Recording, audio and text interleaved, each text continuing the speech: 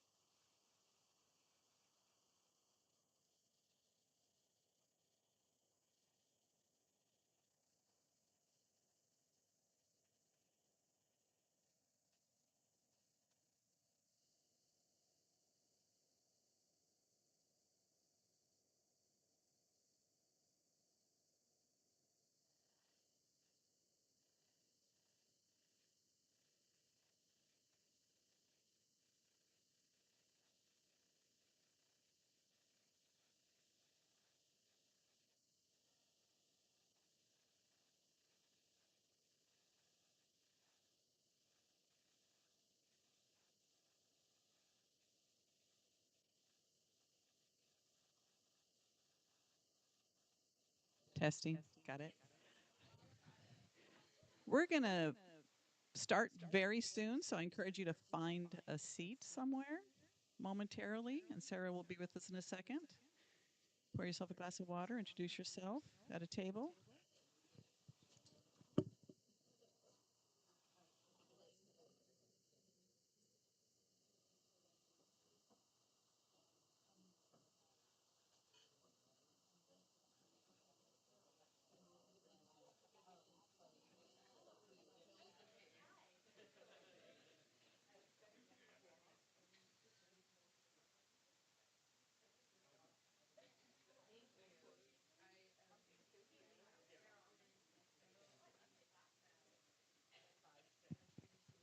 Check, check.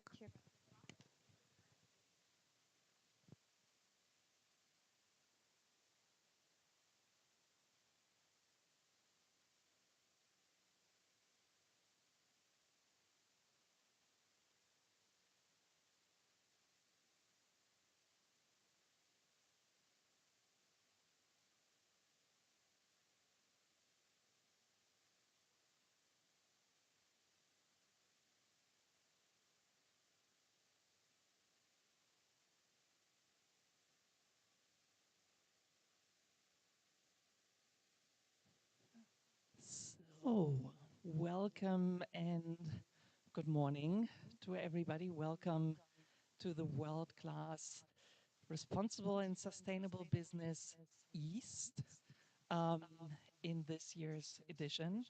I'm very happy to see some faces back from previous editions, also from the edition out west.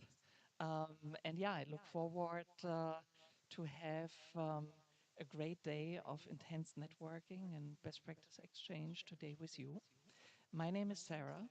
I'm from the side of World Class Business Leaders. I'm here all day to support you with anything that you might need and anything that you might want.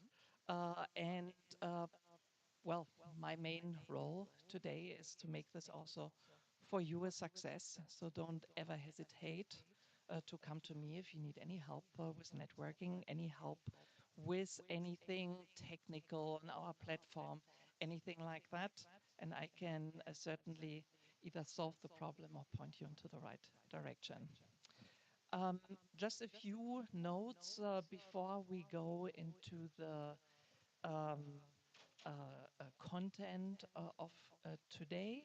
Um, uh, you have received, hopefully from us at some point, a confirmation email with a username, a password um, for our platform. That is an important email because you are then also part of the World Class Business Leaders Institute. And there are a few features that are also important because the event is a little bit more than spending also the day with your colleagues here for the networking.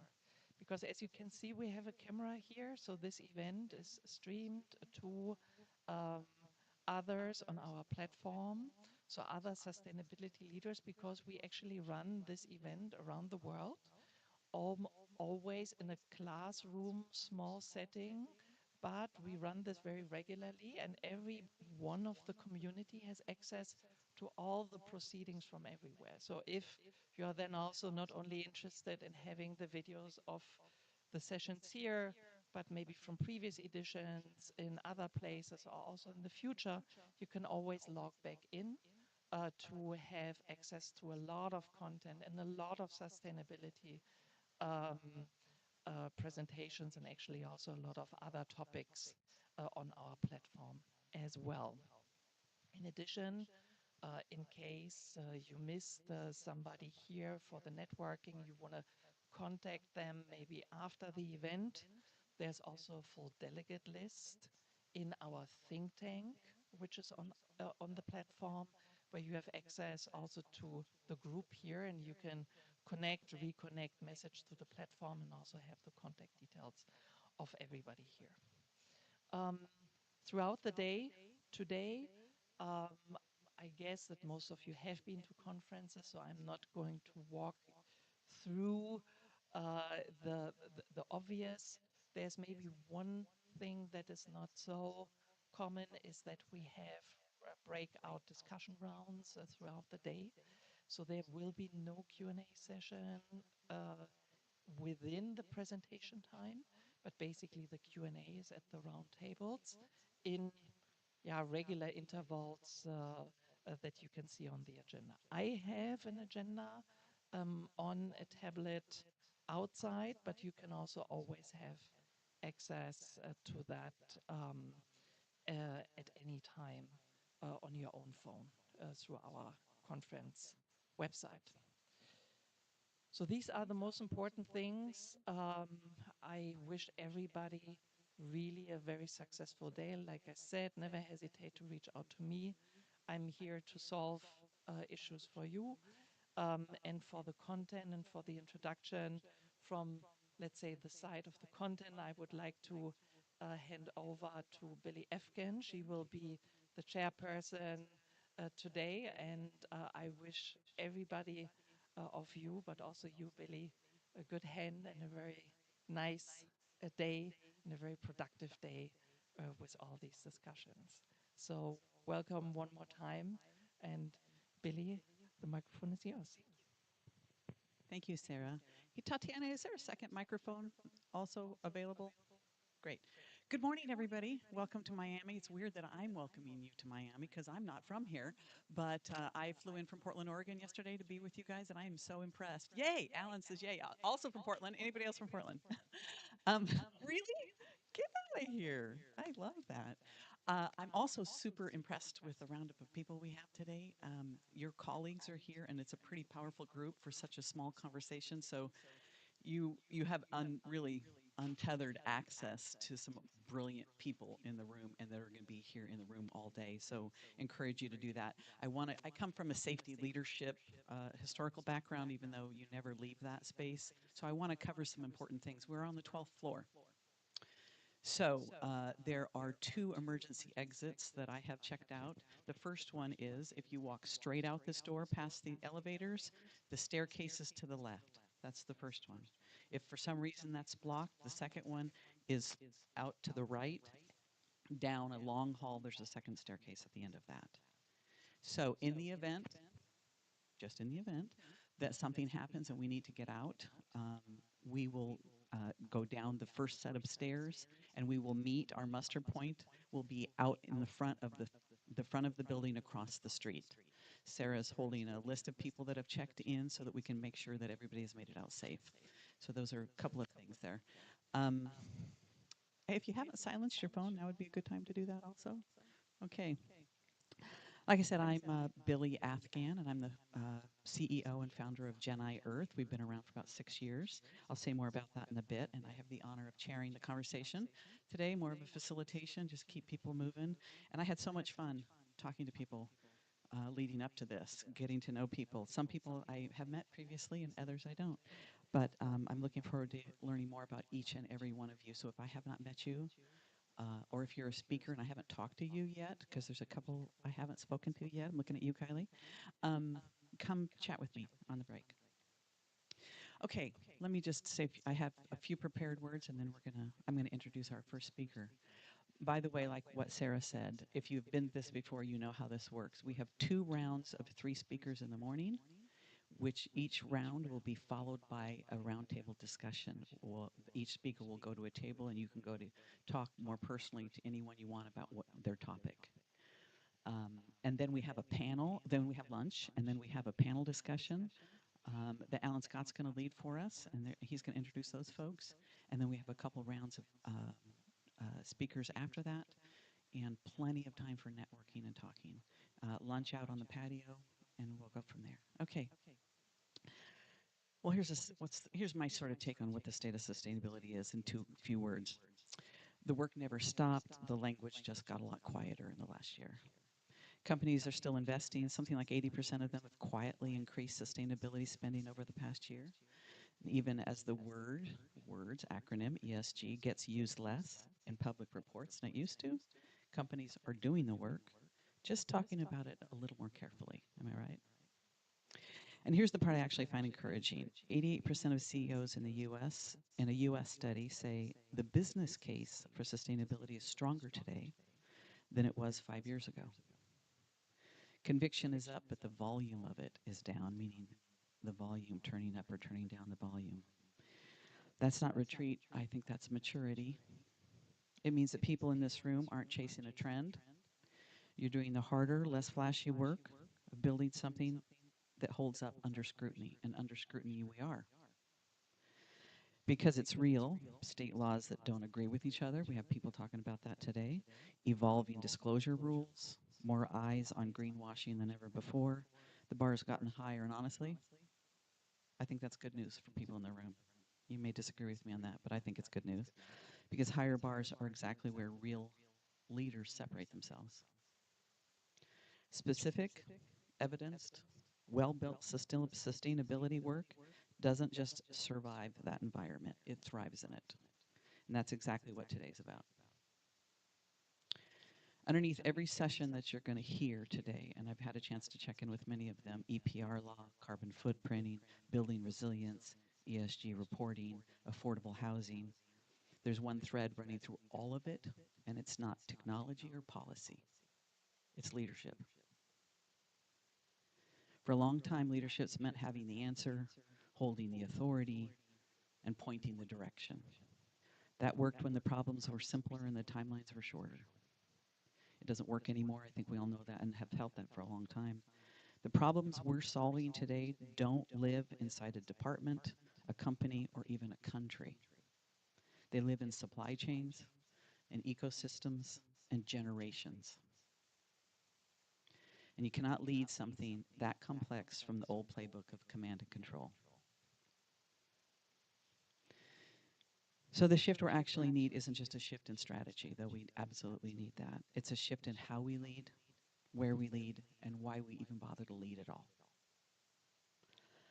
How we lead has changed from controlling outcomes to building trust, because the people closest to the problem, on the factory floor, on the job site, in the community, usually see the risk before headquarters does.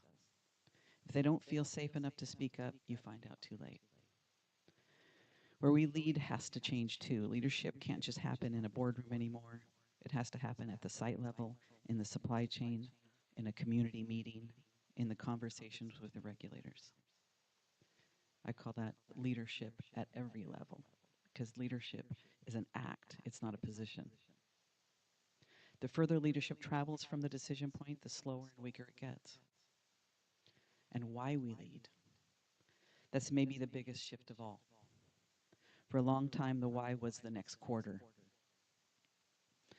Today, the why has to include the next generation. That's not sentimental, it's practical. Talk to a young person today. A company, a community, or a planet that can't think past the next financial cycle can't actually build resilience. Because resilience is, by definition, a long game capacity. This matters for companies because the businesses that get this right won't just survive the regulatory whiplash and the supply chain shocks. They'll be the ones other companies study afterward. It matters for communities because the towns and cities that are actually resilient are the ones where leadership is distributed, not hoarded. Where the person who notices the problem also has the standing to raise it. And it matters for the planet, full stop. Because every climate target, every resilience plan, every sustainability report is ultimately a leadership commitment before it's anything else. Strategy doesn't fail because the data was wrong. It fails because the people responsible for carrying it out didn't trust it, didn't understand it, or didn't feel like it was theirs to carry. So as you move through today's sessions, I'd like you to listen with that lens. Underneath every case study, every regulation, every framework, I really encourage you to ask yourself, what did this require of someone's leadership? Where did someone have to lead differently, earlier, more openly, closer to the ground to make this work happen at all? That's where the real transferable lesson usually lives. Quick word about Gen I Earth. We work with organizations, teams across many industries, construction owners, contractors, infrastructure teams, the people building data centers, the power plants, the airports, the physical backbone of everything we're discussing this day. And we help their leaders build cultures where sustainability, safety, alignment, and accountability actually stick instead of living in a binder that nobody reads. This is something you don't see on a slide. Sustainability isn't just a reporting framework. It's a leadership behavior. You can't build a sustainable company on top of a culture where people are afraid to speak up, where teams are quietly burned out, or where culture is a poster in a break room instead of a daily practice.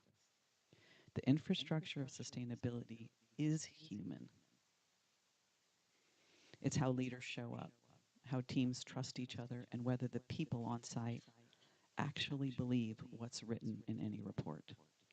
That's the work we do at Gen I Earth. It's the same instinct that brought all of you here today. Real, durable, defensible sustainability isn't built in the report. It's built in the room, rooms like this one. So thanks for showing up. It took something for y'all to get here.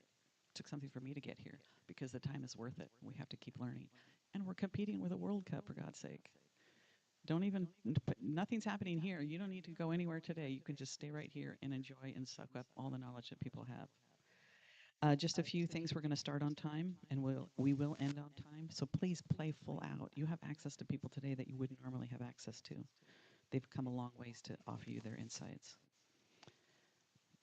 Let's see. Oh, if you're a speaker, and many of you are here sharing, they're recording this like she indicated. So try to not move too far away from the light, otherwise they can't see your face. Use the microphone like an ice cream cone. Don't do this because they can't record you anymore. Do you see the difference? Okay, there you go. All right, so I'm going to introduce our first speaker. Jim Stevens. Jim, there you are. Okay, great. I asked everybody that I had a chance to talk to, and if I haven't talked to you, I will. I asked them a question, and some of them gave me an answer, and I'll share that. But first, as an introduction, Jim's a transformational executive with experience leading complex infrastructure, engineering, energy, sustainability, and operation initiatives across both private and academic sectors. His career centers on practical innovation, turning strategy into measurable results, with deep expertise in district energy systems, electrification, renewable integration, and large-scale infrastructure modernization. The question I asked people was, welcome. We're pretty informal here, so great. I asked people, what would you want your great-grandchildren to say about your contribution in this time? And that's a question I'd like you all to think about. I may ask you at some point. And this is what Jim said.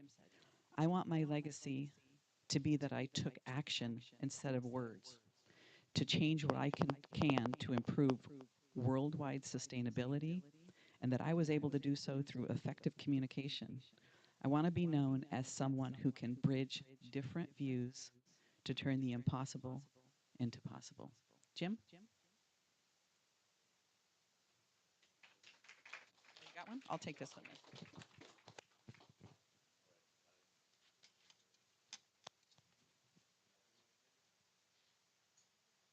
It's on. I can see the green part is on. So it must be. Try it again. Sure.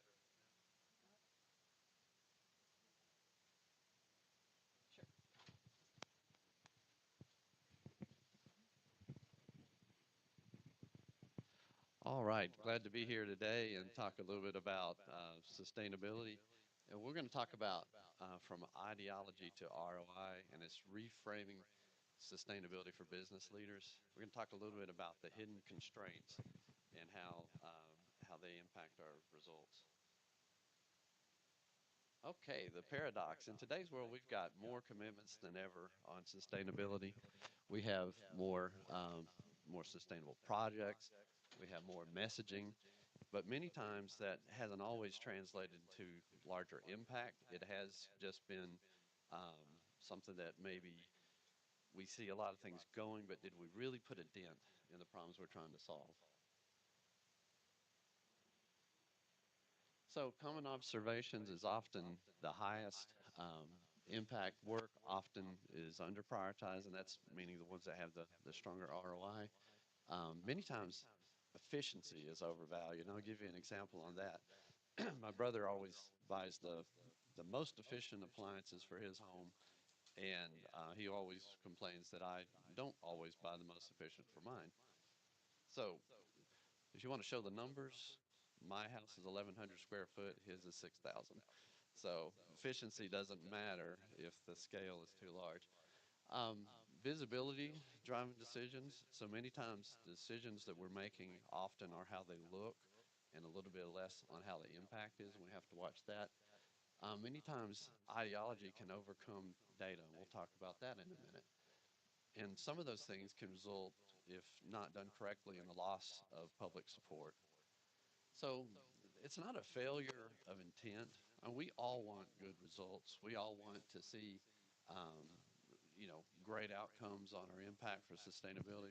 But sometimes we get caught up in a mode where we're buying into a story sometimes more than really understand the hardcore results. Um, and outcomes are always going to follow incentives, but those incentives, um, your results in terms of your impact may not be the same as outcome. In other words, you could have an incentive and your outcome could be either positive or negative, but your impact does not necessarily is this doesn't necessarily follow the outcome, but it will. Your incentives are going to be what drives things. So, three incentive factors I see in a lot of sustainability projects. We have economics, ROI, how much money we saved, how um, efficient something is. Did we really make a dent on conservation?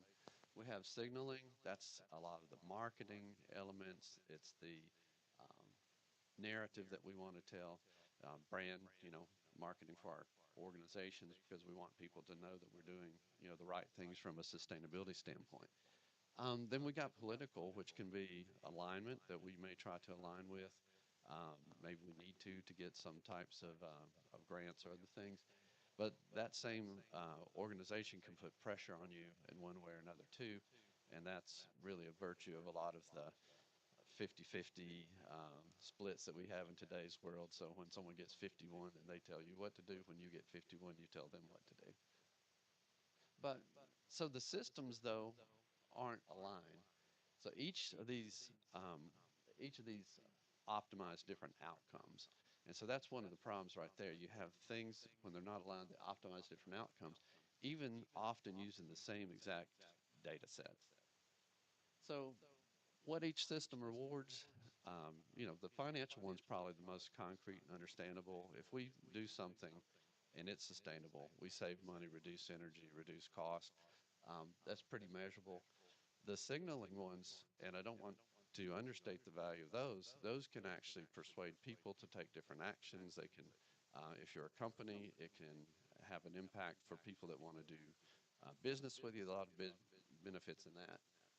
And political, many times, you know, politics can be an interesting thing because you can have a symbolic commitment from politics. And the example I use is you take state government, for example, and you have maybe one view at the federal level, different view at the state level. Um, I've never run into a state government that hasn't been willing to take federal money most of the time for the things that are available. And so, if you've got money for sustainability and it's a state that really is not that interested in it, they'll take your money for sustainability. And so many times those things don't line up. So the core problem is that I think economic impact is very important because those can be reinvested, just like your compound interest rate, how it impacts your savings portfolios, things like that. Because if you earn money on that, you can reinvest it, and it's only going to get you where you want faster on the impact. Many decisions, though, can often underweigh financial viability, and basically, when you don't have that, it sometimes makes it harder for us to get projects approved.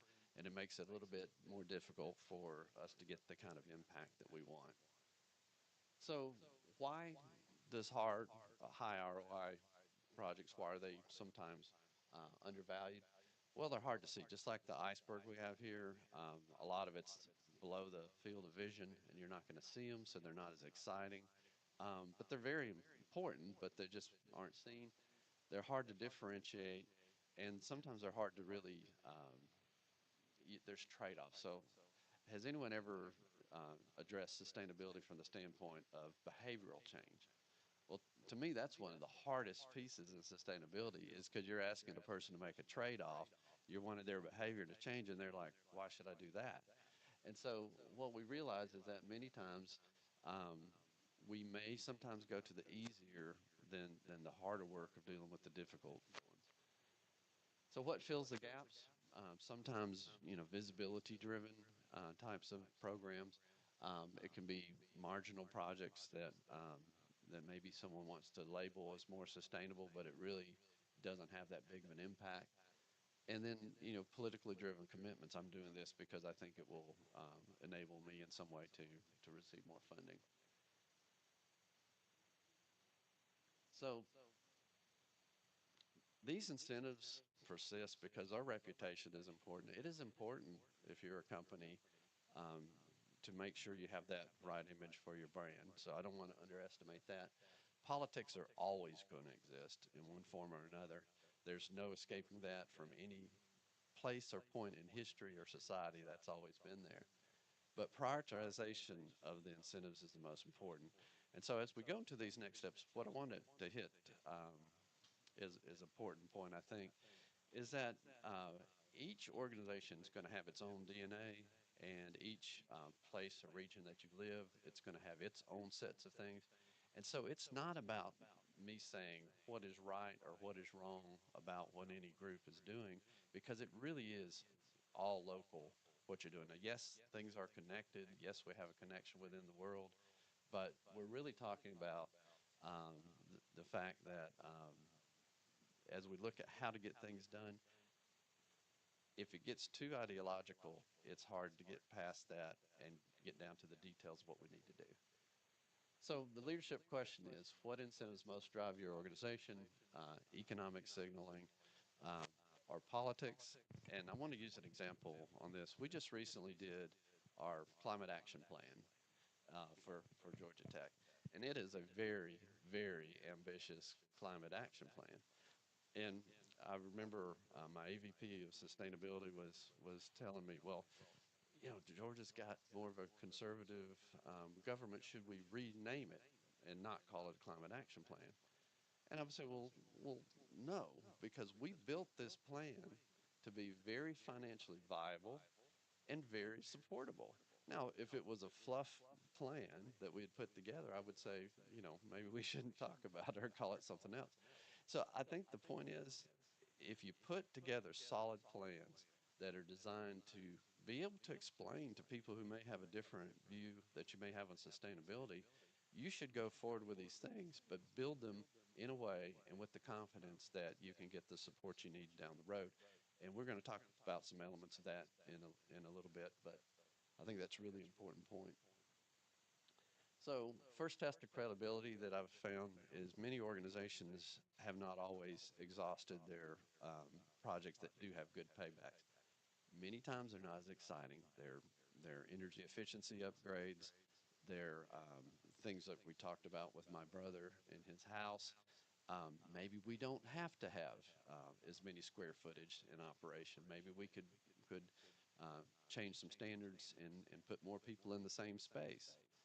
If you don't have a space, then you don't really have a lot of usage, and your sustainability is a lot better if you don't have it. Um, and so I think, though, these are also easier to sell because it's got proven results, financial savings, all the things that, particularly on the for-profit side, make a difference. So I also say make your differences visible.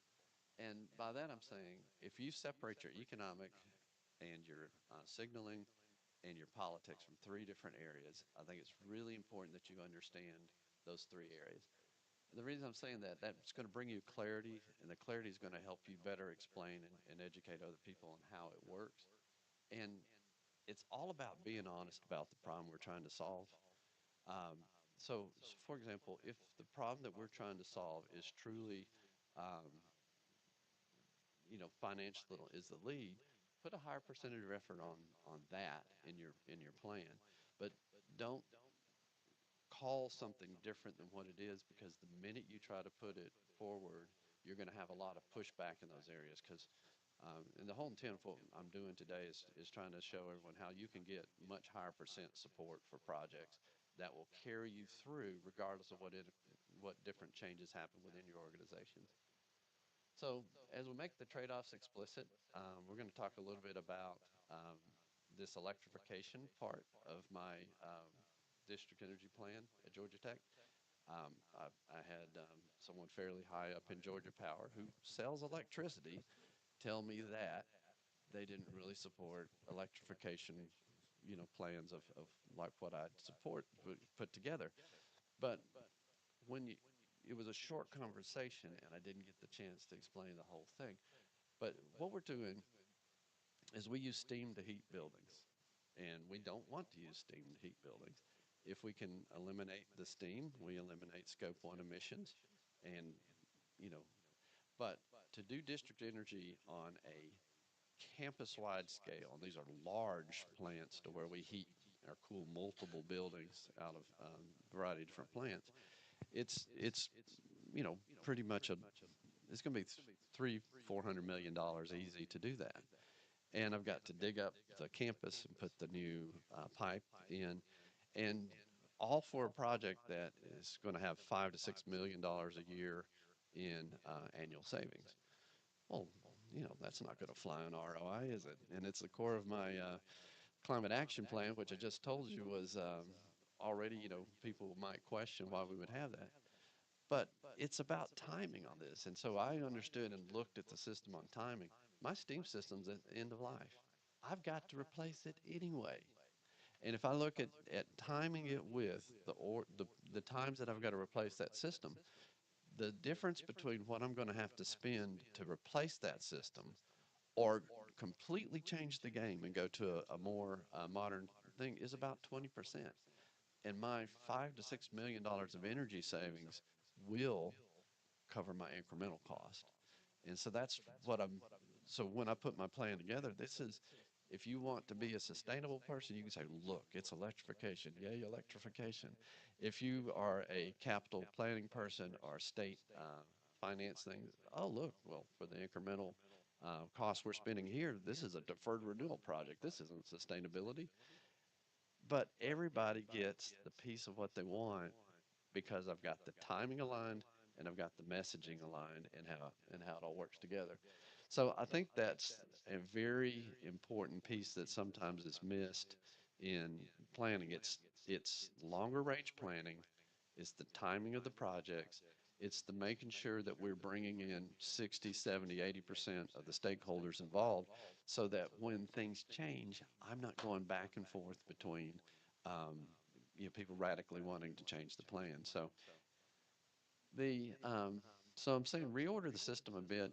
I think you should always lead in with economics. I think that we the signaling piece to share results, and I think it also works great for explaining to the community what we're doing is always a good thing, and political alignment. But I've got political alignment on the least of these because that's going to change a lot. And I think if you address the first one and then and to some degree the second, you're going to be in a lot better shape. So, why do I think this works? Um, well, one, I think that a solid plan that really gains acceptance over a larger group of people, that solid plan is going to give you credibility, and that credibility increases your support. When you reduce the resistance against your project, that's going to increase support. And then the capital starts aligning. And that's what we need, the capital to do these projects. And the capital is rarely just our money. It's is often, if it's on state, on government side, it's someone else's money. If it's rebates, it's someone else's money. And then the impact scales because they're tangible, sustainable, and durable results. And I'll use my final example is I was involved in one of the largest solar installations in the Tallahassee area. We agreed to subscribe to a certain, 40 million kilowatt hours a year. Um, it had a small gap, which about a third of that gap was gone, of about $200,000 a year of incremental power we're going to do. That was what the Institute said was worth it to them to have that.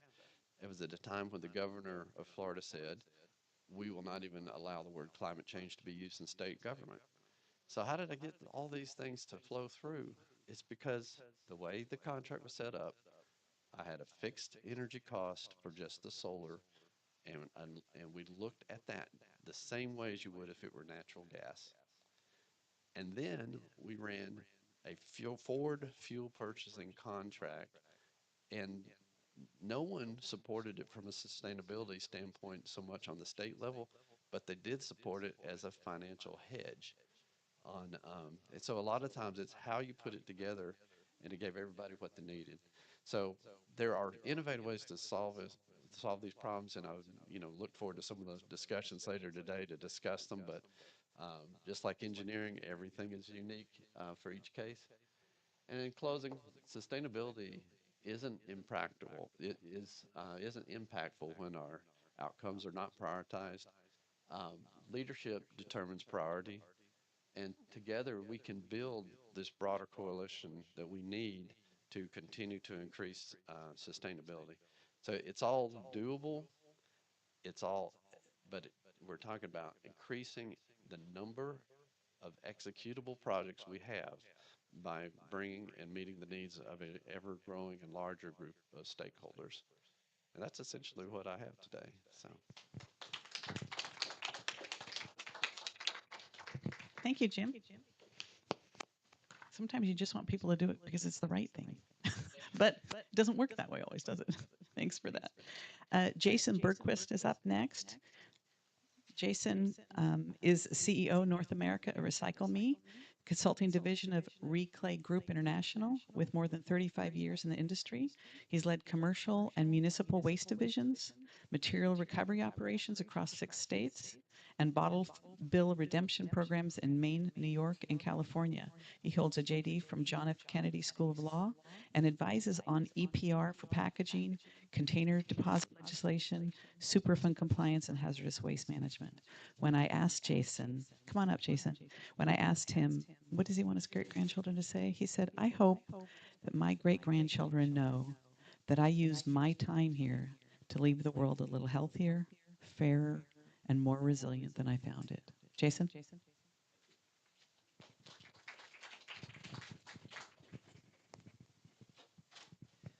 Well, hello, everyone. Good morning. This is going to be very difficult for me because I talk with my hands and I pace, and I can't do either up here. But um, I was thinking, I recognize some faces here from last year in Portland, and the lesson I take away is not to be in a hotel a couple blocks away, because last year I showed up looking like a drowned rat because there was the atmospheric river going on. This morning I showed up like I'd ran a marathon because in the 2 blocks it was a little hot out there. But okay, this is a ginormous slide deck. And the idea is it tries to cover everything going on right now in EPR. I'm not going to go through all the slides, but the idea is it's available to any of you if you'd like the full deck. So I'm going to sort of do a best of jumping from slide to slide here to give you the most up-to-date, hopefully, information on critical developments with EPR. Down.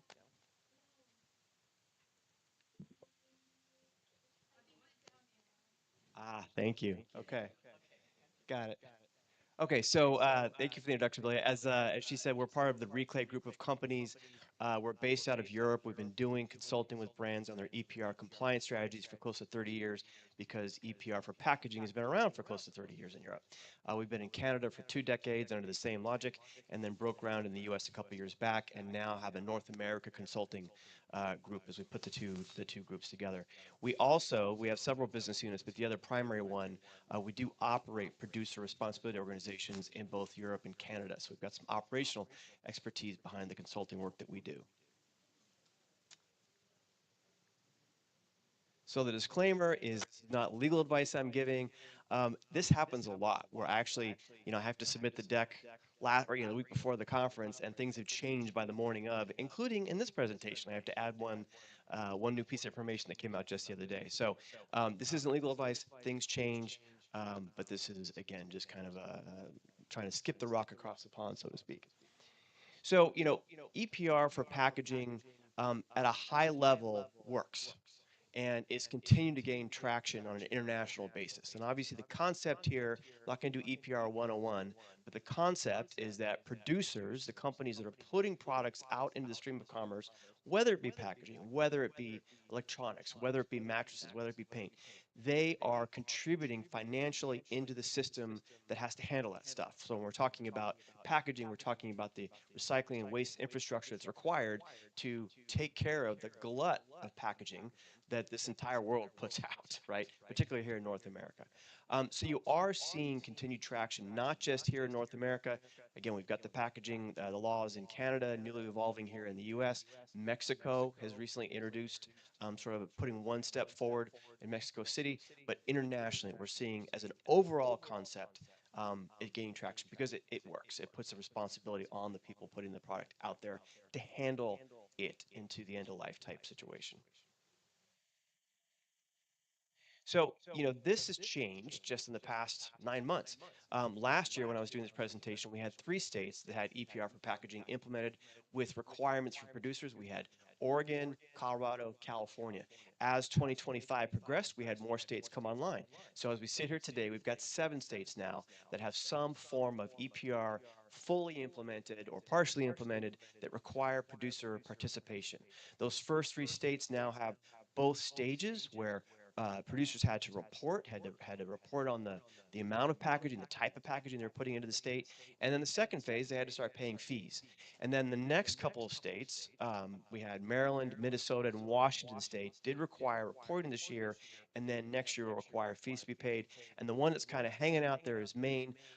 It was actually the first state to pass of those 7 to pass the law, but of those 7 will be the last to implement. They finally, a couple weeks back, put out an RFP to have the PRO, the Producer Responsibility Organization. Although in Maine it's called a stewardship organization because Mainers are incredibly stubborn people. I live there so I can trash talk. The state motto is don't tell us what to do. And so that RFP came out. And so this might still make it by the end of this year. We're watching with bated breath to see what happens there. And then in addition to those 7 states, we've got 3 other states that have passed needs assessment phases. And this is sort of step 1. It doesn't always go this way, but it's a more linear, more logical way to do it. And that is the first thing you do on a state level is take a look, do a study, and see what it is you're trying to solve for. One of the biggest issues, challenges, complaints about EPR in the US is that it's a patchwork application. I'm going to show you a grid here in a second that really illustrates that. But one of the things to be mindful of is at a state-by-state basis, the laws are designed to address the individual state challenges, hurdles to the recycling and waste infrastructure. So these needs assessment phases take a look at how to do that. Not all 7 of those states that have fully passed did that, and that does make the implementation a little more chaotic because the PRO, the Producer Responsibility Organization in charge of actually operating the program, has to do the needs assessment phase at the same time that the producers are starting to report. So we have those 3 states that are starting along those lines. And then on any given day, this changes, but we've got 11 states, plus or minus, that have EPR for packaging at various stages of legislation. I'm going to talk here in a second about some things that might slow that down, might speed it up. But as we sit here today, we've got that. One of the things that jumped out at me in both of the discussions we just had is the care we're taking in how we name things. One of the interesting things is Tennessee is one of only 2 red states, not to get political, only one of 2 red states that have EPR for packaging, and they call it the Waste to Jobs Act. So they tried to reframe the language there to make it a little more attractive to the voters. So this is the grid. I'm not going to go through this in detail, but what should jump out at you is right away 7 states 7 different approaches to EPR for packaging, particularly with those first 3, again, Oregon, Colorado, and California. Very different programs each. Um, and then the next 4 at least have a little bit more alignment. But of course, each one has packaging. That's the basis of EPR for packaging. But they've got different definitions of who a producer is. They have different levels of scope. Oregon and California, basically the scope is everything in the kitchen sink. It's not just business to consumer, it's business to business and business to consumer. Primary, secondary, tertiary packaging, all 3 levels were included. And then versus the other 4 states that are really much more focused on business to consumer, what does a consumer walk out of the store with in their hands, receive through e-commerce? So different levels of scope, different lists. Each state has their own covered material category list, CMC list, which then drives the fees that the producers have to pay in. Oregon and Colorado, 65 categories. California, 95 categories. It was actually 98 there for a couple of weeks and dropped back down. So that makes compliance challenging, certainly. The other thing I'll point out here is bottle bills, deposit return schemes, are one of the original forms of EPR. It's the same general concept, very different implementation than EPR for packaging. But the idea is that beverage producers, pay that money in, that in turn, hopefully through the redemption system, make sure that that container, the glass, the PET, the aluminum, gets back and gets recycled. So a beverage producer has been having to comply with those laws for 10 or 12 years. We've got a couple states that have EPR for packaging now that also have bottle bill laws. Oregon, Maine, California. So in those states, a producer has to still report their beverage containers into the bottle bill program, but then report the secondary. Think about like the cardboard box around a 12-pack of beer, or presentation box around a bottle of wine, and the tertiary packaging. So how they ship it to the retail store, they have to report that into the EPR for packaging scheme. And then in the non-bottle bill states, beverage containers are considered packaging. And so they have to report those into the EPR for packaging program. So 7 states, and already quite challenging as far as how you go about complying with these. And I'll point out a couple other things here in a second. So the overall structure is a little more aligned. You've got a PRO, or again in Maine an SO, but the idea is for EPR to work, typically you've got a non-government organization, an NGO, this is acronym SOUP, that is in charge of taking the regulation and turning it into action. This is challenging. Not to shade on legislators, but they don't tend to be operational people. So they write these laws, and then pass it over to the NGO, the PRO to implement, and that can be challenging. The engine's been built, now they have to sort of build a car around it. They like to say they're building the plane while they're flying it. So I pointed out a lot of the differences here. The last thing I really want to touch on, or 2 things I want to touch on, is even the definition of a package changes from state to state to state. So it's sort of, you would think it would be an easy enough thing to understand, not always. The definition generally is something designed to protect or contain the product therein. But one of the things that Oregon and Colorado did is they came out with a list right before reporting was due to say this is not a package. And that included plastic tube around an ink pen, not a package. If you remove it, the ink's no longer good to you. It included the plastic container around a lighter. Pull that away, and the lighter fluid doesn't do what you want it to do. There's a 3-letter company that did quite well with those 2 exemptions, as you can imagine. But interestingly, there was also things that were included. They said a glass candle holder isn't a package, because if you remove the glass, the candle won't work. I've got some candles in my house that don't have a glass candle holder around them. Very powerful lobby apparently in this country. They got that exempted. On the other side, and we've got a lot of clients that are small cosmetics companies, things like liquid eyeliner, lipstick, chapstick, a lot of those things, they said that if you remove the packaging, the tube, it would still work. So included in scope. So some of the logic defies logic in the in and out. The last thing I'll say is Oregon, for instance, said that a trash bag is a container. No EPR program in the world includes trash bags because by their design, they go in the landfill. EPR is designed to help with recycling, but they said, well, some people will use it in their garage to hold stuff for a while. So that got included. The only state to do that. For a short period of time, California included pallets, which freaked everybody out. Luckily, they removed it. So this is another challenge to compliance, is round 1 of California's EPR law had pallets, round 2 had it out. So it's really important to pay attention to these kind of things. And the last thing I'll point out here on this, sort of the differences, eco-modulation. So step 2 of EPR is this thing called eco-modulation. And this is a scheme of bonuses and maluses, penalties and reductions in your fees depending on how recyclable your material is. If you make steps to improve the recyclability of your material, you get a reduction in your fees. If you just, sort of stick to your guns, keep using expanded polystyrene or styrofoam, those fees are going to go up as malices. Those systems are different state to state to state. Oregon very much focused on carbon footprint, said you have to do an LCA, life cycle assessment, to get your bonuses. It's the only state to do that. Probably doesn't pay for the reduction in fees you get in that state. California, I'll talk about in a second, tied it to their source reduction plan. So another challenge for producers. Every state has a different way of penalizing or bonusing producers for making their packaging more sustainable. Okay, so quick legislative updates here, legal updates. So again, Oregon was the first state to implement and the first one to have it sort of A to Z put in play. In fact, today we're seeing the second phase of what the producer responsibility organization has to do, and that is they're spending the money. So the producers paid in, I think it's the second round of invoices now, and so Circular Action Alliance, which is the PRO for 5 or 6 of the 7 states, they're now spending the money, and one of the things they're doing in Oregon is one of the first steps was to improve recyclability in what they call, recyclability deserts, right? So rural areas, Oregon, like Maine, like other states, gets rural really quick once you get outside of the big cities.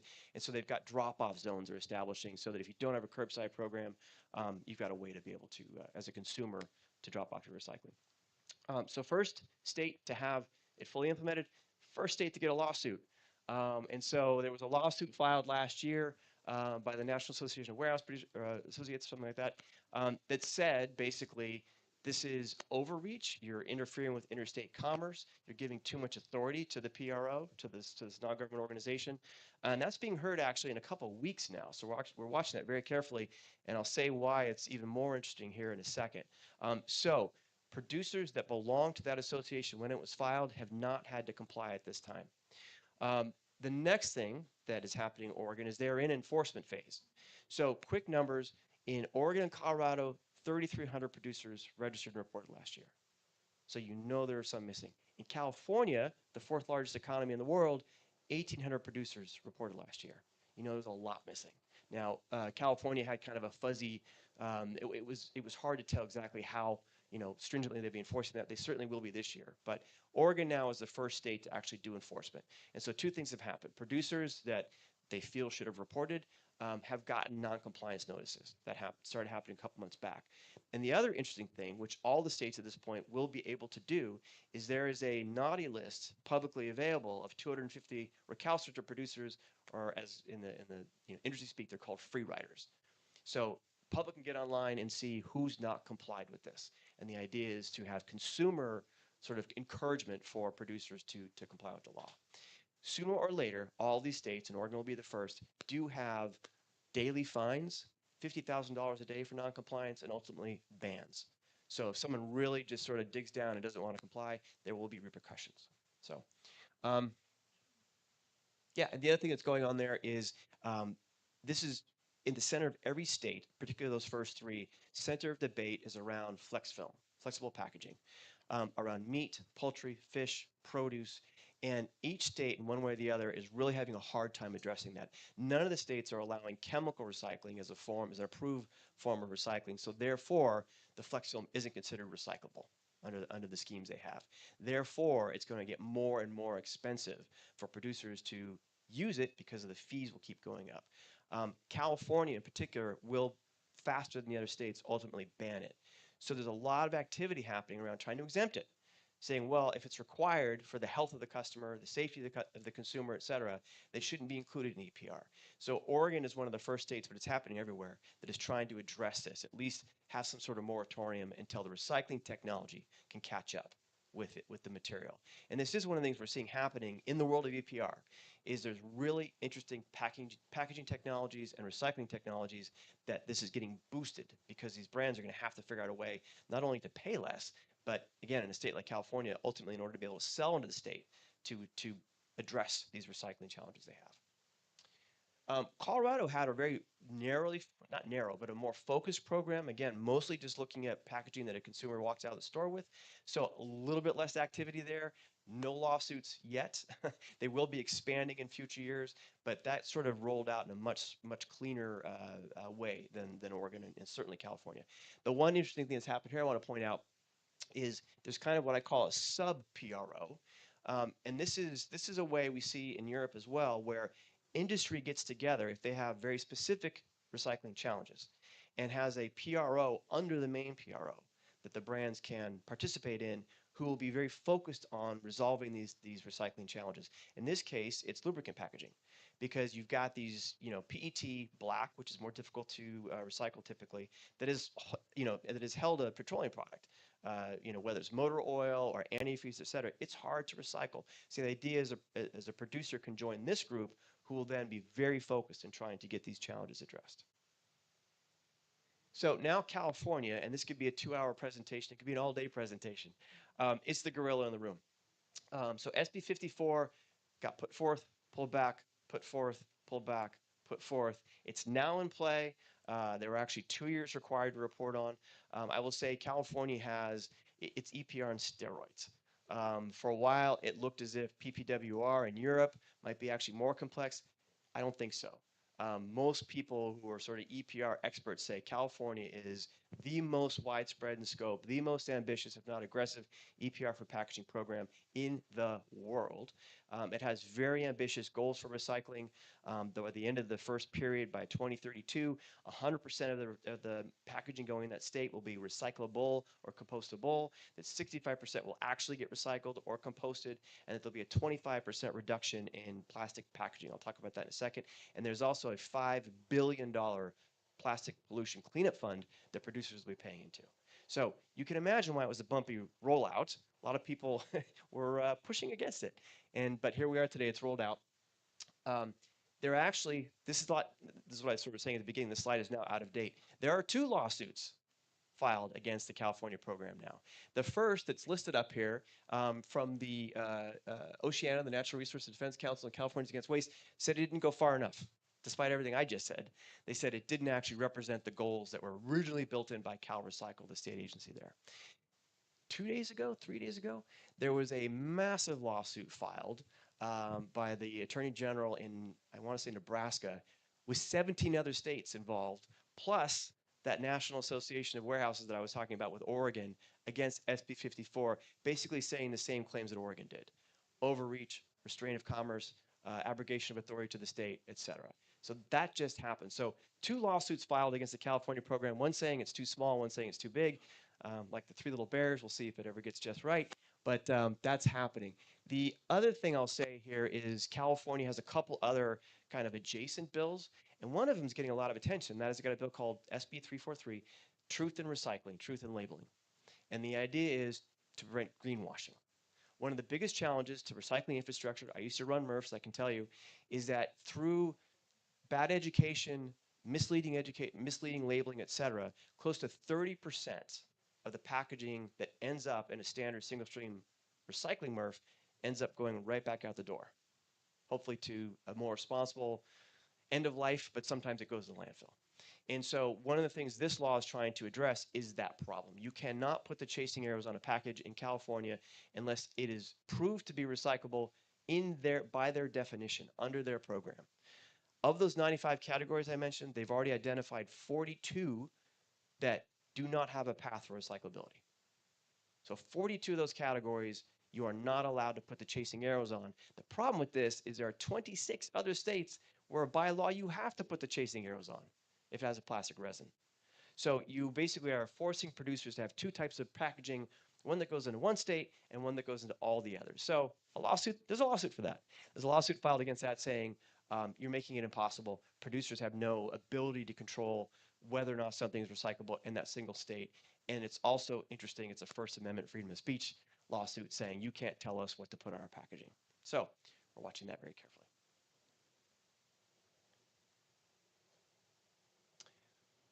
Okay, I'm going to skip through a lot of this in the interest of time. These are quick shots. These are what the lists look like if you've never seen one, as far as what you're reporting to, what the fees look like. Very low fees for very recyclable materials, 0.001 cents per pound. And then when you get to something like styrofoam, it could be $2 a pound. So that's how they're sort of determining they've got the carrot, which are the bonuses that are built in the system. They've got the stick. The less recyclable your packaging is, the more you're going to pay on a fee basis. So the last thing I want to touch on from a reporting standpoint is this very interesting wrinkle in the California program. And that is, in addition to the reporting, they're requiring producers in California to file an individual source reduction plan. And that is, the producer has to demonstrate how they intend to help the state meet that source reduction goal of 25%. And it's not just the 25% by 2032, there are 2 benchmarks in there. So you have to show basically by next year that you're going to reduce your plastic packaging by 10%, and that by 2030, you're going to reduce it by 20%. And so I'm not going to go through it all here because we don't have time, but it's a 4-part plan that you have to submit with a lot of math in it, and then also some narrative to show how you're going to go about doing that. Despite there being 40 categories that California said aren't going to make it, aren't recyclable, and you have to actually include in your plan right now a reuse refill option, even if you have packaging that through USDA, FDA isn't allowed to be reused, refilled, or if you don't even sell something that has the ability to do that, you have to talk about how you intend to try somehow or some way to get there. And then you've got these other 4 pathways that you have to walk through. You don't have to use all of them, but you have to walk through to show, this is how we're going to go about reducing that packaging. You've got elimination, you remove the plastic entirely. You've got switching to non-plastic materials. You've got right sizing, lightweighting, bulk, concentration, et cetera, and then including PCR content. But one of the interesting things here is there's a limit on how much credit you can get for post-consumer recycled content of 8%. So you could have 100%. Yeah.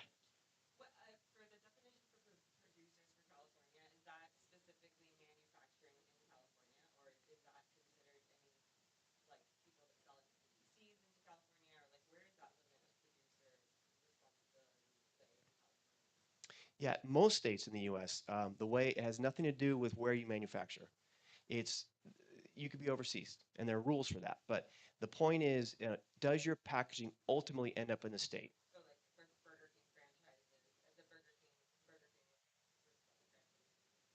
For sure, for sure, yeah. Okay. So I'll skip ahead because I think Billy's standing up. Um, the last thing is just my quick forecast. Look, I got 3 minutes. Okay. Looking into the crystal ball. One thing I just want to point out here is the good news on these source reduction plans is there's some credit. When it first came out, and I skipped the part, these are due by August 1st, so a month away. There was a lot of concern from large brands that had already done a lot of good work, saying, okay, we've done all this work over the past couple of years, why can't we get credit? There is credit now. So if a brand has done source reduction over going back to 2013, there's a way for them to get some credit for that, to get some reductions in the fees they're going to pay. The bad news part is it appears there's a lot of legal opinion saying these plans might be publicly available. And so one of the things we're really advising the brands to do is to be ambitious, aspirational, but realistic. All those things at once, because there might be an ability for the public to get this information through CalRecycle. So it's kind of a Freedom of Information Act, which none of the other reporting falls under, but this might be an exception. I'm going to say might there because this is one of these things that's being kind of worked through as we speak. Okay, so we talked about the states. That first slide I showed you, there was 11 states. We're probably set for this year. Most legislative sessions have closed. The one state that everyone was watching that thought was going to cross was New York. They timed out. They didn't. The session closed before they took a vote. I think this is the 3rd year in a row that's happened. You do see these clusters of the states that are really close to the finish line. They tend to be around the other states that have already passed EPR. So there's a very solid kind of northeast contingency of states that are working on this. Everyone thought New Jersey was going to sort of wait for New York to pass. It might be the other way now. New Jersey actually has a lot of sort of underpinning type regulations in their state, including PCR content requirements. And so Jersey might pass soon. Massachusetts has, interestingly, a lot of political will behind it, a lot of support, but no brand support. And typically, not always, but typically it requires both. You have to have industry to back this. You have to have the sort of bipartisan support for it, which happens because, again, you're bringing money into the state. It is a form of taxation, really. And so you're bringing money into the state to help improve the infrastructure. And so it doesn't tend to always be, despite the color of the states, but once it's in the state, it doesn't tend to be sort of a red versus blue type argument. And then New Hampshire has introduced it. That'll probably happen pretty quickly, given its sort of proximity to Maine. And then we've got, interestingly, the last thing I'll say here is a couple of the states are looking at combined EPR and bottle bill programs. We haven't seen a new state pass a bottle bill program in 10 or 12 years. That, and I'm going fast, but that requirement in California for post-consumer recycled content, and then any state, the more post-consumer recycled content you introduce, you're going to pay less in your fee structure. There is a coming shortage of PCR, good, clean, recycled PET in this country.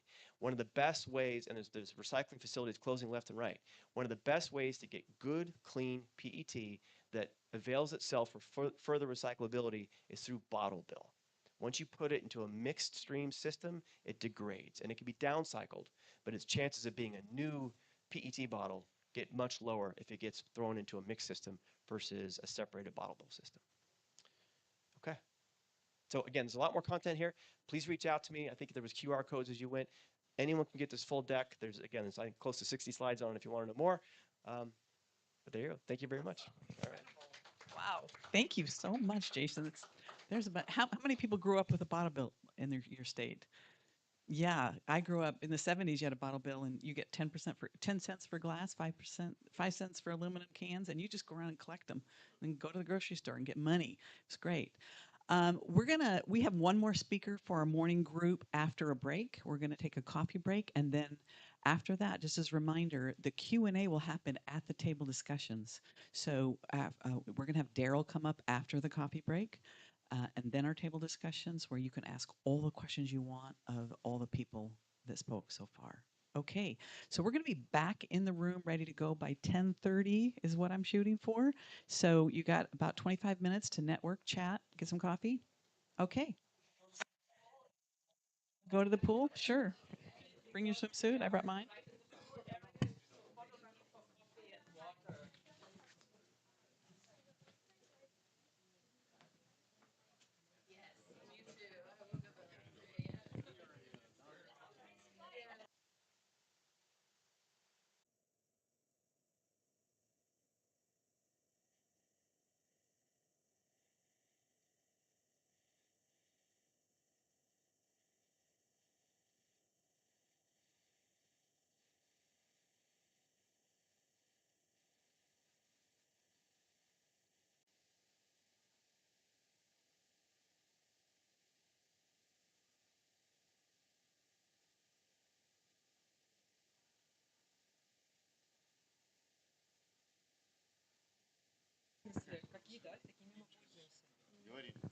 А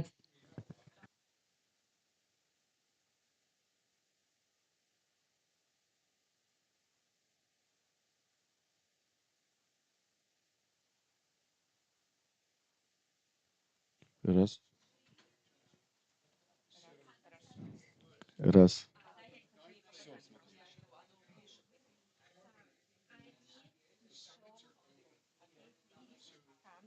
When they turn on together, work only one. Раз, раз, раз, раз. When I turn it off, she will be on air.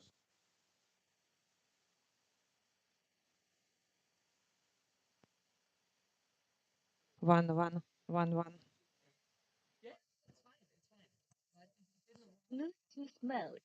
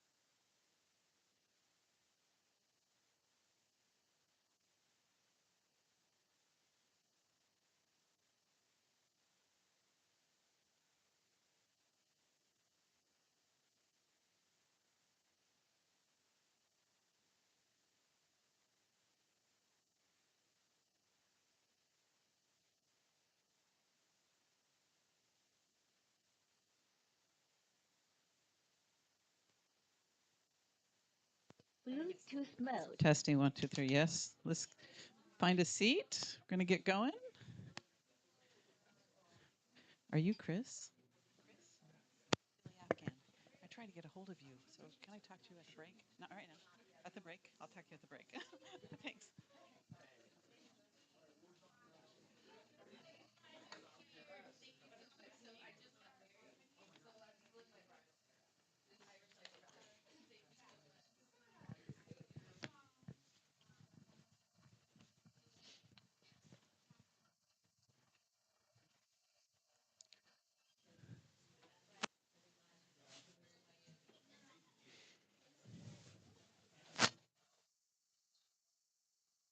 How tech folks in the back, do we need the curtains closed?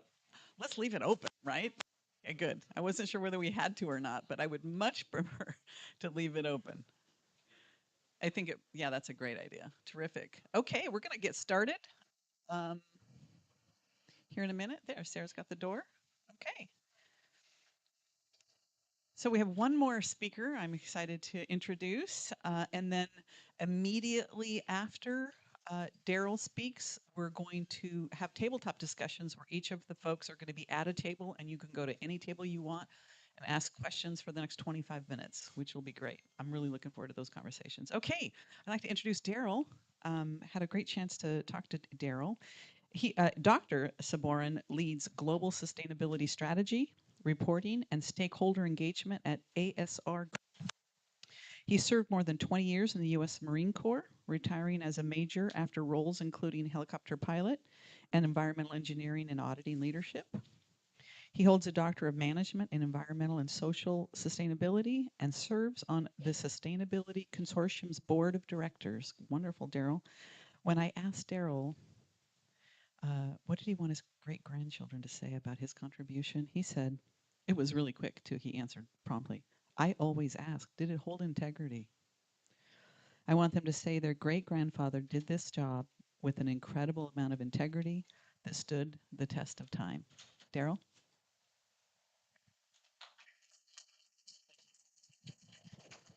Thank you very much, Billy. Wow,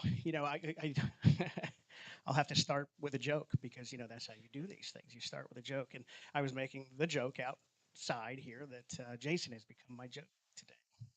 He doesn't know it. He didn't know it yet, but he is. He's the joke because last night I slept great. I get to come talk to sustainability professionals. I don't have to sell this programming at all. You guys know exactly what I'm talking about. So I was relaxed, nice and calm when I came in here. And then he started talking about EPR and brought back every ounce of stress that the week had let go of. So thank you for that. I appreciate that.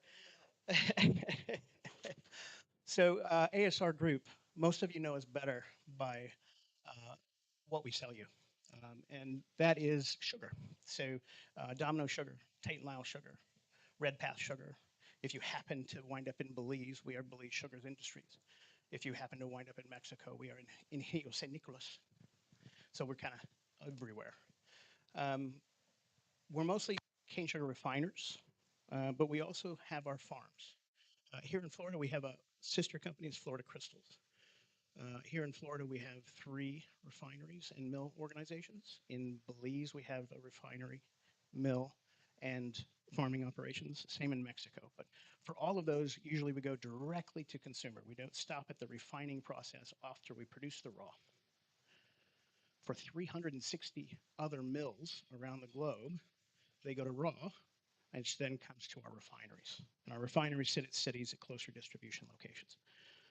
It moves from there either directly to your shelves or to big consumers that turn it into a chocolate candy bar for you, or move on to soda, or move on to something else entirely, or they wind up in a small co-packing facility that puts it into small sticks and sachets a little bit closer to your distribution location. So needless to say, packaging is a whole lot of fun in all of those regions you just talked about. And yes, that complexity is there. Now that kind of gets us to what I'm here to talk to you about today, what I was asked to talk to you about. And for the record, when we sit down at the table, you're welcome to ask me about anything. Believe me when I tell you our organization touches just about every topic. So if you want to ask me about regenerative agriculture, which I got some questions about outside here, feel free. That comes underneath my programming expectations and requirements. If you want to ask me about what it means to convert to non-petroleum based alternative fuels, or what it means to do waste heat recovery, or what it means to do this or that or the other, by all means, we can have that conversation as well. But today, it's about how do I tell the people what we're doing. Now, and here we go. Sustainability reporting historically has been a nice to do, a nice to have, a marketing tool. And I'm here to tell you those days are done. You're going to hear more today from a couple others that are going to talk specifically about regulatory compliance disclosure requirements. Mine's going to touch on that. But for a company like me, we're not only worried about regulatory disclosure. The regulatory disclosure is what protects me when my lawyers start going, we shouldn't have a sustainability report anymore. This greenwashing thing's getting out of hand. Then it becomes, I'm sorry, you don't have a choice because we have to sell into California without disclosure law come 2026, i.e. this year. You don't have a sustainability report, then you are non-compliant. So there's that, and you'll hear a bit more about that later on today. But more importantly, the customer expectation is also a pressure that is there. How do you answer to everybody at the same time? Now, most of you that are out there that are in my neck of the woods that are also producing a product, any product, you've got customers knocking on your door asking one of two things. Can you tell me what you do? Or can you complete my survey? And everybody's got a different survey. For ASR, what we started to do 12 years ago in this journey is say, we can tell you what we do. We're going to do it in one sustainability report. And I'm not going to fill out your survey monkey. I'm sorry. I'm just not going to do it. But you can down from my report, which is built on a good standard, which starts to meet your need. Now, this report has matured and grown, and I will invite you to download it. It is publicly available. www.asr-group.com. FY24 is current. FY25, I'm still working on. It takes about 9 months to put it together. That's speeding up with data and everything else being automated. That's speeding up with programming. That's speeding up with software kits that are coming out of the woodwork. But it still takes effort. And that's what brings us to this concept. How do I make one source of truth that answers to everyone's needs, whether it be regulatory or whether it be market pressure, and still make it defensible so my lawyers are still happy? And it comes down to governance of the data. It comes down to explaining the methods through methodology documents that might be independent to the sustainability report. And it comes back down to having one aligned story globally. We have the fun of working in many regions, which is fun, but also that added complexity of where all the EPR streams overlap but don't necessarily do the same thing. Or all the decarbonization requirements overlap but don't necessarily do the same thing. So you have to come up with one aligned story that can work everywhere, and then consider how do you talk to the unique nature of a given region with an addendum or something along those lines. So that's what we aim to do.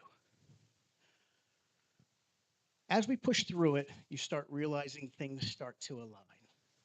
If you've been in this game for the last decade, you're starting to see things harmonize. And you know exactly what I'm talking about. What started out as GRI says this is the best thing to say or how to say it, is now merging with IFRS, is now merging with, we're that alphabet soup again. But they're starting to align with what needs to be discussed. And then you're starting to see the regulators start to say, okay, well, if GRI says it, well, maybe our regulations should too. And everybody's starting to identify, well, these are the pillars, these are the programs, this fits into this bucket, this fits into that bucket, and it's starting to harmonize. The more that happens, the more you can have a single point of disclosure. Now, we run into difficulties. Guess what? The US doesn't like to talk about diversity, equity, and inclusion very much. I didn't know if you knew that or not. So we have to be gentle in that section, even though in Europe, I have to disclose on what the gender gap says, right? I have to give data. So we have to be very gentle with some portions. And it's out, again, back to what was talked about earlier. How do we phrase it that still keeps everybody happy, that stays away from those hot button words, but still meets the need? And by the way, everybody thinks Europe, man, that's the place that everybody's ahead there. Well, Mexico beat them to the punch for legislation as far as disclosure. And if you didn't know that, you'll hear about it probably today, a little bit later today. But they not only want disclosure, but validation. Third party validation that must meet critical assurance or must meet reasonable assurance. Reasonable assurance means they also check your invoices and your data to see that the data is valid before it winds up in the report. Limited assurance just means, yeah, that model looks right. That's better than I've seen anywhere else. Go with it. So that's where we're going. This position is no longer a good to have. And this is what I must stress to everyone here. If you're working in the sustainability space, and I've said this since the Sustainability Consortium conferences when I've been asked to speak, if you still consider your sustainability report to be a marketing document, you are absolutely wrong. Your sustainability report is a scientific publication. The more you're going to have it third-party validated, you may as well consider it like any other publication in academia where it sees blind review. It must be true. If it is true, it becomes defensible, though. And that's when the world starts to change again. So we start with a good governance, governance foundation. What goes into it? Why are we saying it? What's the boundary? What are we trying to get to? What's in and out of discussion and scope? We move on to who's asking. We move on from who's asking to which regions are different. We move past that to supporting layers. What additional documentation do I require? What additional addendum is necessary? If I don't want all the words in a 250-page sustainability report, which is 2024, sorry, maybe I want to pull some of that out into a parallel governance document that doesn't change every year. So we just quantify or talk in one document what our carbon disclosure looks like and why we do it and how we do it. And I keep all the language out of the report itself and just give you the updates on the data, and just give you updates on the progress, right? So what supporting documents are linked? And then finally, what's your core disclosure? What do you have to say? What do your customers want you to say? And then what unique things do you want to say? And it's the unique things that make it interesting. Suddenly, if you've gotten to the point where it's repeatable and it's defensible, you can start playing with the numbers. Our whole goal on things like carbon credits, biodiversity credits, regenerative agriculture green tokens, certification of green sourcing, all of that, oops, I just knocked the batteries out of that. We'll give that just a second. There's one row there. Thank you very much. All of that starts to push us to what is defensible in claim and who's buying. Green credits, carbon credits, those voluntary carbon credits, those sell a change. If I change my fuel type to move from a petroleum-based fuel to a green fuel, or if I get more efficient at my green plants. By the way, sugar starts from the plant. That plant has a high fiber content. Cane sugar can produce all the energy it needs for making the sugar at the mill and the refinery. And then we also produce 15%, roughly, of Belize's energy requirement. 15%. All green energy. If I optimize, because right now we burn it at 50% moisture, if I optimize that by putting a pelletizer in, I don't steam the water out while I burn the biomass. And I get more MBTU and more grid electricity, and I have to buy less from Mexico. Those differences carry change. It's the change that you're selling. If I then have a certificate and I've got a customer that says, but now I said I wanted to be net zero by 2030. So can you just tell me you did that? Not knowing everything that went behind it. I'm sure I can take that certificate and I can go, you're mine, right? Current market value of that voluntary carbon credit is between $5 and $150 a metric ton, depending on how resolved it is, how resilient it is, how confident we are that change happened. The more I can stack that up, the more I can sell to this customer who's ready to have their zero claim. And as long as they're willing to pay for the market value, then great. The moment they're not, And a farmer who's doing regenerative agriculture gets a certificate because he's done something that pushes carbon into the soil. Shouldn't he be rewarded or she be rewarded for that activity? Shouldn't that cost associated with that activity see benefit? Those carrots down.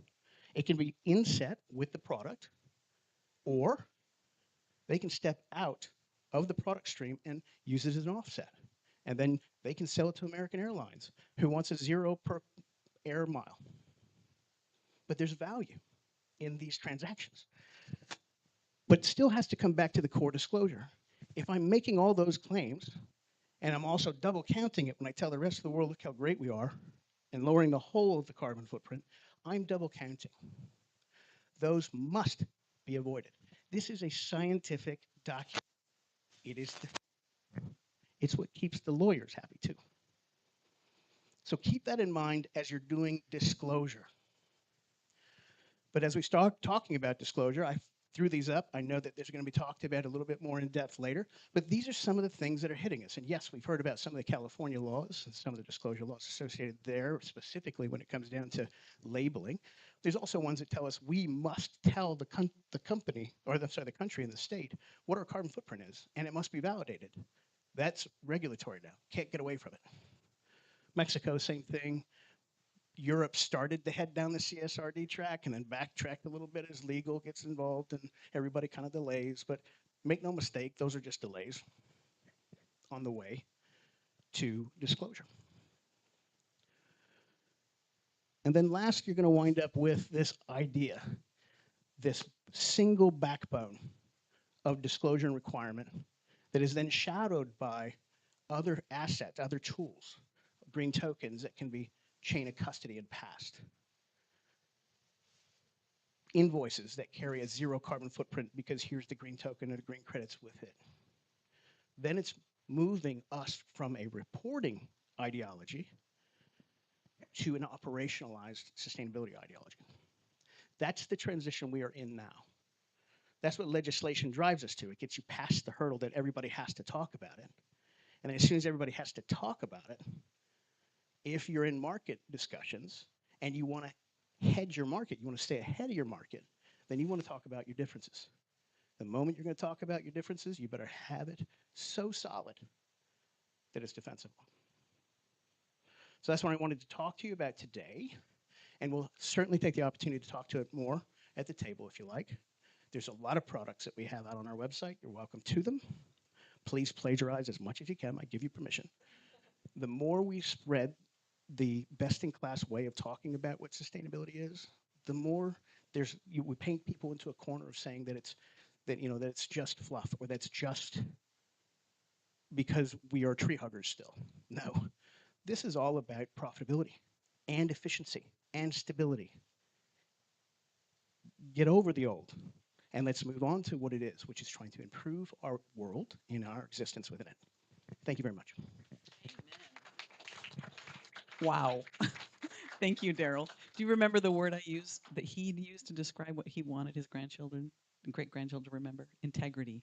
That is what I got out of that presentation. Integrity. You want a guy like Daryl in that kind of job. Thank you, Daryl, very much. Okay, we are going to go to the table discussions now. So, Jim, since you're already at this table, if you recall, Jim talked about incentives, the distinction in incentives and making an impact there. If you want to hear more and have questions for Jim, come to table 1. Table 2 is going to be Jason, since Jason's already back at table 2. And we're going to move Daryl to table 3. So if you want to have questions from Daryl, who just spoke, go to table 3. If you want to hear more about all the things Jason talked about with EPR and all the regulations around that and what he can help you with, go to table 2.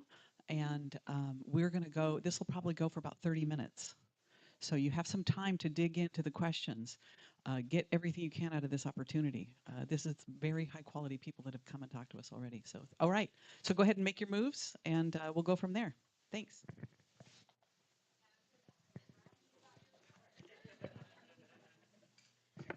Feel free to drag chairs if you need to.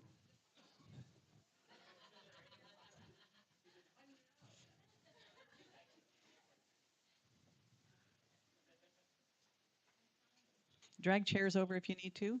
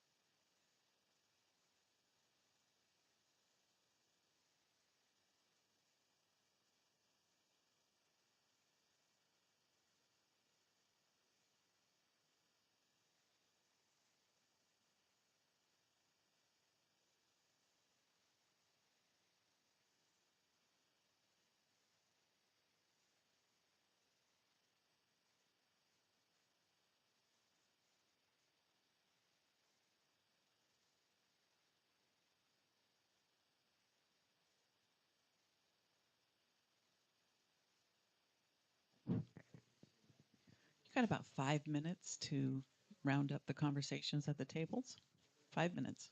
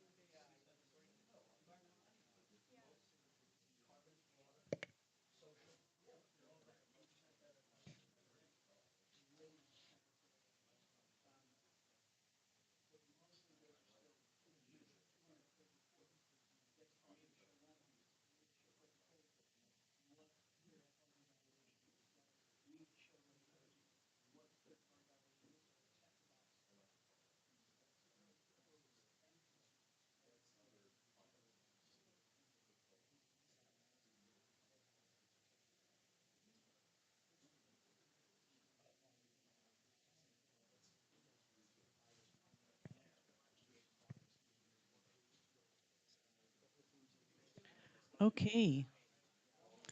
If you could wrap up those conversations and find your way back to your original seat or stay where you are if you'd like.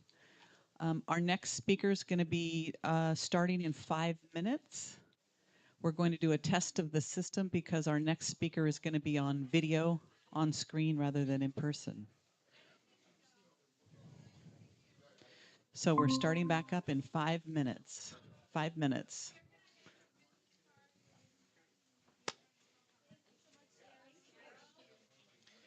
Jonathan is did get jury duty.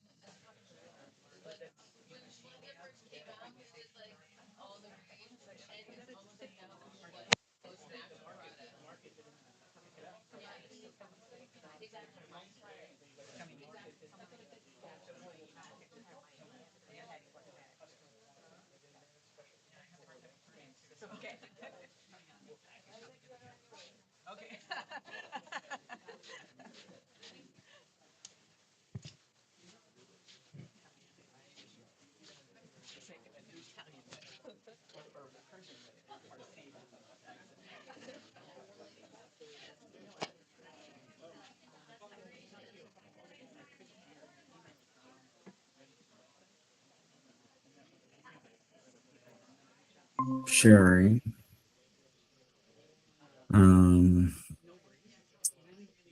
Okay, the AMV now joined. They might be able to help a little bit more than me. I'll try to do it as a window.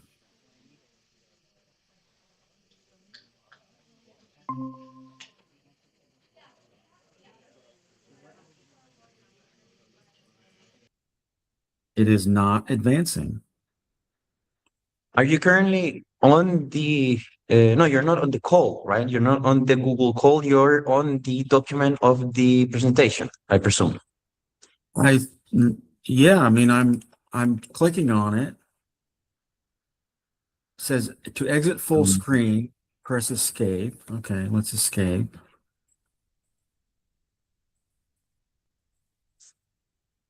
It is not letting me advance the document. That is very weird. I can't even click the document. It's like my mouse is disengaged. Okay, this is a thing now. Okay, let me stop sharing again. Let me get out of, yeah, see, that's the weirdest thing, because as soon as I get out of and go click on it and bring it up on my screen, I get all the buttons, everything's there. Maybe because I have it in slide projection here. Okay, I'm gonna close it here.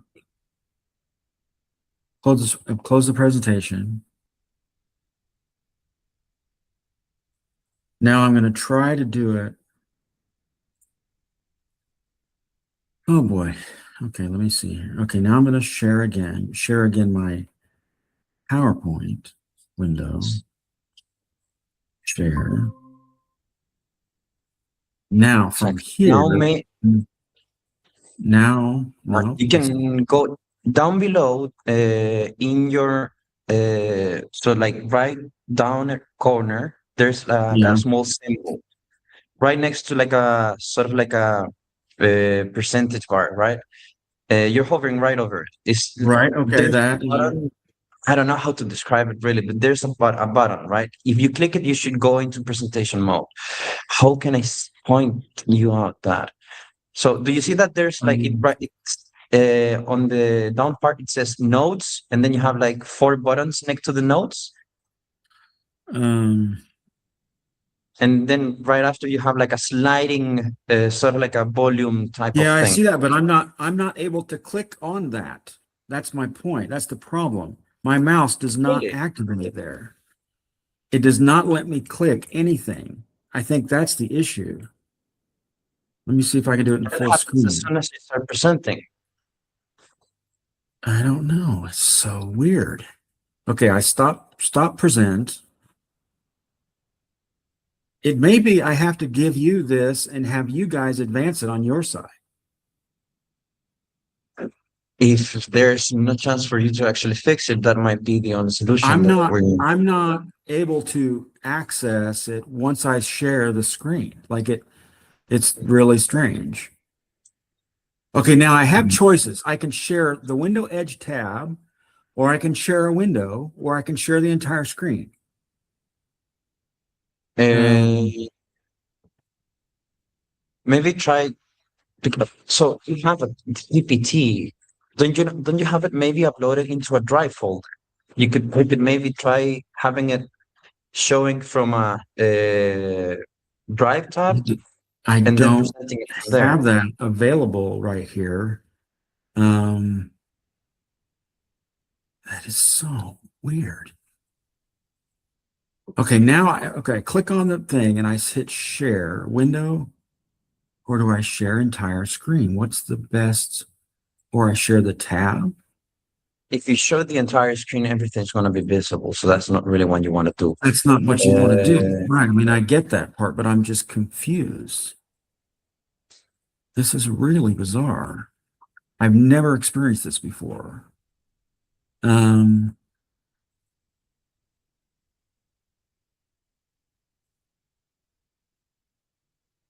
turning off everything else I have going.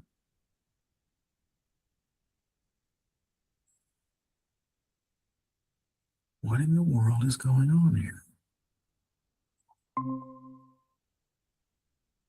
Okay, this is, and see my mouse, that's interesting too, is my mouse doesn't match. So my mouse and the mouse on the screen are trailing like this. Ah, I understand.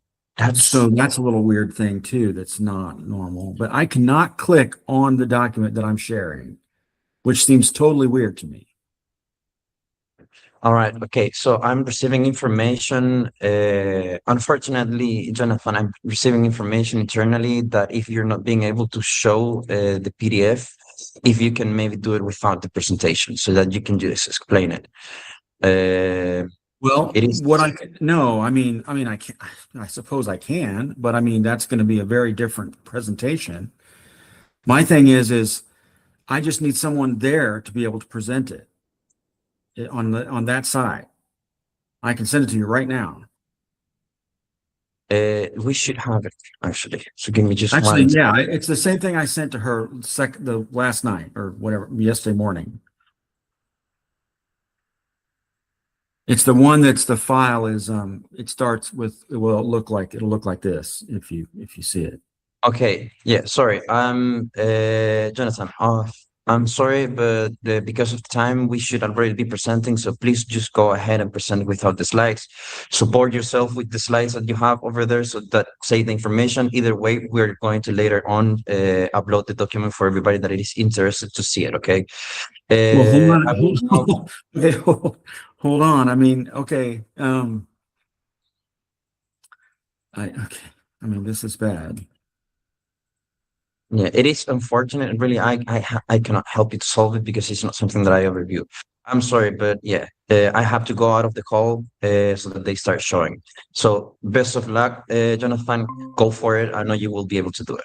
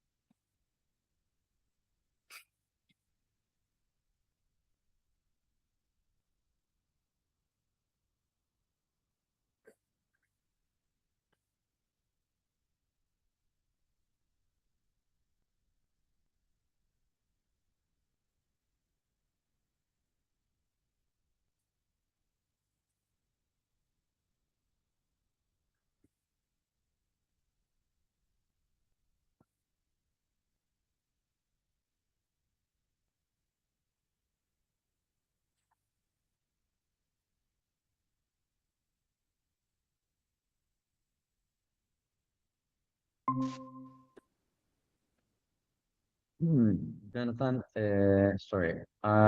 You're live currently. People in the room are listening to you, so you can just go ahead and start presenting. Okay. So best of luck. Okay. Okay, thanks. Thanks for the information. I didn't realize we were already live. So hello, everyone. Thank you for this opportunity. Thank you for this session. The reason I am not there in person, my name is Jonathan Harris. I'm with Corsair. I'm the head of sustainability with Corsair. And I have a presentation today on the on product carbon footprinting that we have done at Corsair. I will say that I had fully intended to be there. That was my plan. But I was called for jury duty this week. And it has completely upset my calendar. I only received a message last night that I was not needed for today. So that's how I was able to be here now. But now we're having some technical difficulties with the presentation. I'm not able to advance my PowerPoint for some reason, which we can't explain. So I'm just going to go through it and talk about it without the slides. You may be seeing that front slide. Let me know if you are.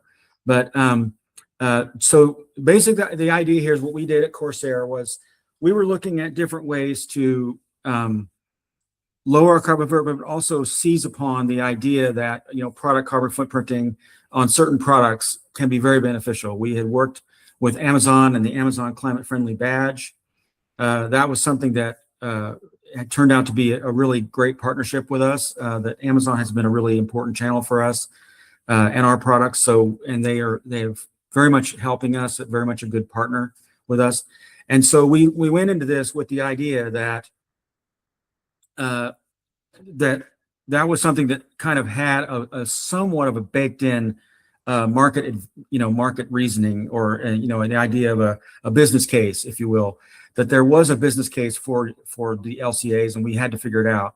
A lot of our people in our peer group were already doing it, and it seemed like something that we were going to do or going to be left behind. But it's also important to not try to do too much, to not try to go overboard, not try to achieve too much at one time. So we wanted to kind of look at this in a scale that we could handle. And so what we came up with was the idea of doing essentially a pilot program, where by and large we picked a mouse, a keyboard, and a headset. We looked at products that had a high volume, had a lot of a room in the margin to work with, whatever cost this might entail. And we looked at actually across the board, we looked at a lot of different ways to do LCAs. And so in this process of about a year and a half, I have become very well informed on LCAs, the right way and the wrong way to attempt this. I think it's important to do it, but it's important to do it with your eyes open. That it's going to be expensive. It's going to, in some ways, expensive. That cost is coming down. We can talk about that. But I think that it is something that is getting better all the time. Actually, the LCAs are becoming more valuable as the cost of them is coming down, and AI is driving that. So what we've seen over the past year and 18 months of this is the fact that you have to look at your LCAs, what you're going to do, and we'll talk about what a life cycle assessment really is. A life cycle assessment, for those not as familiar with this process, it's basically your cradle to grave carbon accounting of that. And the baseline for this, the governing of this, is done by ISO. And so we have ISO 14040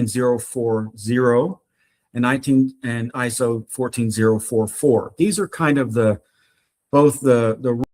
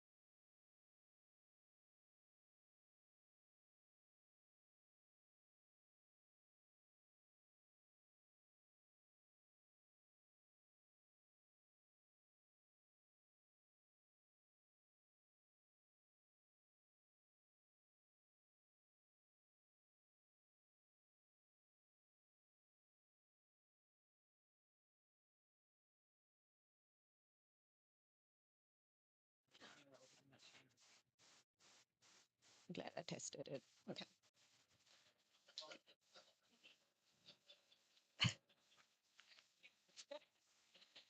Thank you.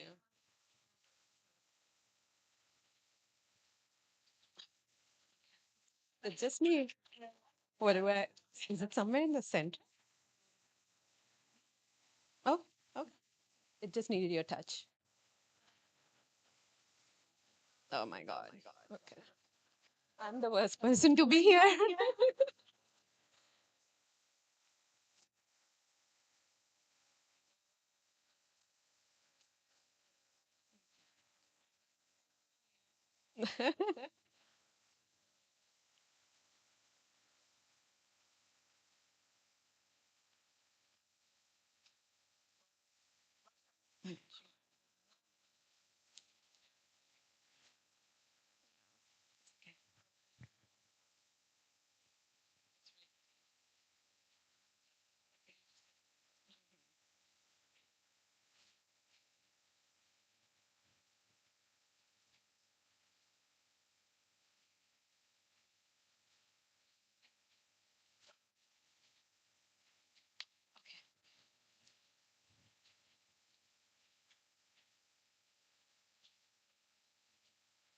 All right.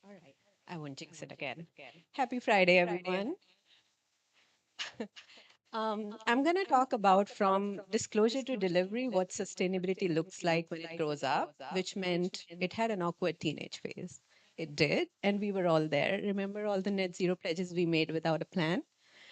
Um, yeah, just a quick word about me.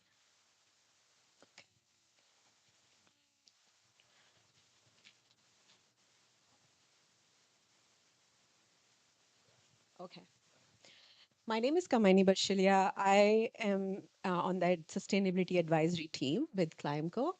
Climco helps companies deliver on decarbonization through sustainability advisory. We also develop carbon projects that help reduce, abate, and remove emissions. We also have a trading desk for insets and offset solutions. And then we design and build digital products and certifications. If you've heard of Amazon Climate Pledge Friendly, we're one of the strong collaborators behind that. Okay, quick show of hands. How many of you have heard over the past couple of years that sustainability is dead? Yeah, I've had my fair share of eulogies too, yet it kept coming back and looking suspiciously healthy. Um, but to be honest, the conversation has shifted and the expectations around sustainability have shifted. And that's the art that I want to explore during my time today. So the measure of success has changed a little bit from what needed to be disclosed to now what needs to be delivered and where is the proof. Okay, we're going to do this every time. Is it me? Okay. I do want to a disconnect that we've been seeing over the couple of years, right? Where the regulatory stick is weakening. So we saw the SEC climate rule getting pulled back, or to put it raw, getting beaten to death. EU omnibus cut CSRD by 90%. It really watered it down. Brazil recently made the mandatory framework to voluntary, but at the same time, the center of gravity shifted. There we saw global widespread adoption of ISSB. Countries like Australia and Japan adopted it while others queued up. I think there were like 12 or so countries that are going to adopt it. And then within the US, the states stepped up, like California and New York, in the absence of federal rule to bridge that gap. So regulation is not the only force, though. There are other market forces that are getting increasingly strong. First is investors and capital market. 70% of global investors want sustainability built into their strategy.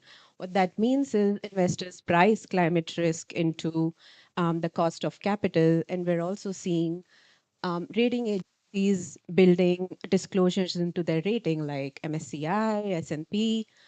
The other factor is value chain. So large buyers are cascading scope 3 and CSRD related data requirements down through their value chain via CDP, EcoVadis. So even if you're not a candidate under CSRD right now, you still may be impacted by that, and your biggest customers may reach out to you for data. And then the third piece is risk and resilience. Climate risk are becoming central input to the ERM process, and companies are using them to identify operational risks, emerging opportunities, supply chain disruption, physical risk, transition risk. And the sustainability leaders are finding materiality assessments and climate risk assessments increasingly helpful.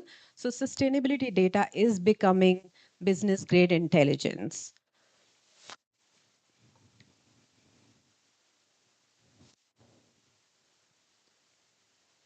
But disclosure is not the final finish line anymore. The arc is constantly moving towards delivery. And there are some standards like SBTI that are really pushing that envelope on delivery. So, I think maybe 2 weeks ago, SBTI published its version 2. They headline it Ambition to Action. And what it really does is shift the focus from target setting to now action. So they've built a 5-year performance-based cycle and you get to set targets in increment of 5 years, and you get to move along the cycle as long as you show genuine good efforts made on your part. Um, the other key takeaway here are they've also introduced a long-term target, which is kind of something new, which sits in between net zero and the near-term target. The other takeaway here is they dropped the scope 3 test, which was initially the 40% threshold. So now you have to focus on scope 3, at least for the large companies, as long as it's a material category for your business. And the threshold is 5% or more. This one is really sending a strong signal towards the carbon market, which is market instruments can now support your progress across all scopes. So like scope 1, 2, and 3, and book and claim sit under this. So energy attribute, SBTI calls it energy attribute and commodity certificates. So think of it as your SAF certificates or biodiesel certificates that can now make progress towards your targets. And then this is a new program to watch out for, which is the ongoing emissions responsibility program, which is voluntary right now, but they're going to make it mandatory 2035 onward. So the carbon removal is moving from voluntary to expected. And SBTI will require large companies to fund carbon removal starting at 1% of their total scope 1, 2, and 3 footprint to linearly increasing it until they hit the net zero date. And like I said, it is sending a really strong demand signal towards the carbon market, and initially a discretionary purchase for companies, such as carbon removal is now going to be a scheduled obligation for thousands of companies. And there are currently 11,000 companies that have set targets under SBTI. Okay, moving on. So the fun part is the standards beneath the standards are getting stronger. Many must be aware of the GHG's protocol. They have been working on a rehaul for the first time in many years, where they're rewriting scope 2, scope 3 guidance. And they've recently dropped GHG protocol land sector and removals guidance too. So for companies like yours, Daryl, this is something to take note of. And then there is recently a white paper from GHG protocol where they're intending to shift the whole paradigm around GHG reporting, where they call it multi-statement reporting. And what it does, it proposes a structure where any market instruments and beyond physical inventory actions will now sit in their own statements alongside physical inventory. Right now, we have a consolidated statement.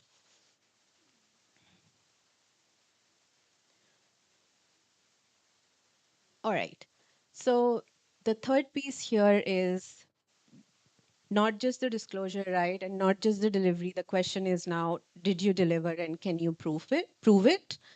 And this is an interesting directive that's going to kick off. It's called ECGT, Empowering Consumers for Green Transition. It's going to kick off in September.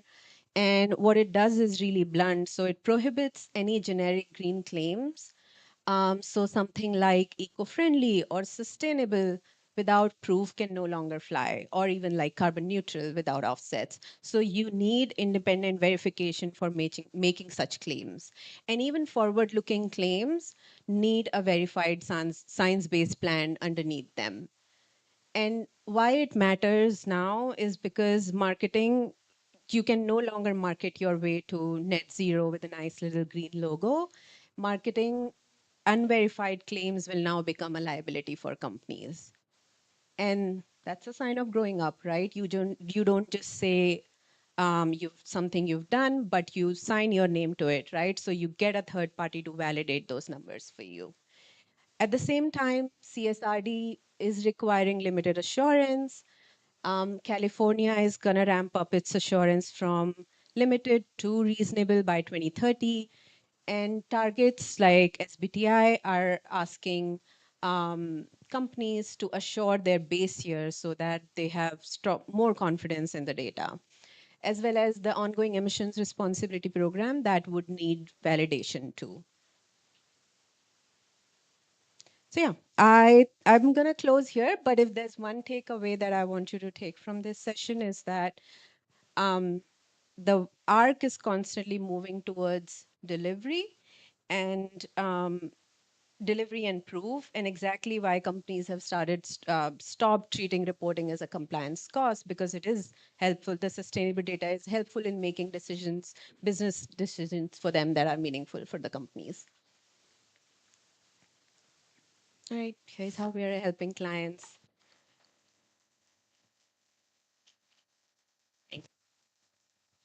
Thank you so much. I like that idea of how to move when the center of gravity keeps moving. Also, how do you stay at the center of the gravity of all the things you have to do? So thank you for that. Our next speaker, Kylie Masshart. Kylie graduated with a BS from Vanderbilt University with a dual degree in client science and communication of science. What a great degree. I've worked in corporate sustainability for the last 5 years, primarily in Scope 3 accounting. I've started my career in very technical roles, developing LCA-based carbon calculators at Amazon, leading supplier decarbonization engagements, and most recently led the carbon accountant strategy on location, the official hospitality for 2026 FIFA World Cup. When I asked her about what does she want her great grandkids to say? I love this. Yes, yes. When the going got tough, I got tougher. Kylie?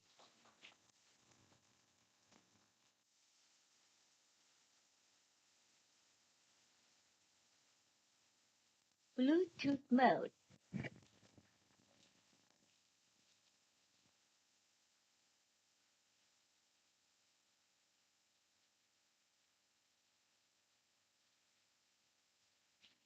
Is bad. Yes. Awesome. Great. Thank you so much, Billy, for the introduction. And I just want to say it's been a privilege to be invited to speak here today. This is my first invitation at a speaking engagement. So, pretty exciting that it's at the World Class Business Leader Conference. Yeah, just to give you some context, I've seen some disclaimers at the beginning of presentations, and so I thought I would give some to mine. And that was putting together this presentation has actually been incredibly difficult for me, and that's because framed a certain way, I think the thing that I'm calling out is actually pretty massive, which is the collapse of many integrated systems for which life depends on. Collapse of systems which without proper resiliency infrastructure could result in the death of millions and possibly billions of people worldwide. Because of this, I think it's important for us to have an honest conversation. I know it's going to be uncomfortable to acknowledge some of the ways in which we have failed, not only as a society to address some of these problems, but also how corporations, governments, and institutions have as well. Before I go through my presentation and present to you my observations as to the growing resiliency deficit, I just want to give you some context as to how I got here. I am a researcher and a scientist at heart. For most of my undergrad career, actually, I studied molecular and cellular biology, also with communication of science, where I was studying the toxicology or the endocrinological effects of toxic chemicals within public waterways. But I quickly realized that science research, research specifically in a lab where I'm calibrating pipettes all day, actually is very far from the gap where impact can be made. And I discovered corporate sustainability, which has access to the most amount of capital and, in my opinion, therefore has the greatest opportunity for impact. The way that I approach my job, my research has always been through the observation of systems, the standardization of a through line, and then the synthesis and presentation and hopefully actions of those observations. I've broken this presentation up into 4 parts. I will first start by defining what resiliency infrastructure is, as the evidence of this erosion will be made clear in the first 2 sections.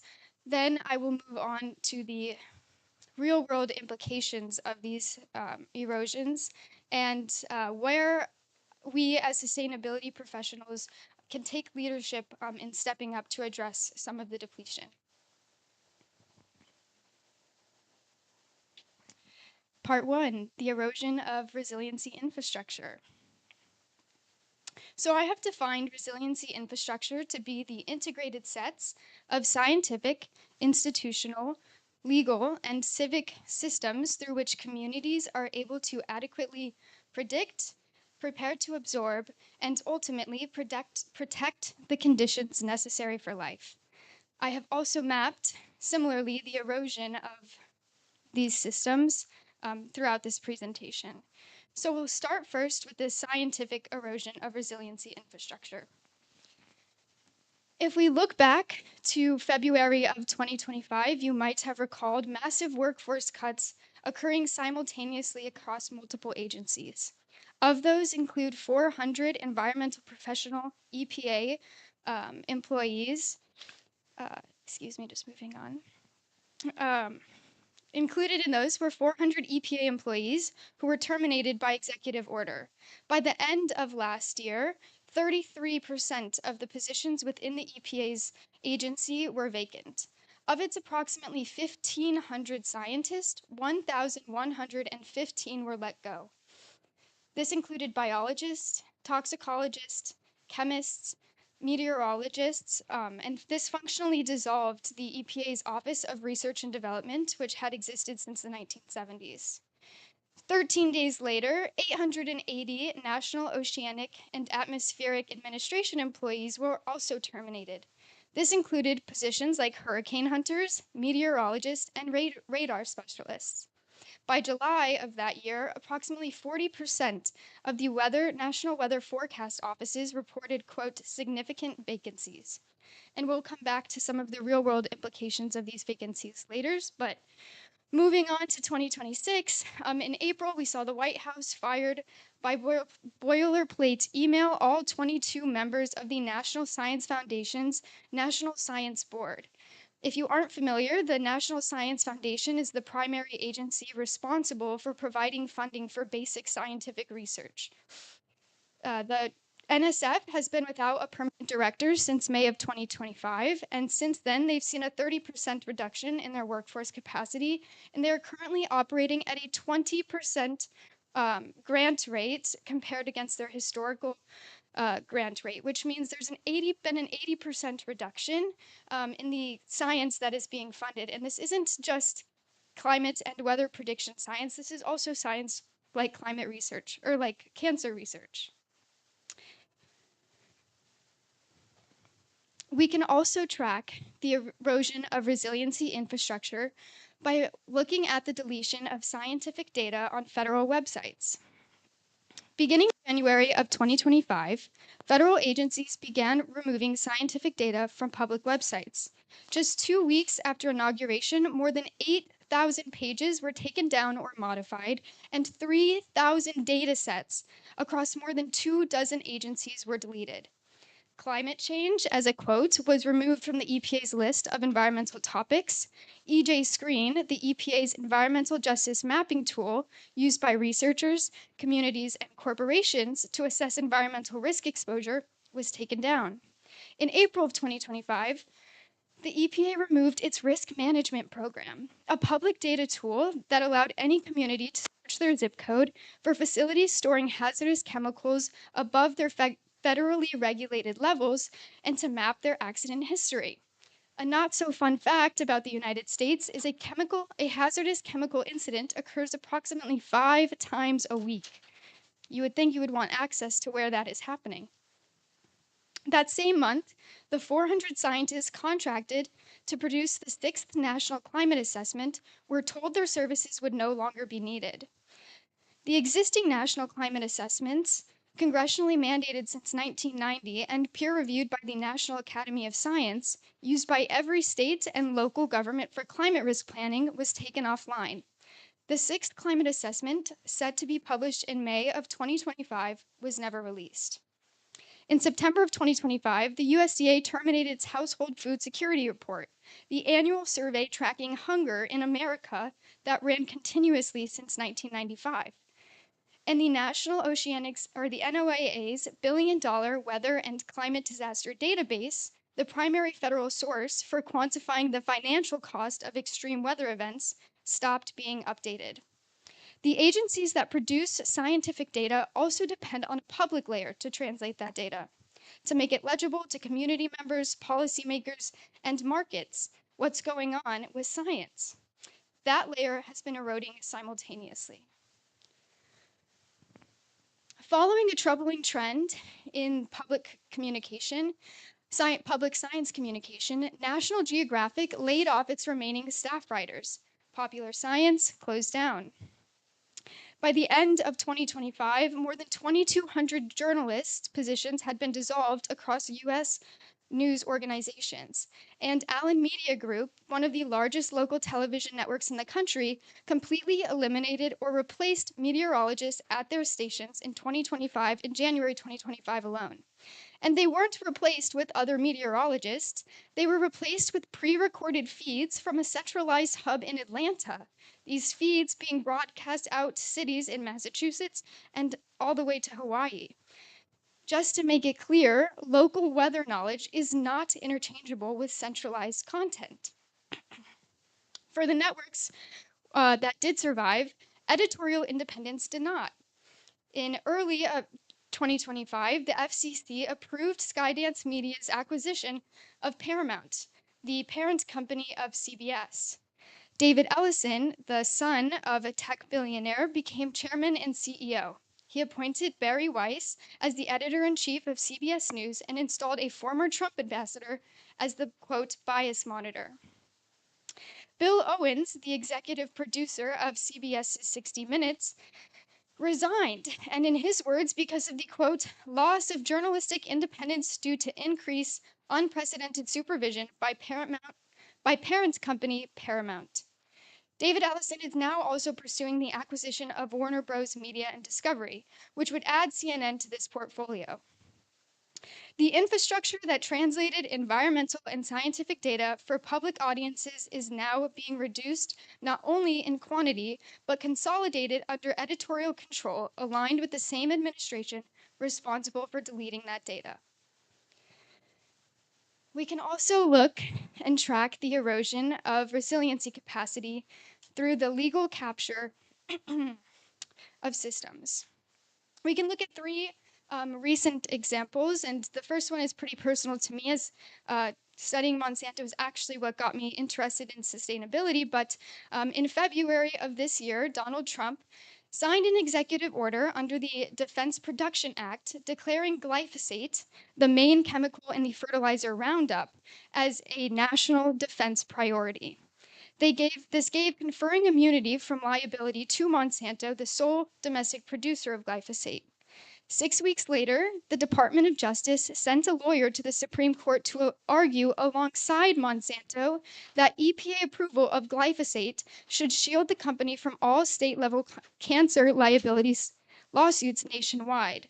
This ruling is actually expected this July, so it's just something to keep an eye out for.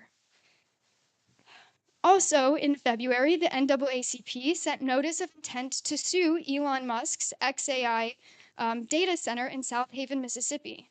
Why? For illegally operating 27 gas turbines without a permit near homes, schools, churches, communities. The lawsuit was filed in April. Elon Musk responded by adding 6 more turbines.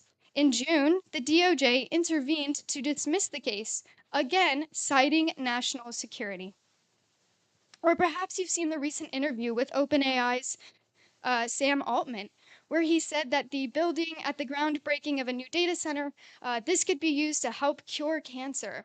Well, what wasn't talked about in that interview was how the board where that data center was being built, Saline Township, Michigan, voted 4-1 to deny that 21 million square foot data center on prime farmland.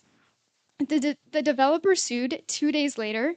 By October, a consent judgment was signed, and both the township's attorneys told officials that they were going to lose. They were going to lose this lawsuit. Why? Because, quote, municipalities can't just say they don't want them here, referring to data centers. In each of these cases, the law was present, but it acted against the people it was meant to serve. So what do you do when scientific systems are eroding, legal systems are eroding?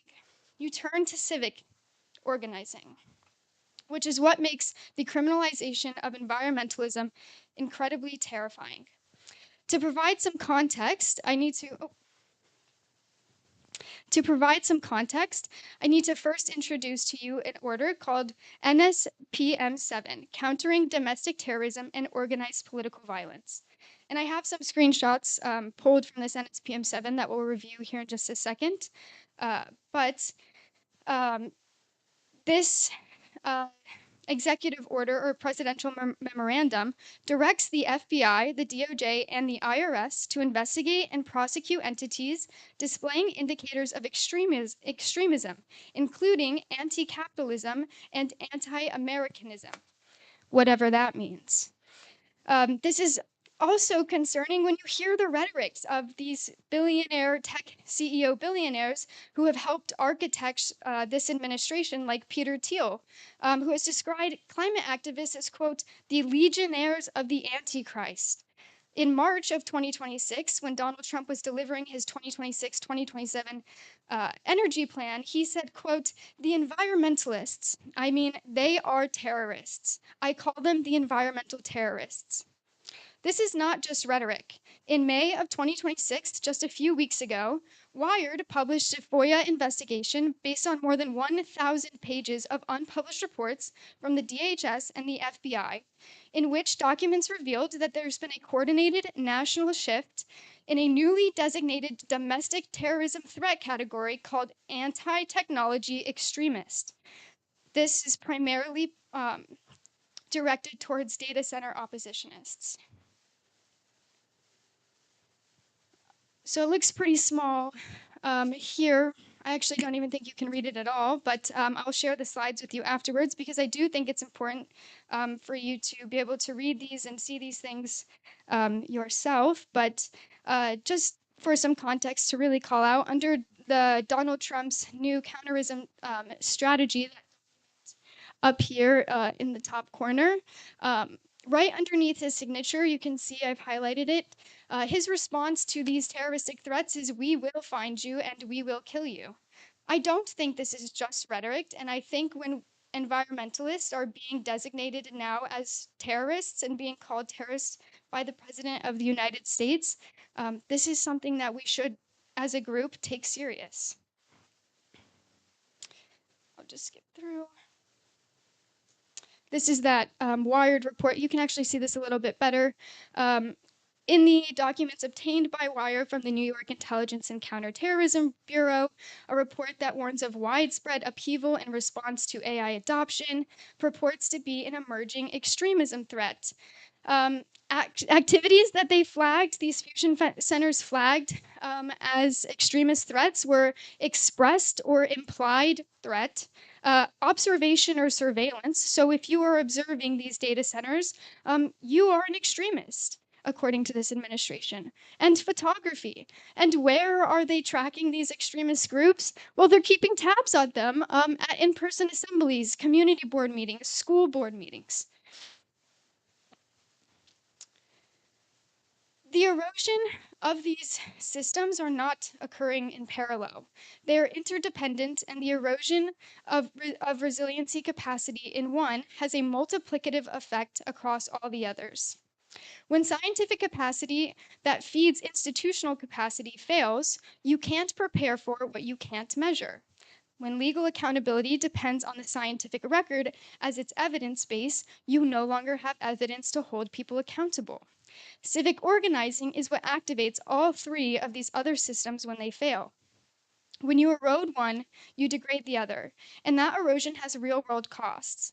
The flash floods in Kerr County, Texas in July of last year give us a clear look at what it costs to enter a systemic shock, such as a natural disaster, with depleted resiliency infrastructure.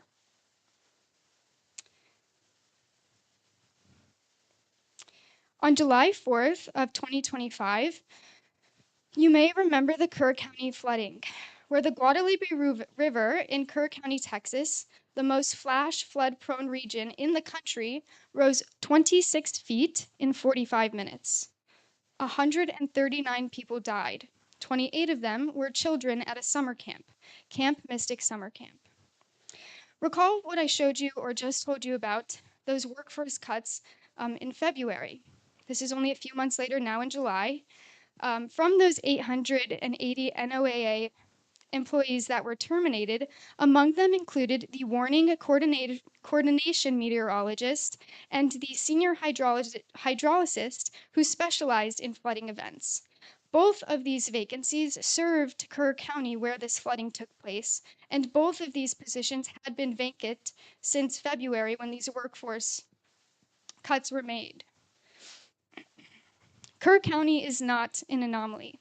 In fact, the way that I see it, Kerr County will be a case study for what it looks like when we enter into systemic shock without the necessary resiliency infrastructure. On top of that, the United States is dangerously thirsty right now.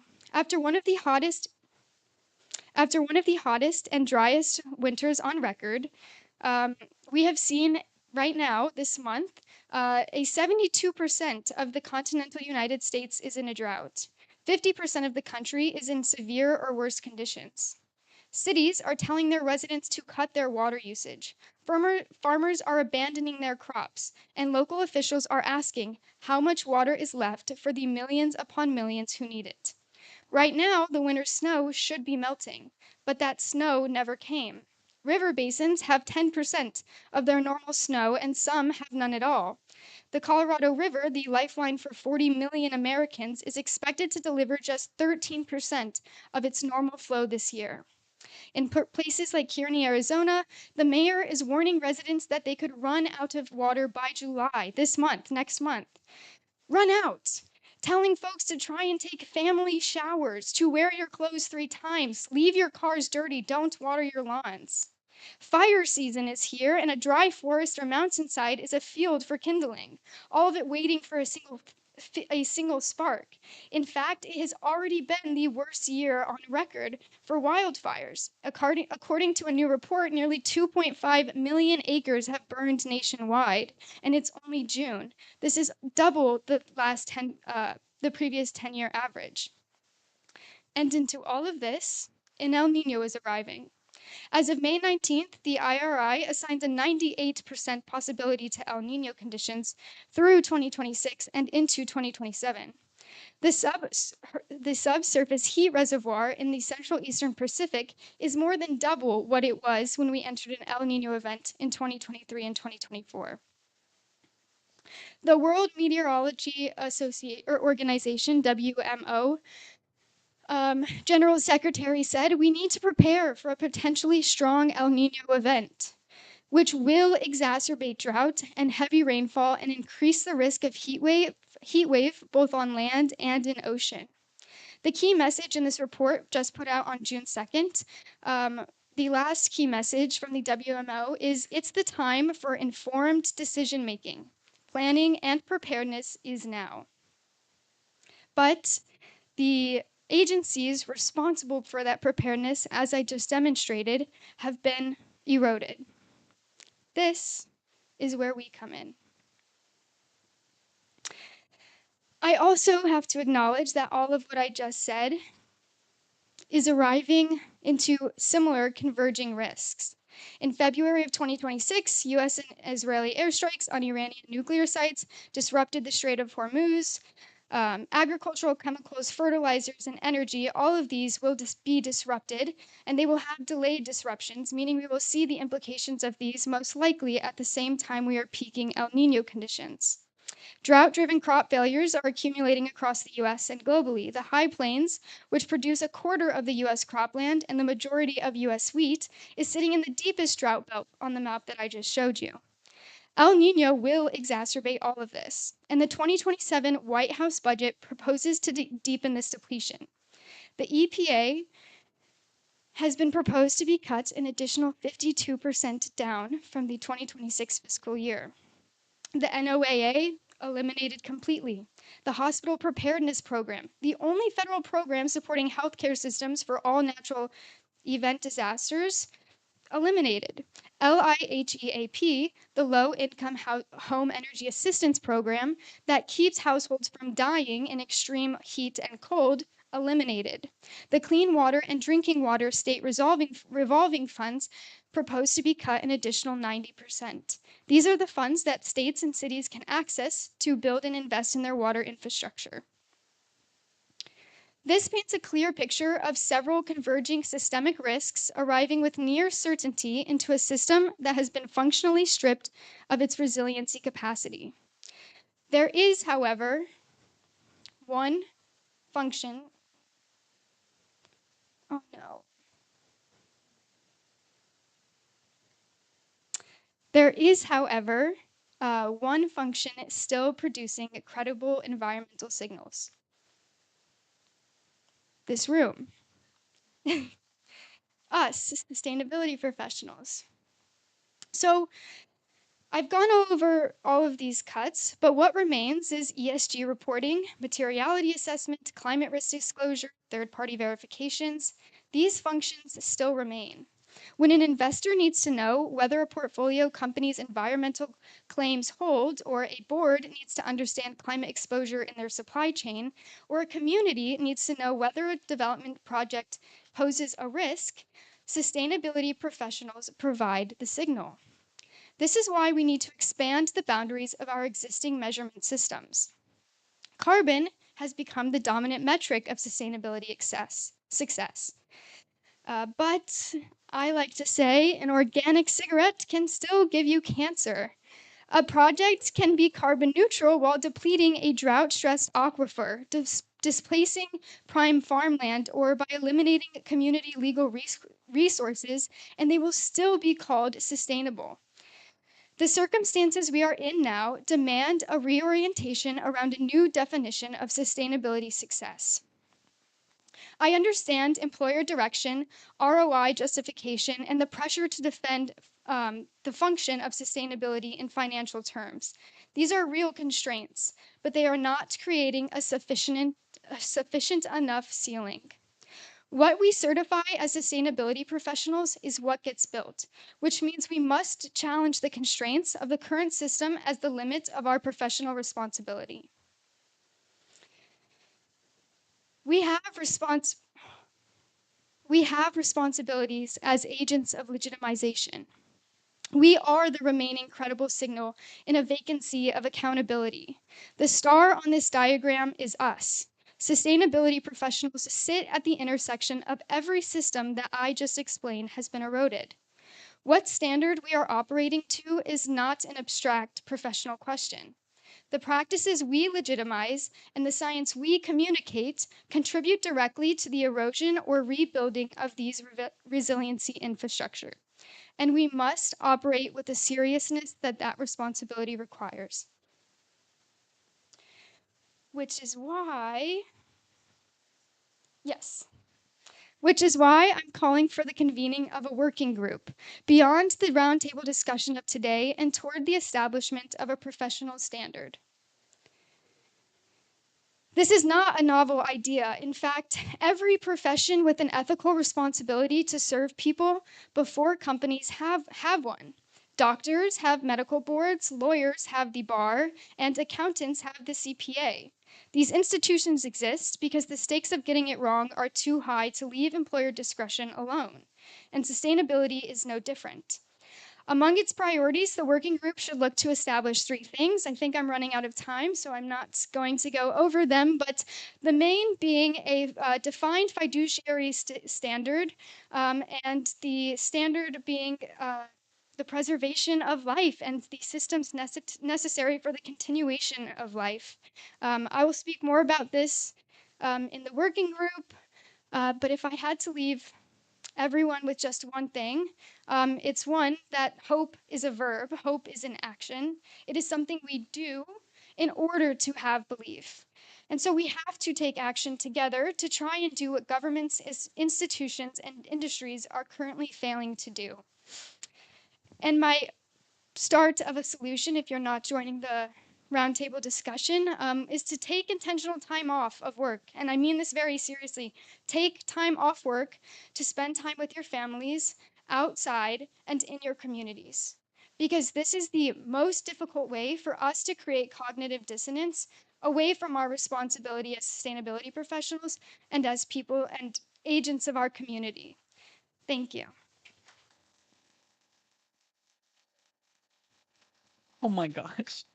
I did not want to close her time. I just wanted to keep going. Kylie, that was amazing. Thank you so much. We're going to go to those roundtable discussions. I want her on my team for sure. Oh my gosh. Okay, so Kamyani, we're going to have you at table 1. And Kylie, we're going to have you, where's table 2? In the back 40. So Kylie, we're going to move you to table 2 back there. And if you'd like to come talk with Kamyani and hear more about what she has to offer and her insights, come over to table 1. And Kylie over to table 2. And if there isn't time here, there's always time in the networking and the breaks to get all the conversations in you want to have. So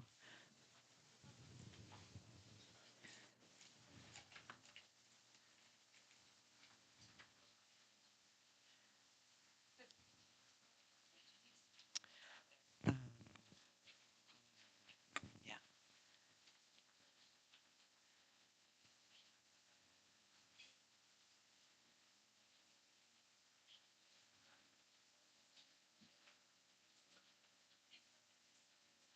Feel free to move chairs around. Just keep moving the chairs. Pull the chairs around in the greater, yeah, move those chairs around. You can even move those tables together if you need to. So you want to help them with some tables, some chairs.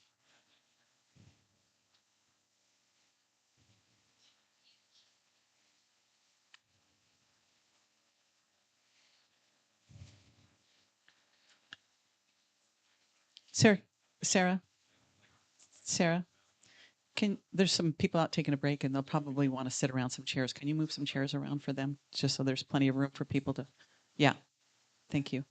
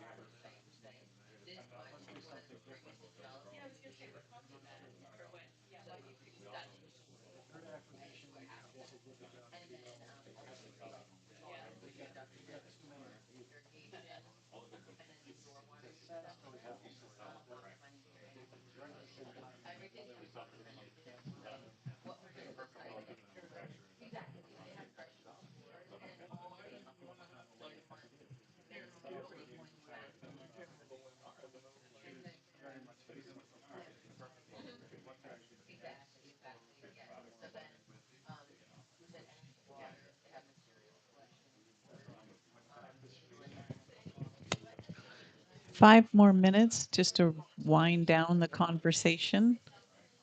5 more minutes.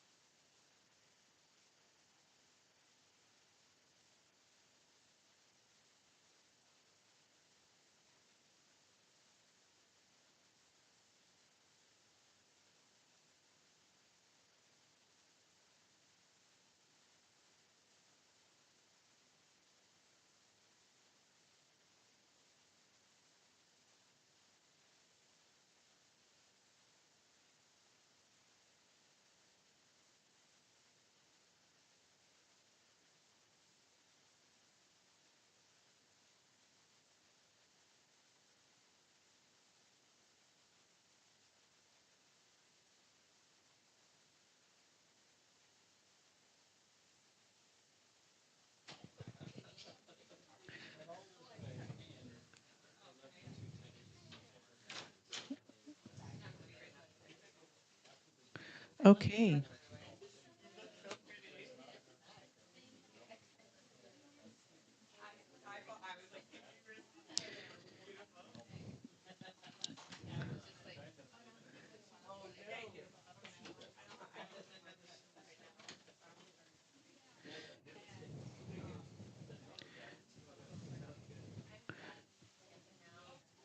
I encourage you to keep talking and move it slowly out to lunch, which is available. And we will start again with the panel at 2 o'clock.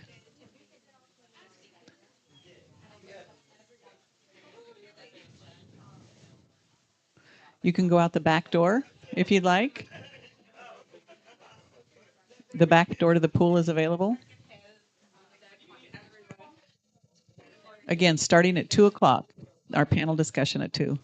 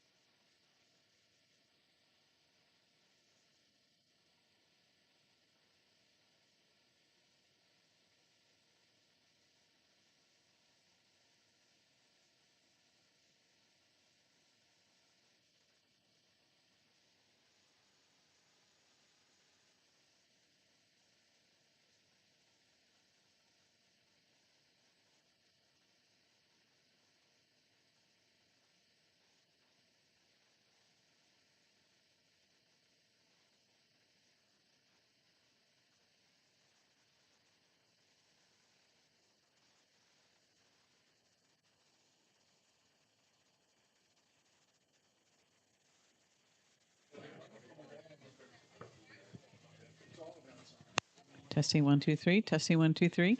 This is your official 5-minute heads up before we start with the panel. So if you're on the panel, you'll want to wander up here and be here in about 5 minutes. If not, maybe grab another glass of water, a drink, use the restroom, and we'll be ready to go in 5 minutes.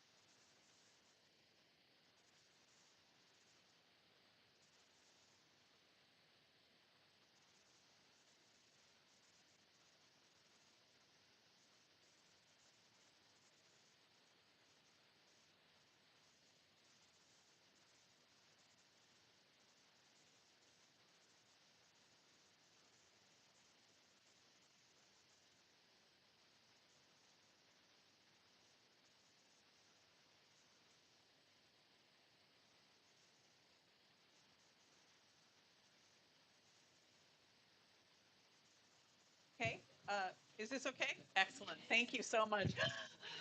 Nice. Nice. Maybe it's because the sun isn't coming in on us anymore. They have not another microphone. I'm going to hand this right to you, and then you. So you guys, the other microphone doesn't work with this one. So yeah, so just get used to sharing and sharing. Yeah, that's right. Remember, like an ice cream cone, like an ice cream cone. You see the difference? Okay. All right. And who else are we missing? Emma, come on up. Thank you. I'm going to introduce my friend and neighbor, Alan, and he is going to have the honors of introducing the rest of these lovely people. And I have had a chance to talk to a few of them, and we are on track to have just continued incredible speakers. It's so exciting. Alan Scott is an architect and sustainability practitioner with more than 38 years of experience advancing resilient high-performance buildings. He focuses on decarbonization, resilience, healthy buildings, and climate adaptation, and serves as co-chair of the AIA Resilience and Disaster Response Committee and vice chair of the U.S. Green Building Council LEED Resilience Working Group, where he's leading the integration of resilient strategies into LEED 5. Nice. When I asked him, what do you want your grandchildren to say about you? I'd want them to know that being the father of their grandmother and great aunt was the greatest joy and honor of my life. That's really sweet. And that I was tirelessly, I love that word, dedicated to service.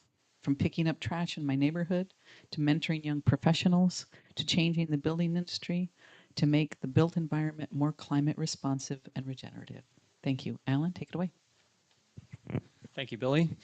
And so thrilled to be here. I'm going to introduce the panel in a moment, but I want to set this up in terms of the conversation and what we're about today. Very briefly, because mostly I want to hear from these brilliant people.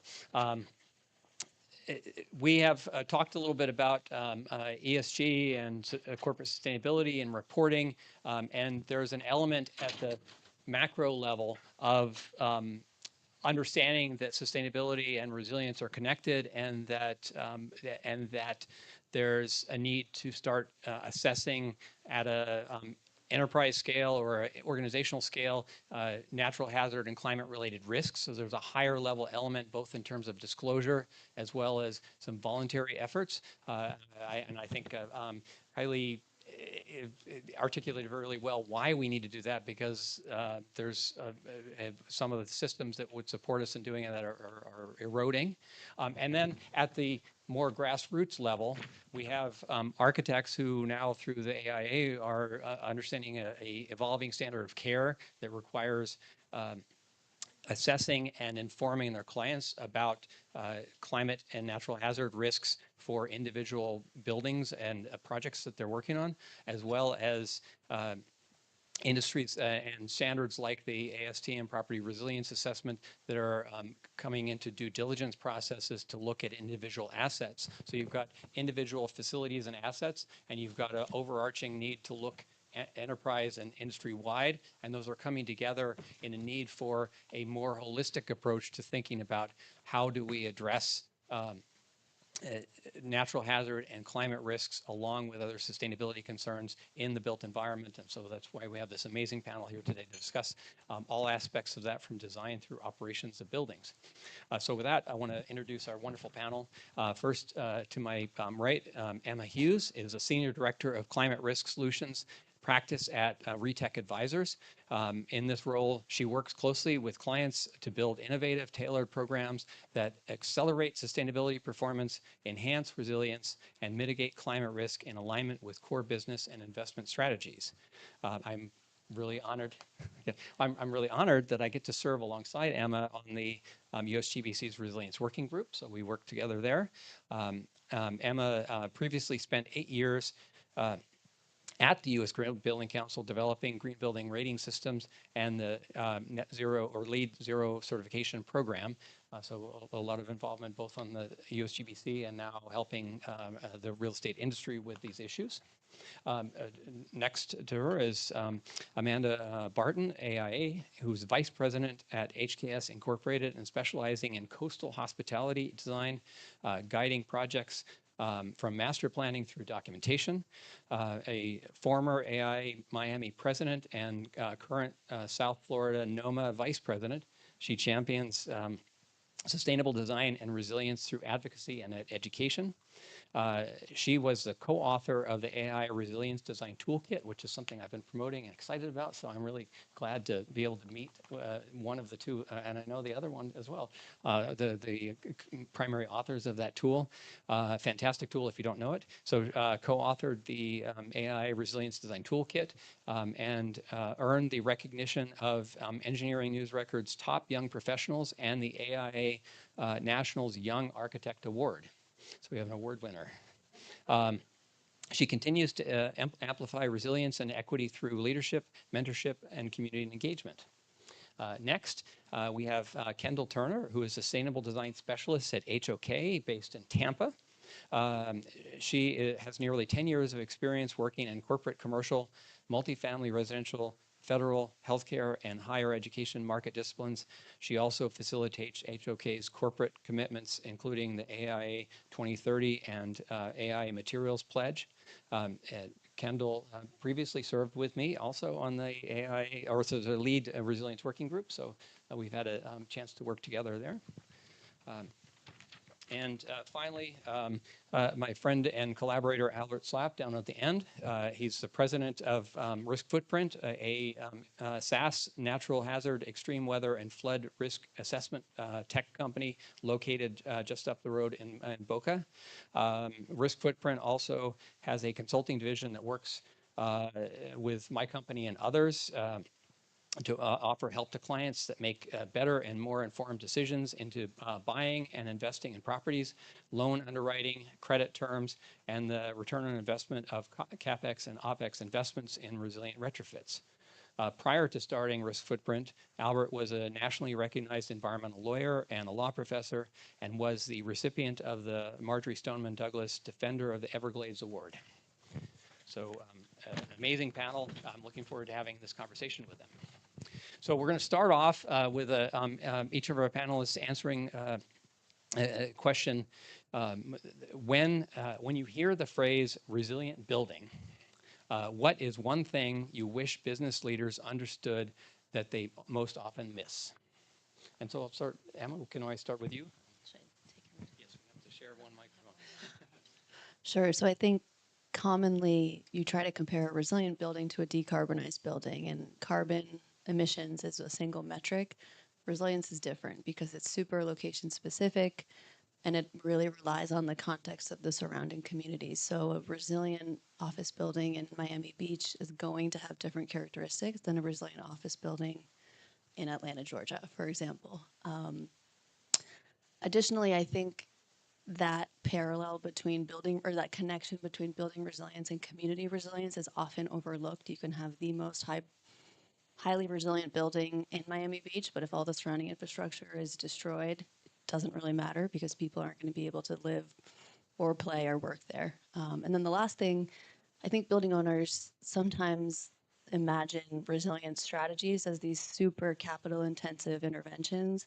In reality, some of the basic things that you can do to safeguard human health, like regular building maintenance, establishing emergency protocols and procedures, are really low and no cost and can have tangible outcomes in the event of a climate event or other.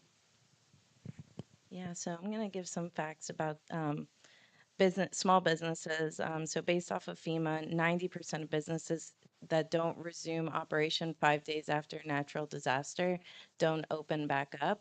And that actually turns into only a third of small businesses make it after a natural disaster after 1 year, which, all that to be said, is when we're designing buildings, the building code should be really just the minimum that we're all looking at. And when businesses are looking at building their own projects, they really need to look at designing for continuity of operations. And that way, not only can they provide continuous operation through a storm, but also hopefully serve the community as a space to help others as well.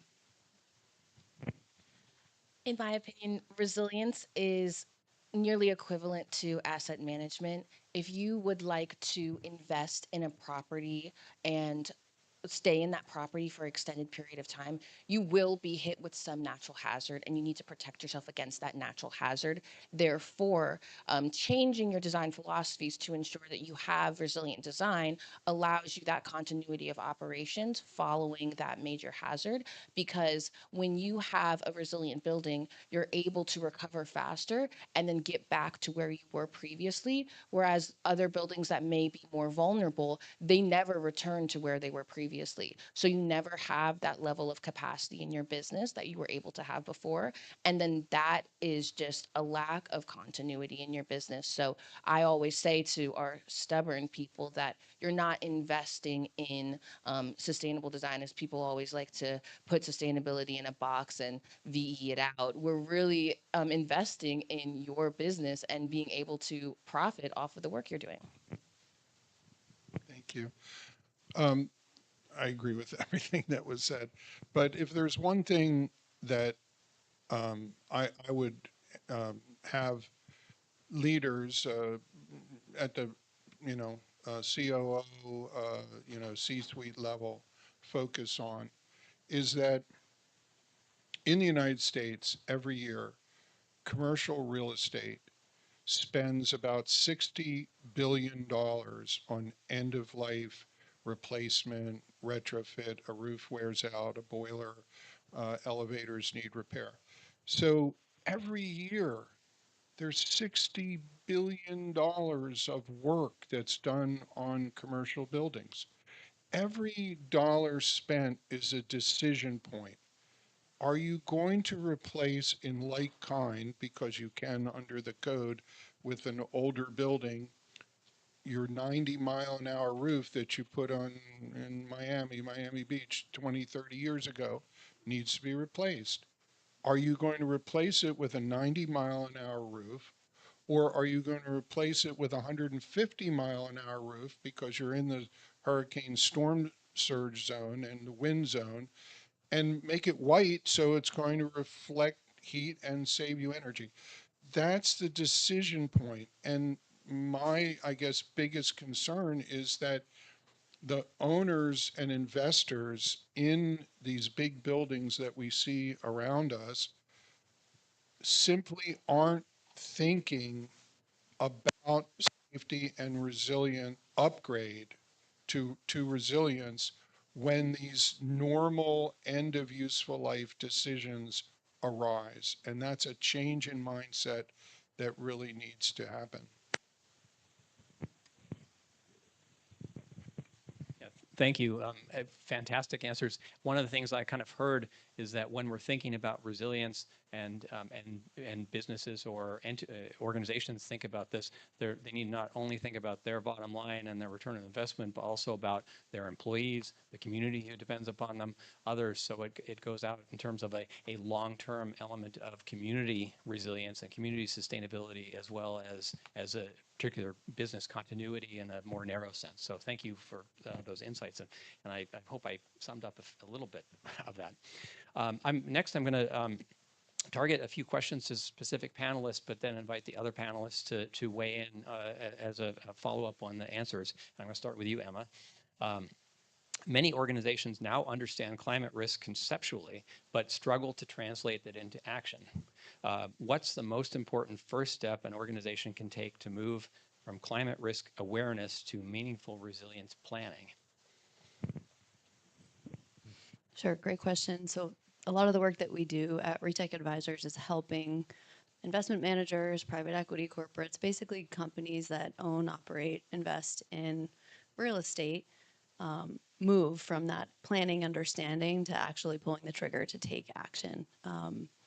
It's really common today, especially among commercial real estate investment portfolios, to have an understanding of where there are pockets of risk across, especially these diversified portfolios that are distributed not just geographically, but in the types of assets that they contain.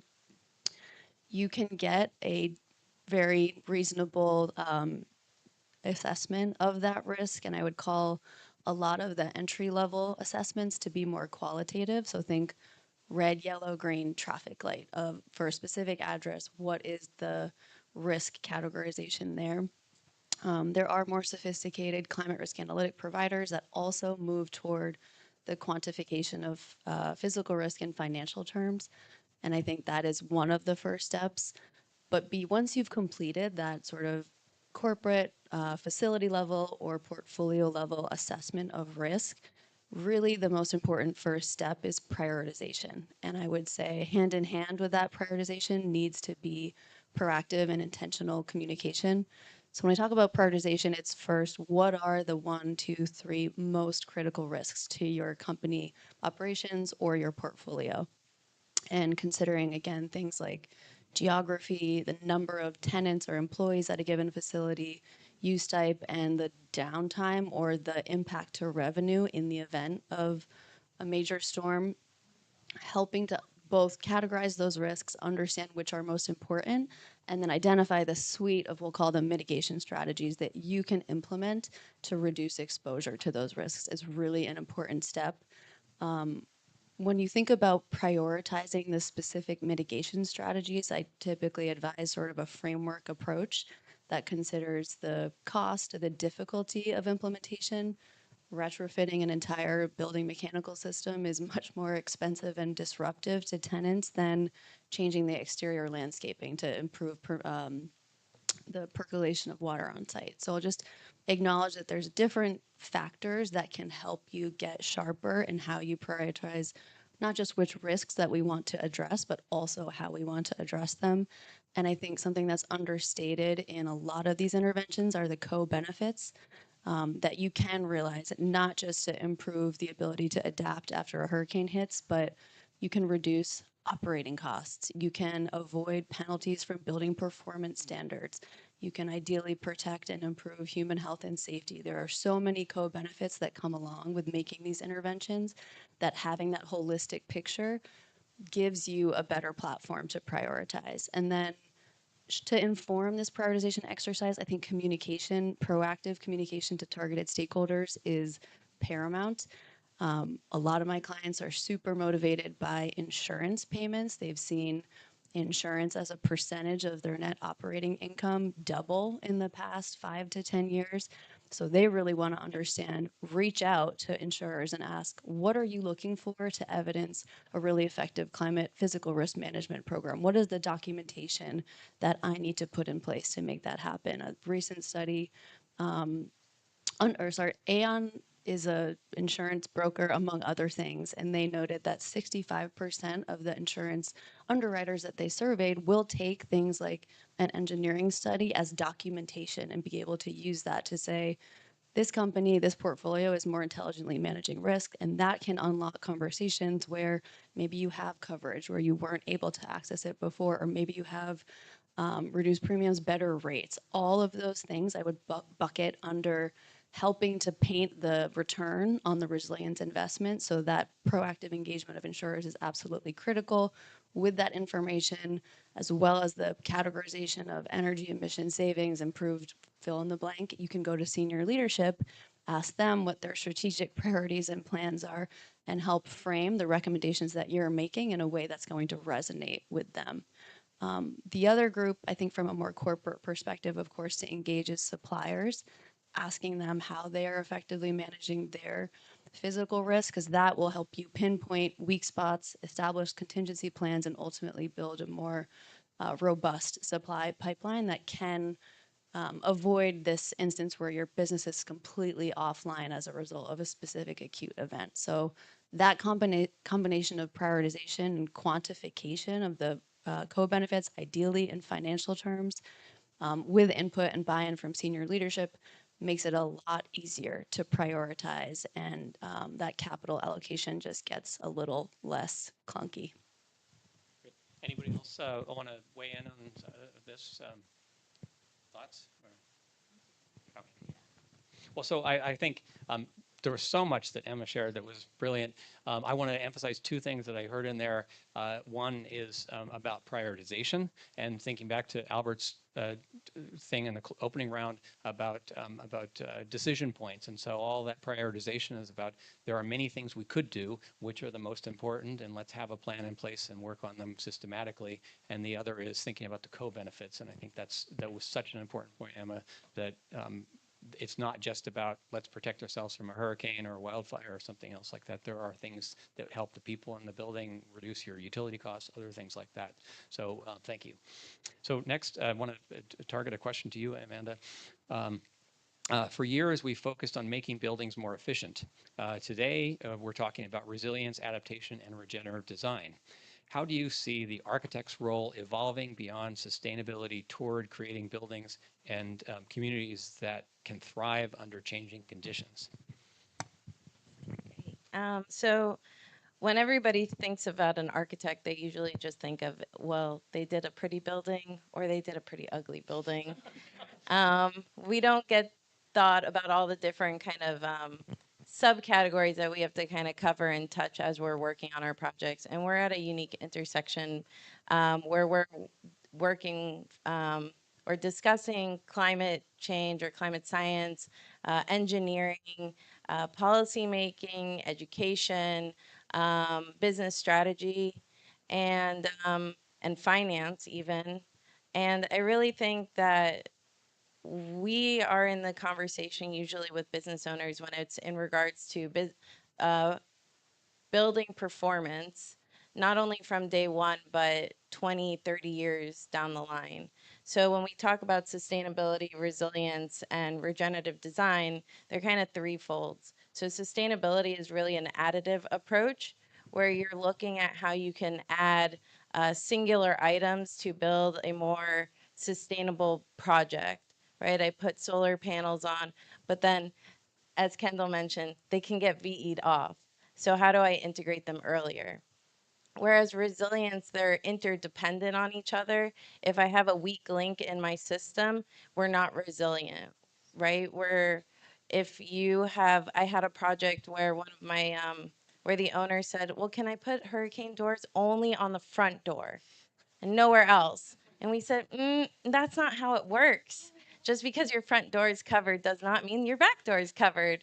Um, and, we had this whole conversation and had to show them. And unfortunately, they ended up going through two massive hurricanes and they learned their lesson very fast. And then, sure enough, the rest of the project got fully integrated with the resilient design. We actually ended up hardening their structure even more than they had planned, as well as integrating some of that hurricane-proof readiness. But so then regenerative design is actually a living systems approach where everything is helping each other out and really growing. So when we think of it, we think of a human body or a flower where everything's working together simultaneously and hopefully giving a um, um, positive reaction back to the community, whether it's clean water or carbon sequestration. Um, so I really do think that when we start looking at communities in regards to architecture and the business practice, we then start looking at how can our projects really start bringing in those communities, as I mentioned earlier, to be able to support them, whether it's if there's, we're getting heat advisories every day, whether it's a space in there just for communities to come in and the public to come in to cool down and have water versus we were at AI Florida, we went to the legislators and talked to them about how can we incorporate hardening gymnasiums at schools to in smaller communities to be able to help them create a space that for people who can't leave during hurricanes, how do we protect them? So it's really seeing how we can invest earlier and bringing in some of these ideas while we can work on it after the fact, it's a lot harder, right? It costs a lot more money. It closes operations, and we really have to look at phasing. So really looking at it from that perspective of implementing this in earlier, but then also as architects, we have the unique situation that we work with a lot of different people, and talking to policymakers is really important because we have kind of our boots on the ground, eyes with everybody, and talking to our community, and really making sure that, not one project can make a difference, but really changing policy can make the change for not only a community but a city and a state, and really ensuring that we can kind of grow into supporting our neighborhoods around us. So, yeah. Can you expand? You said sometimes these strategies get VE'd out. Can you talk a little bit more about value engineering and how important that is when you're, as an architect, making decisions and talking to these owners? Okay, yeah. So VE is really the process that we go through in our industry where we design this beautiful, amazing building, high performance, and we end up going through and getting priced. So everything that gets put into the building gets reviewed, and most of the time we come out over budget. And usually, what happens is the contractor then goes through and starts reviewing what can be taken out. What are simple things that I can change that might not affect the look or feel of the building? And one of our main goals as architects is really making sure that not only is our design kept, but also the performance levels that we have set for ourselves and the project is kept on. So making sure that when a project has to get reviewed and value engineered, we can then promote what we're really pushing and really creating spaces to allow for us to kind of compromise and say, well, I really don't think you should remove that because we need that. And it will end up helping you in the long run, whether the ROI is in 5 years or 10 years. Really wait to see how that can then help your project and your building performance as well as your business performance continue through the process. I am frequently in a position where my sustainable design strategies are at risk of being removed from the project. And it's heartbreaking because, I love a good green wall. That's always the first one to go, unfortunately, especially because it has continued maintenance and all of that. So there's so many elements of sustainable design where those who aren't enthusiastic about sustainability will say, oh, well, why do we need this? There's no quantifiable need for it. And that's where we get into return on investment and we make those calculations to say, no, this will help you in the long run.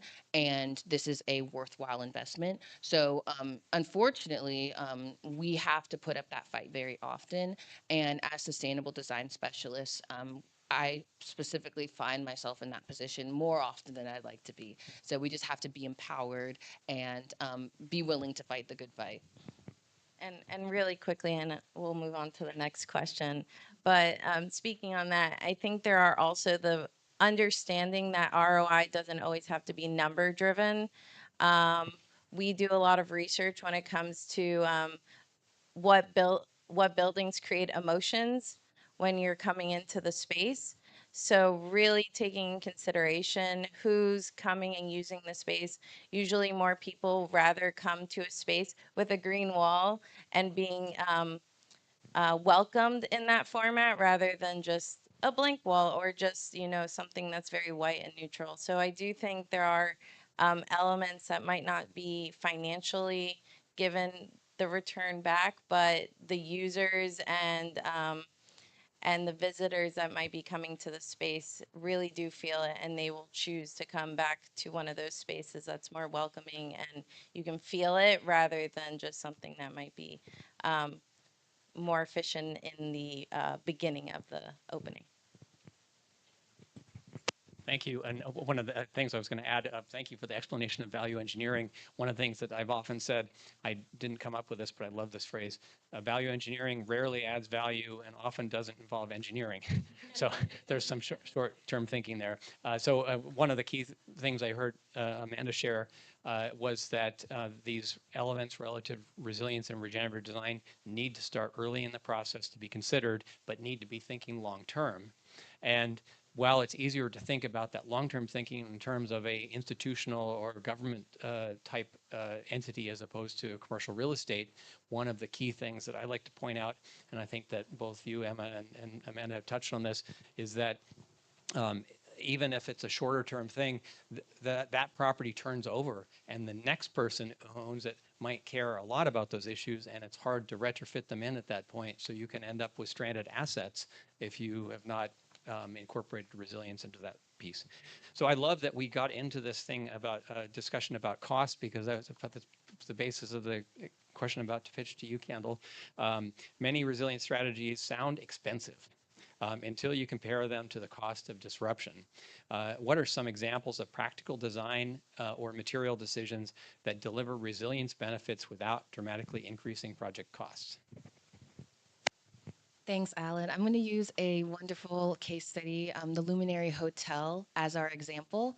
The Luminary Hotel is located in Fort Myers. It is one of our pride and joy projects because it is truly exemplary in the resilient design strategies, and that was demonstrated in the 2022 Hurricane Ian. Fort Myers was obliterated in that hurricane, and luckily the Luminary was able to serve as a emergency operations point for all of the first responders and Governor DeSantis to be able to facilitate all of the emergency operations taking place to help everyone.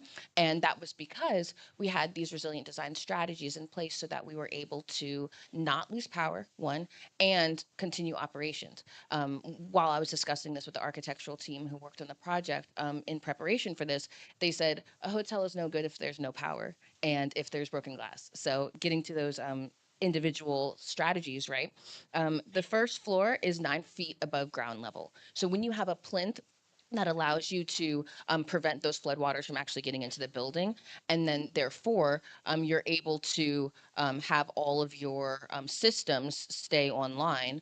Additionally, we had a backup power generator that lasted 15 days. So that was facilitating not only hotel operations, but also all of the emergency operations necessary for that hotel. And we also talk about projectiles when it comes to resilience, and you need to have that projectile resistant glass because when any high winds come towards your building, you have no idea what type of projectiles may hit your building. So that's super important to have. And I'll end by saying the only thing that happened to our building was that the U in Luminary fell off, and they ended up actually using that as a kind of monument on the inside of the lobby. They had it set up with all of these photos of all of the exciting things that happened during that time. And in addition to the fact that it was a great story for us to tell at HOK, it also facilitated the fact that they were able to serve the community. So there was a greater impact there that we're so proud of. And I encourage you all to look up the Luminary because there are plenty of news stories about that. And I hope that in the future we can continue to give back in that context. I love that story, Kendall, and that aspect of that there's a business case for it in terms of maintaining operations, but there's also a community stewardship and community connection element that are brought together with the same type of strategies. So thinking about those long term and also then having some fun to show the success of that measure. So continuing a little bit with the cost, but then but expanding out in terms of communication of how you communicate those things. I want to give Albert a chance to weigh in here. Many executives still view resilience as a cost rather than a business strategy. What arguments or metrics are most effective in helping leadership see resilience as they deliver long-term value? And I think that value piece is the thing I'll emphasize. Thanks, Alan. Um, you know, I wish I could say that there was one strategy that is right now in this particular time working with. We mostly work with commercial real estate that gets the C-suite to make decisions. There's a lot of fence sitting, truthfully, and cost is is huge. I mean, since COVID and work at home, even though we have this, rise in the stock market, even though data centers are being built all over the place, commercial real estate is not doing that well. There's still a lot of half-empty office buildings around. So the idea of spending money on making a building more sustainable, more safer, more resilient is difficult. We're in difficult times right now. Um, Last year was a very peaceful hurricane year, and this year with El Nino, it may be as well. But I always take the position. It's not quite answering your question because I don't know that there is one answer. But when in 2018, when Hurricane Irma came ashore down Brickell Avenue, it was a Category 1. And for 4 days, there was a river of water right out here running down the, the Brickell Avenue in the financial center. But because it was a Cat 1, the water really didn't get too much inside the lobbies. It got underground. There was elevator damage. There was millions of dollars of damage, not billions of dollars worth of damage here in Miami. Had Irma been a Cat 3 instead of a Cat 1, these buildings architecturally would be very different today than they are, because the lobbies would be higher. We probably would not still be allowing underground parking here in Miami Beach. So what is going to change the decisions, the mindset? Uh, Unfortunately, probably another big one that's going to come through. Most of my clients and we talked a little bit about the ASTM property resilience assessment. Most of my clients, the top tier, are owners of buildings that have been hit. And then either the owners or the condo owners, basically say, no mas, we're going to spend the money and we're going to make it better. But if the building has, dodged the bullet there, and we're in tough economic times, it's harder to get the decisions made. Anybody else want to weigh in on that? Or so I think we're nearing the end of our time, but we've got a little bit of time to delve into this question and maybe some other ones that come out of it. But I wanted to ask each of our panelists to think about the fact that many organizations say they're committed to resilience, but want to think about what's one thing that you wish they one thing that you think they're still not taking seriously enough in the resilience conversation. So we'll kind of close with that, or maybe add some other questions at the end if we have time. Sure, thanks, Alan. I think instead of viewing resilience as this add-on, it's truly now, you've heard from all the panelists, a competitive advantage. You're going to preserve that value of the asset by taking these steps to mitigate your exposure. You're going to limit loss. And sorry, one more thing on value preservation, a lot of the clients that I work with, maybe they're only going to hold an asset for 5 to 10 years. Despite that, now the conversation becomes, what is the next buyer going to expect? Are they not going to want to purchase this property because they've seen the catastrophic losses that it suffered in the last major storm? Kendall spoke about the Luminary Hotel, which I need to look up, but it evidences resilience as a strategy to really limit loss and liability in future events. And then I also spoke to navigating that really dynamic insurance market. Underwriters can only price what they can see. So the more you can do to evidence these are the investments that we made, these are the studies that we've conducted, and here's how we know we'll be better prepared next time, is a huge advantage. And it's good for HOK to be able to say, oh, we designed that building, or the building owner to say, yes, we paid for this resilience investments. And then I think the last thing that drives a lot of the clients that I work with now is reporting. And investors, especially European investors, are asking not just, have you quantified or have you understood physical risk exposure? They want to know what you're doing to actually reduce that exposure, and being able to say, yes, here's our program, here's our process, here's some case studies, I think goes a long way in capital raising. Yeah, I think back to what I was saying before, just incorporating it in the design early and don't underestimate that. If you are working on a project and you are looking at either a renovation or a new build, just starting to look at not only the shocks and stressors that are going to come to that project, but then looking forward and seeing how we can even help our projects and help our community even further, whether it's through creating community spaces or looking at the health of the location, the financial situation that everybody's in, and how we can spark different conversations in regards to just elevating everybody as a whole. I think it was brought up in prior situations that or prior session, that we do not talk to our neighbors very much anymore. And I think it is really, in fact, the infrastructure that we give, not only as a person, but also as our projects and buildings, need to communicate more. And that way we can work holistically to protect ourselves rather than individually trying to find ourselves elevating one and not everyone else.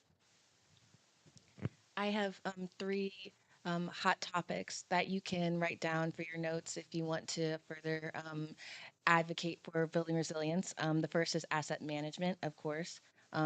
Next, continuity of operations. And lastly, risk mitigation. These are our key talking points when we're speaking to people, especially those who are not excited about resilience and are hesitant to contribute to resilient design investments. We also like to consider the fact that a lot of the data that we use for our research is historical, and everything that's happened in the past is less extreme than what will happen in the future. So we all have to consider forward thinking and make assumptions that precipitation will be greater. Sea levels are rising, temperatures are rising. So all of those have to go into place, and wind speeds also rising. So we have to plan for the worst, unfortunately, because we have no idea what could possibly happen. And to Kylie's presentation earlier, a lot of the data that we previously had is now not accessible. So we have to find ways to navigate that and be able to make the case for resilient design. We use various words like durability and hardening, and really just try to frame it so that these business owners can absorb the information, because we are the leaders, and as we like to say at HOK, we're the champions. So we have to really push for their investment, but also for ourselves to protect our own firms as designers. We talk about standard of care. The standard of care is changing, and we now have to consider resilience. So we use programs like Risk Footprint, for example, or First Street. And when you identify those risks, it makes you liable for future hazards. So a lot of times when I send a resilience report, people get mad at me. They're like, why did you tell us this? Because now we have to do something about it.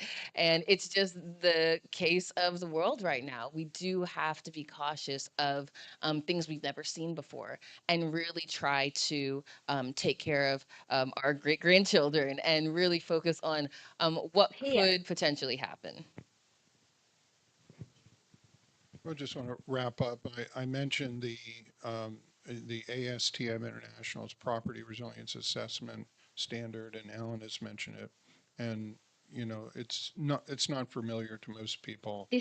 So I would take a look at it, use your AI or Google or whatever, and ask it how it can help you, because it is a very well crafted and well documented and disciplined process to get to resilience? I'd like to make a plug for Lead version 5 because Ryan Snow's in the audience. Lead version 5 has a Here. Lead version 5 has a strong emphasis on resilience, and our leadership director of sustainable design, Annika Landrino, has said, if you want to be future thinking and forward thinking, this is the direction that the industry is going. And we were just discussing the fact that so many people are hesitant to adopt Lead version 5 because of the new requirements, but this is what we need right now. And you can take a look at some of the resilience related credits in Lead version Disconnected. 5 for some standardization of how to proceed so that you have some structure to rely on.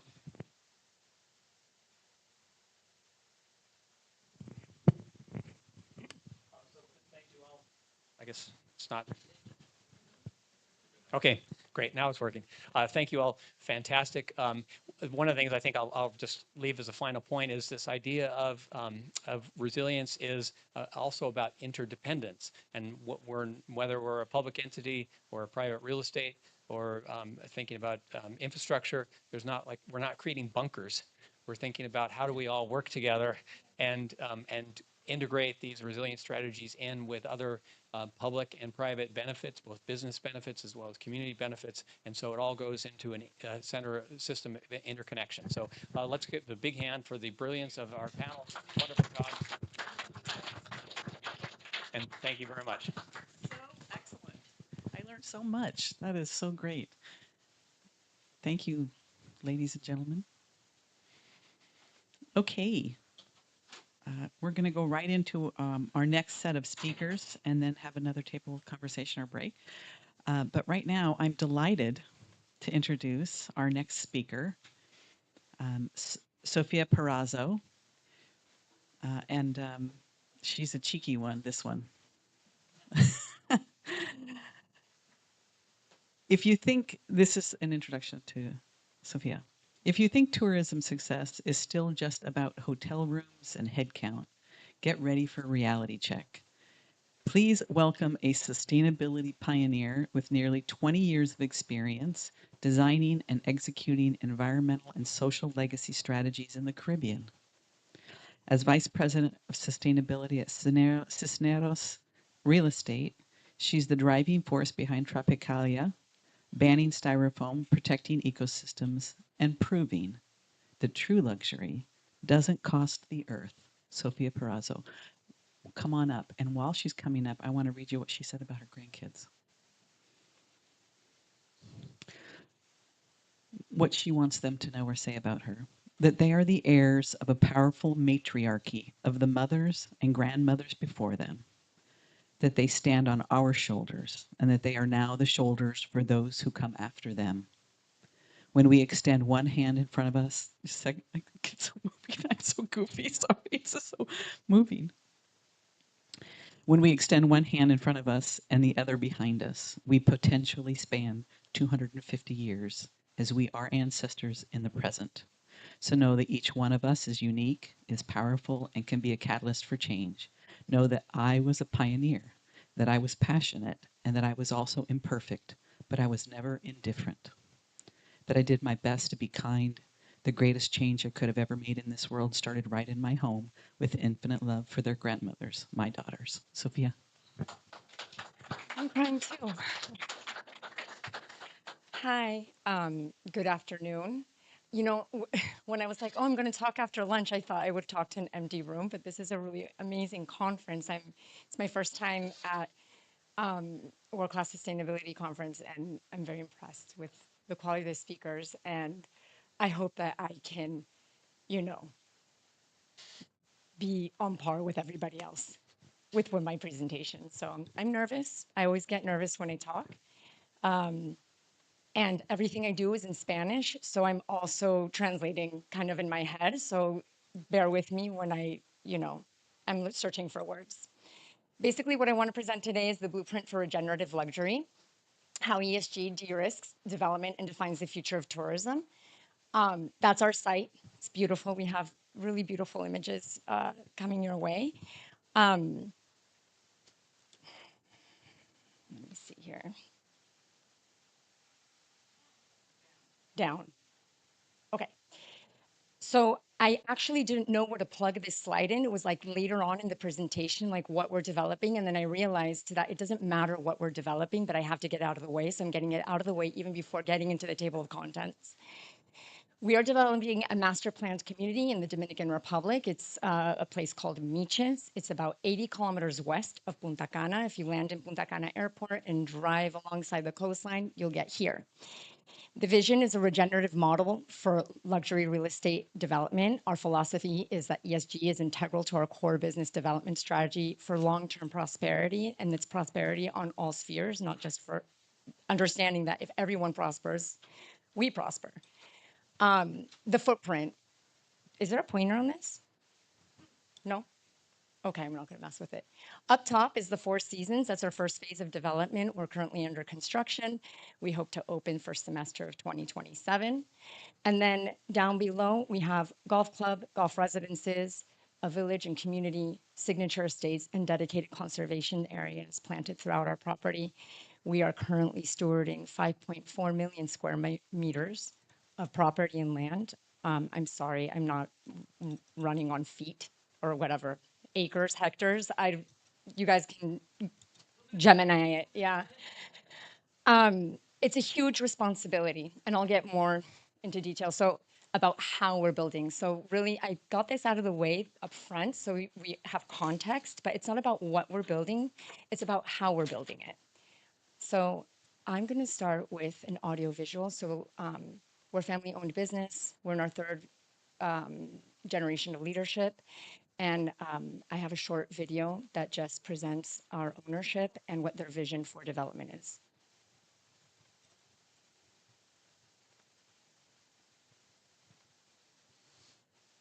Can they play the video? Yes, please. Thank you.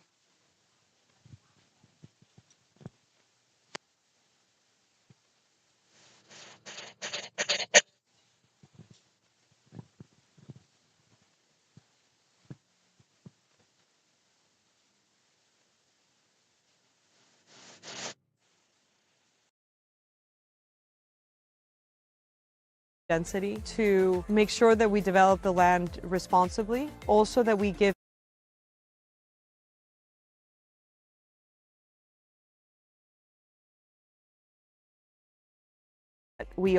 that we have this place that is so untouched, so perfect. Every time I'm walking down the beach in Tropicalia, I think, wow, this really has to be the most beautiful place in the world. Tropicalia is a place that will always be low density to make sure that we develop the land responsibly. Also that we give people that are seeking privacy the opportunity to be able to build a home in a place that they know is never going to get crowded. Our project is only going to be amazing because of the deep knowledge that we have because of the work of the Fundación Tropicalia. There's an incredible team at Fundación Tropicalia that are extremely well trained in things like organic farming or sustainable approach to architecture and water management. I think as I reflect on the amazing memories that I have from an early age with my dad and the relationship that I now have with my children, I realize how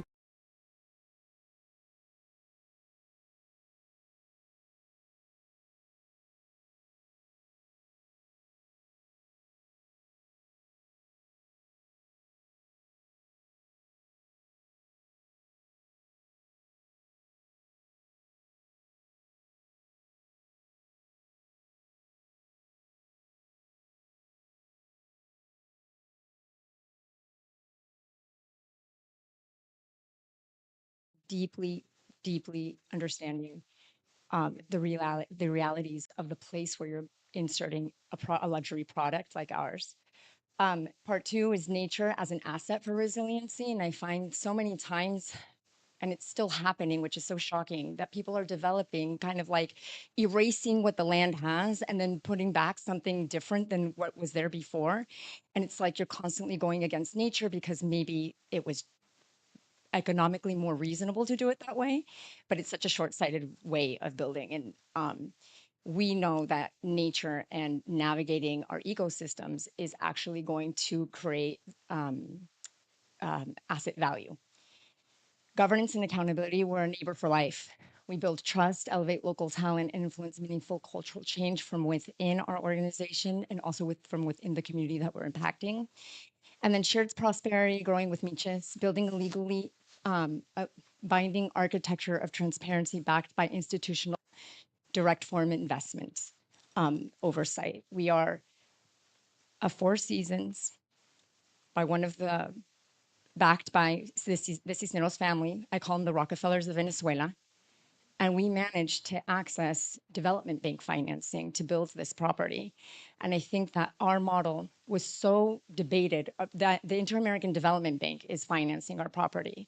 Because of all of our ESG actions, we were able to raise a $135 million loan through IDB. Backing that loan is DEG, which is the German development bank, and CFI, which is based in Panama. It's also another sustainability fund. But the lead lender is the IDB. The IDB is very kind of bureaucratic, and it's not the fastest, most agile bank in the world. But to get our project approved at the Board of Governors level, which is crazy, they're like, how are we not running into reputational risk? Our mandate is to alleviate poverty, to create climate change projects, and we're going to finance a Four Seasons. And we got it. And I think that we were one of the projects that spearheaded the tourism portfolio and the IDB. I was just at the IDB Invest Sustainability Week last week. It was in Barbados, and all they're talking about is trying to find more projects like ours, which is really exciting. So navigating the landscape. This is just some imagery. We have a very colorful, the DR is an incredibly colorful place. It's a beautiful country. Folkloric, and our region is historically agricultural, lots of agricultural subsistence farming, etc. And now it's a new tourism destination. It's an emerging tourist destination in the Dominican Republic. This is kind of our location on the map. So I said, you know, fly into Punta Cana and you follow the coastline northwest, and you'll get to Tropicalia. A little bit about the DR. It's the #1 hub for FDI in Caribbean and Central America. It is getting like 40% of all FDI that goes to the Caribbean lands in the Dominican Republic. We have a huge growing GDP per capita, a huge jump in GDP per capita in the last years. The DR has been ranked and has grown. It's the 5th largest economy in Latin America, which is insane for the size that we are. And it has 5% annual growth rate for 30 years, year on year on year. We had such high growth levels that during the pandemic, I think we still grew that year. And it's valued at $136 billion. It has a $136 billion economy. And it's not just hotels, it's free trade zone, it's services and minerals. There's gold mines in the DR. Hello? Okay. DR is a really, it's just an incredible place. You would be surprised to know that DR has sand dunes that look like, when you take pictures of them, that you're in the Saharan desert. We have the highest peak in all of the lower Antilles at 3,000 meters high, and it drops below zero. Pine forests. There's so much more to DR than just fun and sun. So it's really worth exploring. So this is the reality of Miches, where we are located. The socioeconomic reality of the Dominican Republic. We're #1, #3, and #5 worst ranked child marriage, gender-based violence, and teen pregnancy rates, respectively. So when you see all that growth and everybody's ranting and raving about how awesome DR is, this is actually the backdrop. So there's huge contradictions in what's happening economically versus what's happening socially. And to be a responsible developer, you really have to address and understand those realities, because it's your talent pipeline and a whole bunch of other things. Worst ranked globally out of 80 tested PISA nations is basically the international testing for reading, writing, math, and comprehension levels. PISA countries will nationally test their, I think their 3rd and their 6th graders for reading, writing, comprehension, and math levels. We consistently rank #4. Although our teachers Our teacher population is the population with the highest number of master's degrees holders in our country. So all of the teachers have master's degrees, but we're still doing this with our students. We have a huge urgency to fix the educational challenges in the Dominican Republic. 26.7%, this is now just in our specific province, 26.7% of the population, it lives in multidimensional and structural poverty. What that means, structural poverty means it doesn't matter what you do, you're gonna always be poor. It doesn't matter how hard you work, it doesn't matter if you did everything right, the environment doesn't let you progress and move forward. That leads to a 66% rate of 16 to 20-year-olds who have some level of high school education. So, you know, you have basically 40% of the population that doesn't graduate high school in your area, and 11% teen pregnancy rate. Our province has the highest teen pregnancy rate in the DR, behind 2 other provinces. So what happened, we run a girls' summer camp and we've had 11-year-olds be pregnant. And it's like, it's so heartbreaking. I can cry just talking about it. It's very heartbreaking to see an 11-year-old be pregnant and playing with dolls or wanting to play soccer. So those are the kinds of programs that we do in Miches.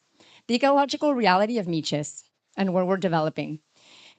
We are sandwiched, our property is sandwiched in between 3 protected areas. I find like we're the cheese between 2 huge pieces of bread, or like a club sandwich. We have the marine protected sanctuary is hitting our coastline. We have a wildlife refuge with a lagoon. And in 2022, the entire area was declared a Ramsar site. So that came way after we got all of our permitting, and a lot of other hotels got their permitting. But this is a huge responsibility to manage what we're doing responsibly. At that marine protected area, it's beautiful. More than 2,000 migrant whales come to the Samana Bay to migrate and give birth and mate.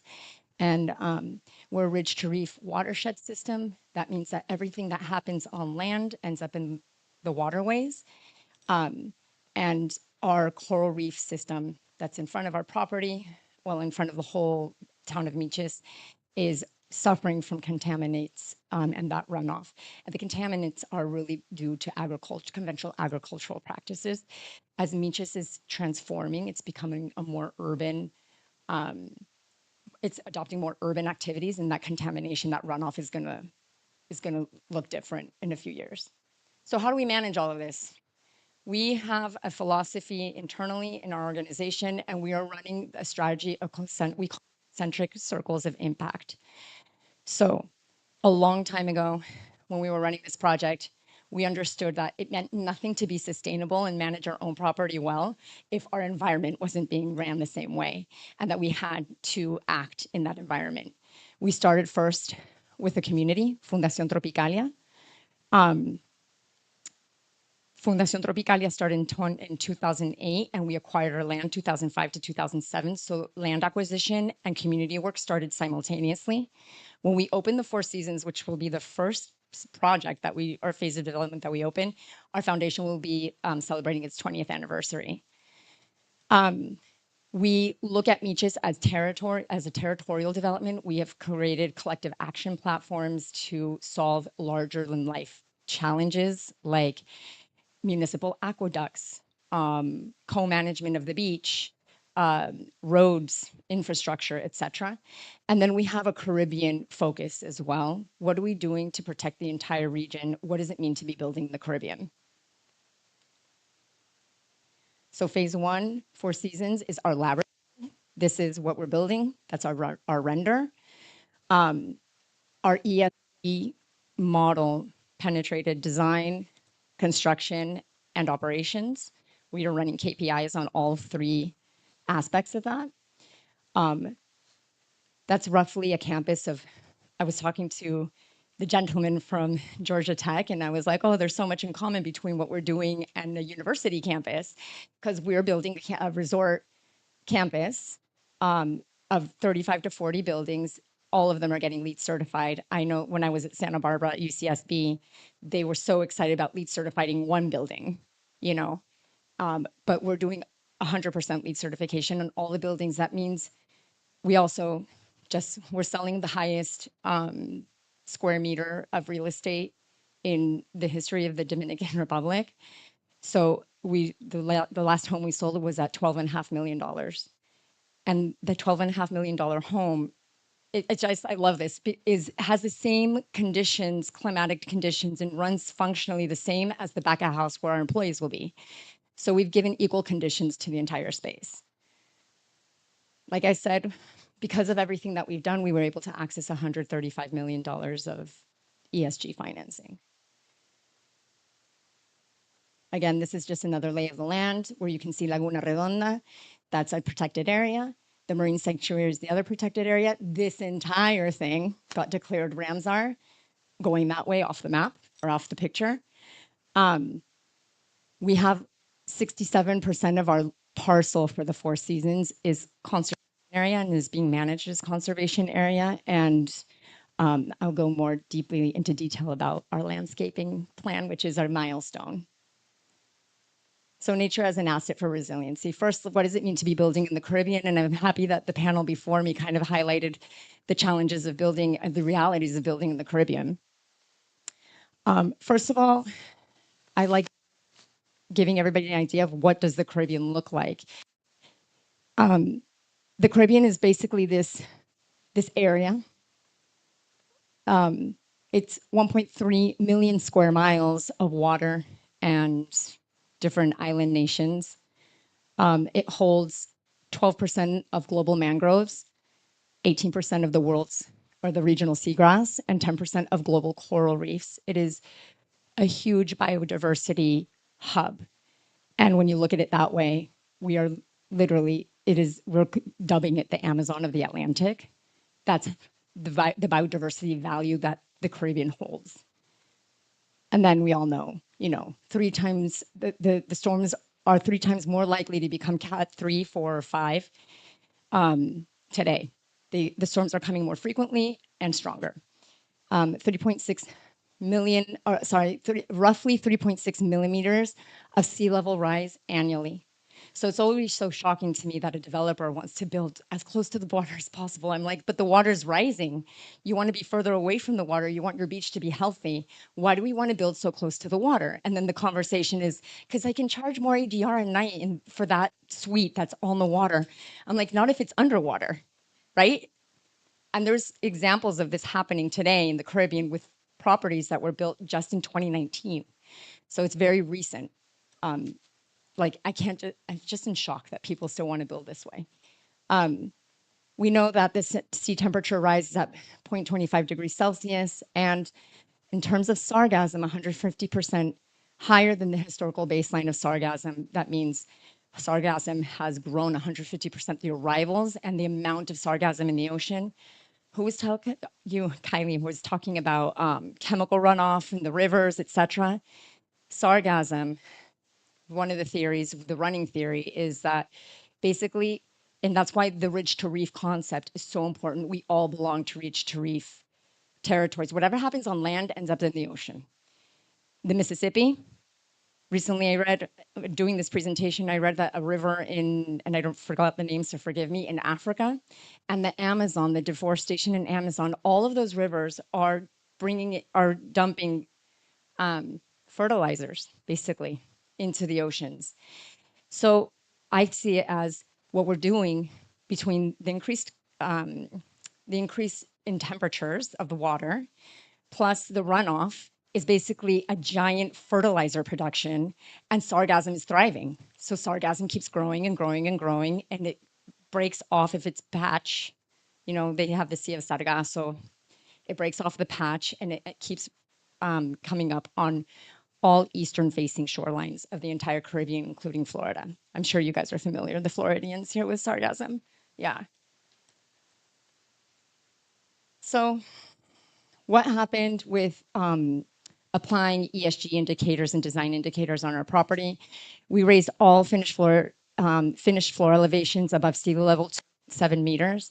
And I just translated that to feet because I heard on the previous panel that Fort Myers raised 9 foot. That's 9 feet. Yeah. We respected a 60-meter coastal setback. The DR has mandated and regulates a 60-meter setback. They're working on a 100-meter setback, which is actually huge. And and also I was mentioning that on paper, the DR has amazing laws and regulations. It's just it's the enforcement that's an issue, or that's the challenge. But we have bigger setbacks than I think most of the states, more than California. California's setback is, I think, 30 meters. So, or 30 feet. Whoever can Gemini that, you let me know. Our building footprint for our total land holding for the total Four Seasons parcel is only 6.8%. And the conservation is 67% area. So we're talking about a 24 hectare property, 24 hectare property, 240,000 square meters roughly. Just 6.8% of that is actually building footprint. 25% more energy efficient because of our LEED certification. And here's the cornerstone of our planning, amongst a slew of other things, but I think this is one of the most fun things to tell. This is Four Seasons parcel before we did site clearance, and we did a tree survey and counted every single tree that we had on site, so we knew what we were clearing. We mapped 5,600 trees, as you can see here, and cataloged them by species. And of those 5,600 trees, 8% were invasive species. You might be surprised to know that the coconut tree is an invasive species. And that's why it's so prominent. When we cleared that, because of that invasive species, we knew that we were working with, it's beautiful, yes, it's gorgeous, it does provide a habitat, but it's a highly modified habitat because 100 years before, the native forest was cleared out for coconut plantation activities. So what we did was build a 15,000 square foot on-site nursery in order, that's our nursery, to restore the Four Seasons landscape with native vegetation. What's the challenge? There's not enough native trees to restore that landscape. That's why we built our own nursery to grow back the native trees that were pushed out through the invasive species. We have a planting scheme of 300,000 individual shrubs, trees, and plants. Our target is that 70% of that landscape will be native plants. 100, sorry, that number needs to be corrected. 53, it's 53, that's an error. We have hero trees, which means we have transplanted in the middle of our construction activity, you'll see a forest because the mandate is that when the Four Seasons opens, we will have grown vegetation, not a brand new landscape. And those hero trees all stand between 7 and 9 meters tall. They're huge. And we find them on other pieces of our property and transplant them onto our site. We have 1,800 legacy palms, basically Palma Cana and Palma Real. 100% of our topsoil was recovered. We have 35,000 cubic meters of topsoil. And all of this, will end up decreasing the water footprint once the garden is stabilized. In theory, we shouldn't have to water it. In terms of governance and accountability and leadership, we have a sustainability committee. These are the members of our sustainability committee. They're comprised of C-suite corporate executives, plus executives on the Tropicalia team. We started this in 2009. So we've had a pretty remarkable journey. These are some of the decisions that we've made within the context of the committee, like joining the UN Global Compact, which kickstarted our reporting process, and we've been issuing sustainability reports since 2011. So the results of accountability, again, the financing, we submit annually an ESG scorecard or report to CFI, one of our lenders, and for the second year in a row, we qualified 5 out of 5. We are their top performing portfolio for ESG funder, for their ESG portfolio. We have 14 years of reporting. We measure 188 ESG KPIs in environmental and social KPIs in construction and operations. Over 50 policies and procedures have been written for our environmental and social management system. We get audited from outside auditors on environmental and social performance twice a year. We just finished our 5th auditing event, and it's really a doozy because being responsible in the DR is tough. These policies, all of this, I think these are big kind of big ticket items. We mandated a no phone policy for workers, construction workers, lunch and lunch breaks. And we calculated that this has produced the non-generation of over 1 million foam plates. DR trash is a big deal.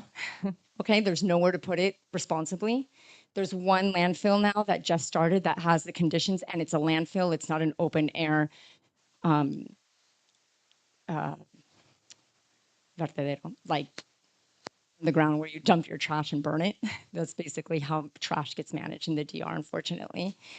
They're hard at work at changing that, but for now, that's the reality. So there's nowhere to even put responsibly all the foam that you create. And we understood that life cycle of the trash that we're producing and wanted to avoid it. These policies, and as a result of our auditing process, we developed a heat stress policy. The regulator in the DR for workers that has no text, no language on heat stress for jobs that like construction jobs or agro jobs. That's not, there's no language. It's very, I think there is language, okay? It's 2 lines and it's like, you will take care of your workers when it's hot. And it doesn't really say much. So the banks came back and they're like, you guys have to do a heat stress policy. And there's pushback. There's tons of pushback. Our construction guys are like, come on, what are you talking about? No, you have to make your workers drink water. They're like, they drink water when they're thirsty. And no, they don't. They don't drink water when they're thirsty because it's not, the culture is one of, I'm not, if I raise my hand to drink water, I'm going to be looked at as lazy or I can lose my job here in the culture. So you're not going to do, so we have planned water breaks, production for construction when you're like bending barb all day is done under shade. And it's very simple things that you can do that just take care of workers' health.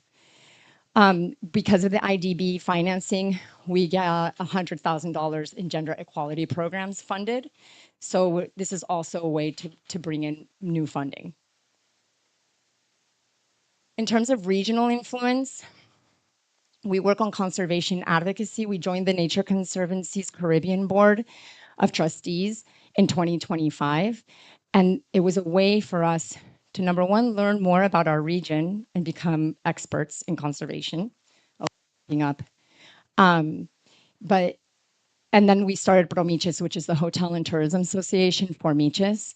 This is our collective action platform. Some of the wins, because we decided to do this and work on a regional sustainability vision, we are now protecting 50 kilometers of coastal marine management area collectively because all the hotels are participating in that. We convinced the Nature Conservancy to put Miches in the Green Climate Fund proposition to create nature solutions for ridge to reef management in Miches. And they just got awarded $100 million from the Global Climate Fund. So when you act outside of your direct boundary, you can actually bring in funds and have other people who you become a stakeholder in these processes. We have water security through a municipal aqueduct. We are the first tourism destination in the entire DR to be connected to a municipal aqueduct and not being dependent on water wells that you have to desalinate and create brine and figure out where to put the brine, etc. So this is a huge one for the environment as well. Lastly, I'm going to wrap up, I swear. It's our foundation. Our foundation is going to be 20 years old when we open the Four Seasons. We work in education, environmental stewardship, economic inclusion, youth and culture. We impact 2,500 lives every year. 53% of our beneficiaries are female. We have our girls program, So Niñas Soy Importante. It's our flagship program. We work with young girls in the way of a summer camp from 9 to 12 years old, then a girls club at 13 to 15, and a career development program that was financed by the IDB between 15 and 18 years old. And this year we launched our Guardianes de Miches, our boys program, which we're so excited about. We conducted a baseline study to understand how people perceive the masculine role in the DR Okay, we interviewed 180 boys and men in Meaches and created a beautiful baseline study that helps us develop this program responsibly.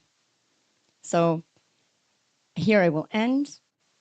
The reason why it doesn't matter what we're building, it's about how we're building it, because sustainability is our product. Resilience is the result, and regeneration is our legacy. Thank you.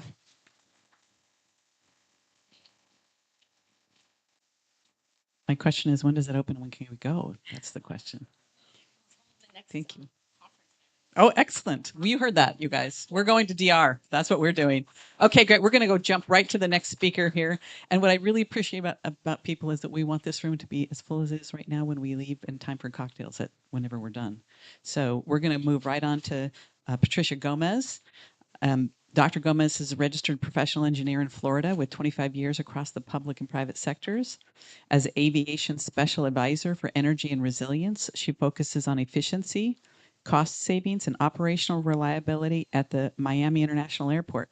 She previously served as interim chief resilience officer and director of energy for Miami-Dade County, where she advanced the climate action strategy and deployed on-site solar across county facilities.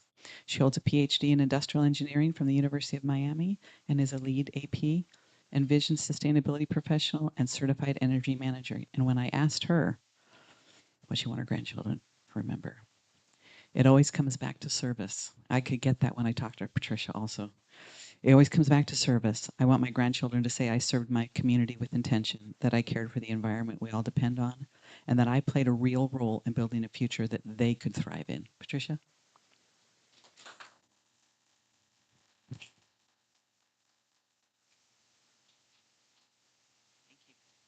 Thank you so much, Billy. And this is not my first slide, so I don't know if they can move to the first slide.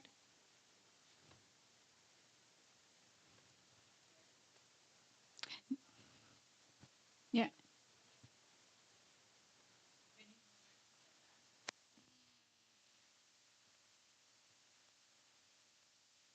Okay, I can move it. Thank you, thank you. Or are you moving? Okay. Yeah, this is good. This is good. I'm good. I'm good. Okay, thank you.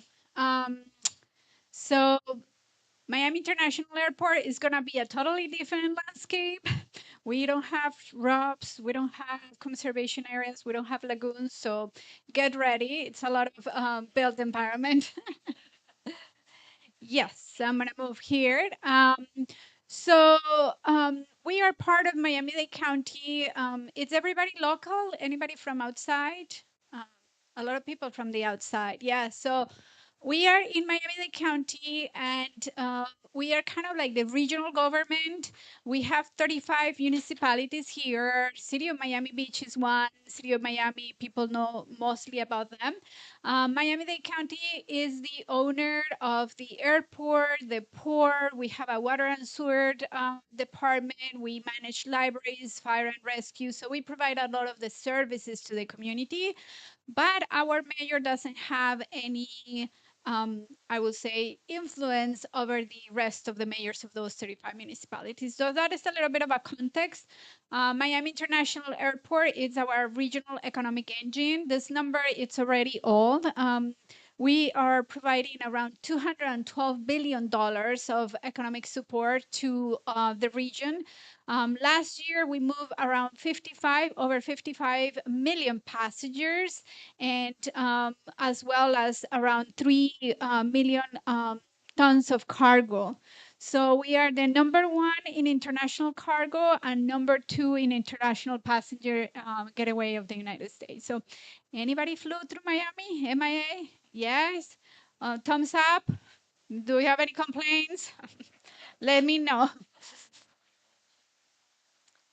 Um, I don't know what happened. Down, I'm going down. So I always say that we live in paradise, right? We have the Everglades that we talk a little bit to the west. We have the ocean to the east. But we also have many, many issues. We are a low-lying coastal community, and as everybody learned here, that brings a problem, right? We are exposed to hurricanes. We are exposed to sea level rise. Um, they mention about extreme heat. We are exposed to extreme heat, and we also exposed to flooding. I don't know if you have heard. This year hasn't been much of an issue, but last year we had those.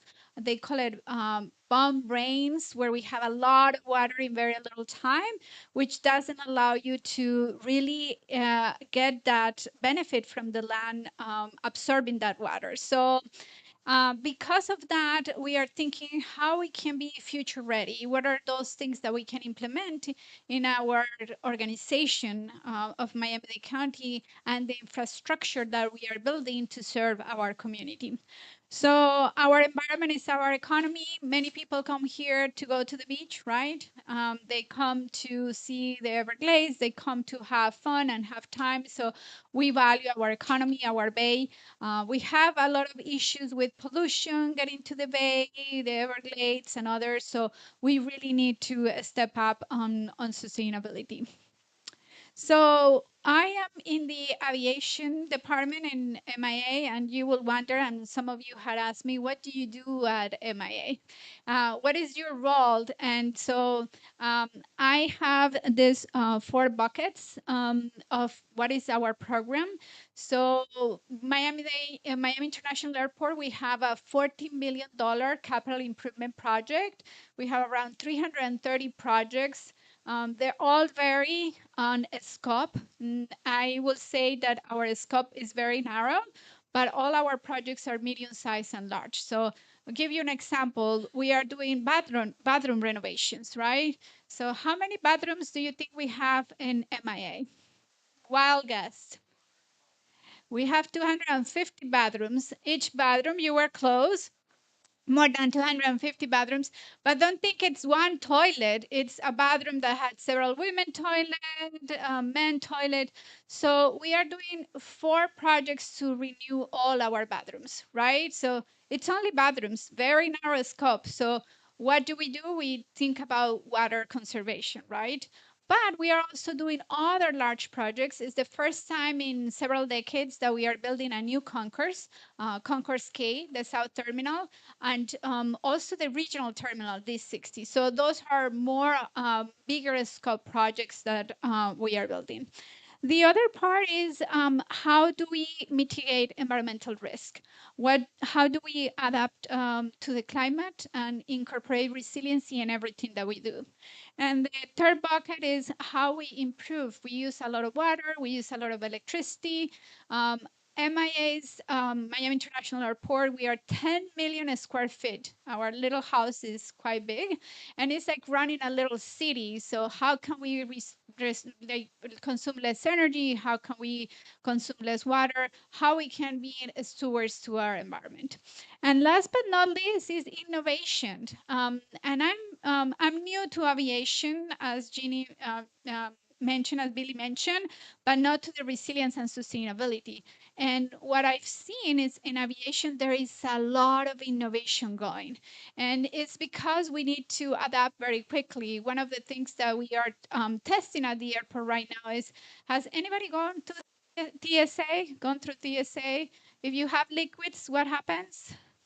You toss them, right? And so what we are trying to do is, what do we do with that liquid that you are tossing? Not the plastic bottle, but that liquid that is damaging all our recyclables. And so we are trying to innovate, and now we have a machine that we are delivering that is going to collect all that liquid. So little by little innovation. We also have a chat box. I don't know if you guys seen it.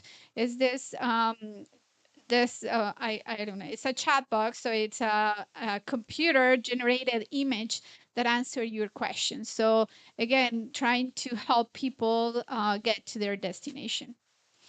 So one of the policies that I want to mention today is the Sustainable Buildings Program. So we are part of Miami-Dade County, as I mentioned, and Miami-Dade County, more than 2 decades ago, created and developed this policy that all new construction, major renovations and minor renovations have to have a sustainability focus.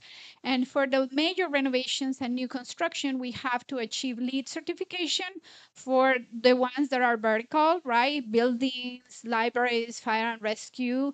And for the ones that are horizontal, like pipeline, streets, because we also have a department that that's streets, water and sewer that lays out pipes for water and wastewater, we have to meet the Envision. Has anybody heard about Envision? Right, from the Institute of Sustainable Infrastructure. And we also have other paths of compliance. So here in Florida, we also have the Florida Green Building Coalition that have a certification for buildings.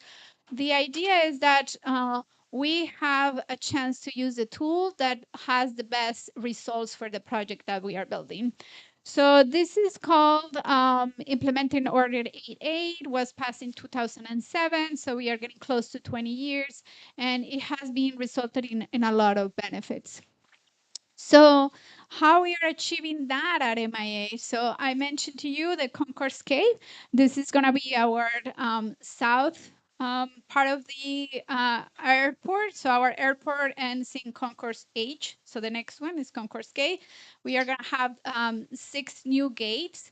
And we are doing, the building is going to be envisioned. It's going to be 3 floors. And it's going to be certification of, and I think, okay, it comes back. And then for the apron, which where the airplanes park and all that GSC, what is the area where the baggage claim is and general support equipment, we are going to have an Envision certification. And so some of the things that we are considering for achieving this both certifications is, for example, we are looking at glass, high-end glass that will limit the heat gain into the terminal. We have water fixtures that are efficient, LED lighting. We have a cool roof, right? And all these innovations that is going to go into the concourse. We are also looking at the materials that we are going to use. As you may have seen, we use a lot of terrazzo. Terrazzo material instead of carpet. We use low VOC paints, low volatile organic compounds paints. So the cost of the project is $746 million. We just started now, but it's going to be completed in 2029, spring 2029. And so this is one of our prime projects. This is another view of the project again. 6 gates for narrow aircraft types. And obviously, we also are thinking about one of the issues here in aviation that I learned very soon is it takes a lot of energy and cooling to service those airplanes. When they come to the airport, they can turn off their engines, but you have to provide that cooling. And so we have ice plants through the little ice plants or smaller ice plants through the terminal to provide the service to the airplanes. We have one of the largest chiller plants in the Southeast United States to provide air conditioning to our terminal. And we also produce ice at night so that we can deliver that chiller water during the day very efficiently. So it's a lot of work that we are putting into these projects.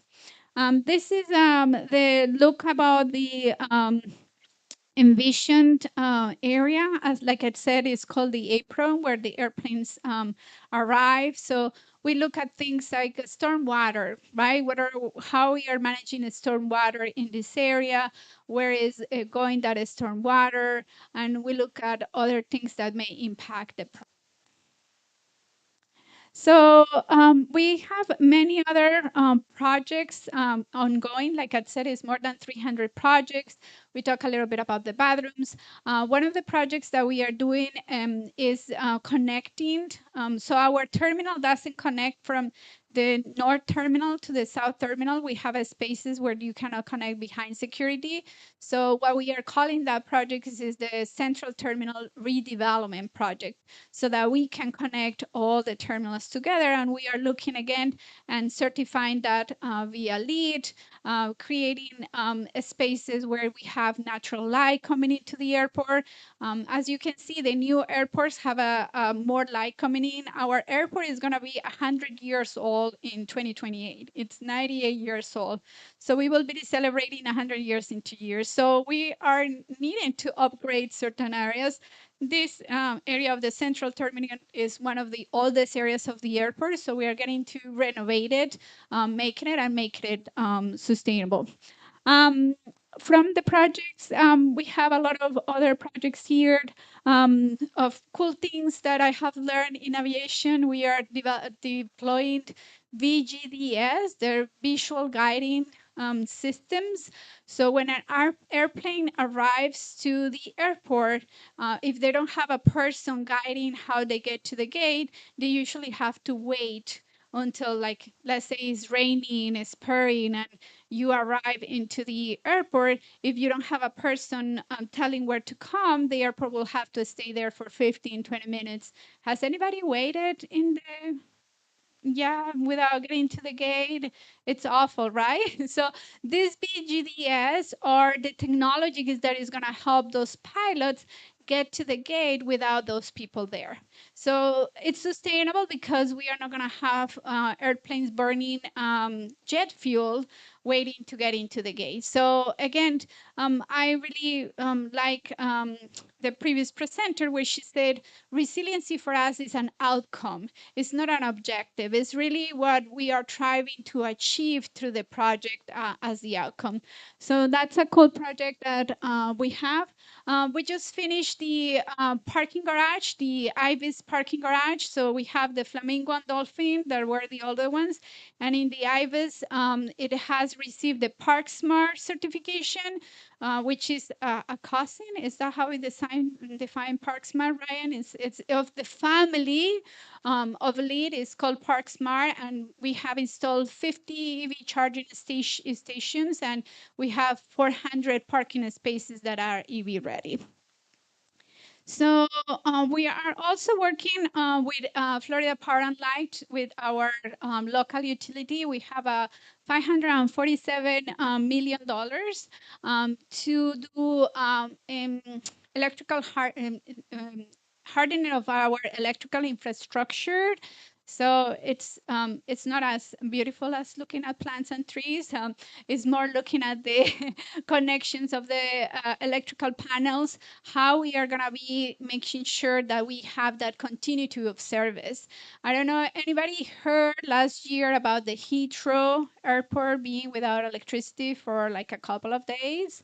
Right, is real, and the losses are multi-million-dollar losses. It's like every minute it's millions of dollars. So all the electricity that we use, we need to make sure that all the points, the electrical panels, the generators, and they are all upgraded so that we have that continuity of service that some speakers were talking before.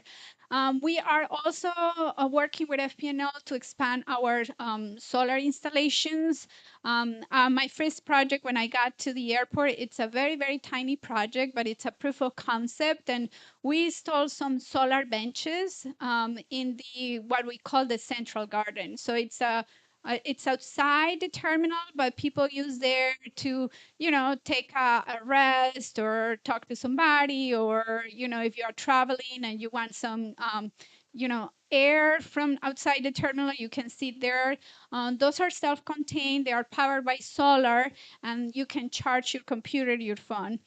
It's a very small project when you compare to Miami International Airport, right? It's like a tiny project, but what it helps us is through that project, we have to go through all the permitting. And if you think permitting in an airport is easy, think twice. We have so many regulations, the FAA. I remember the FAA saying, well, what about glare from those solar benches? And I said, well, if the pilot gets to see that solar benches, he has a lot bigger problems because that plane is not in a good place. So, but they still ask those questions, right? And how to permit it.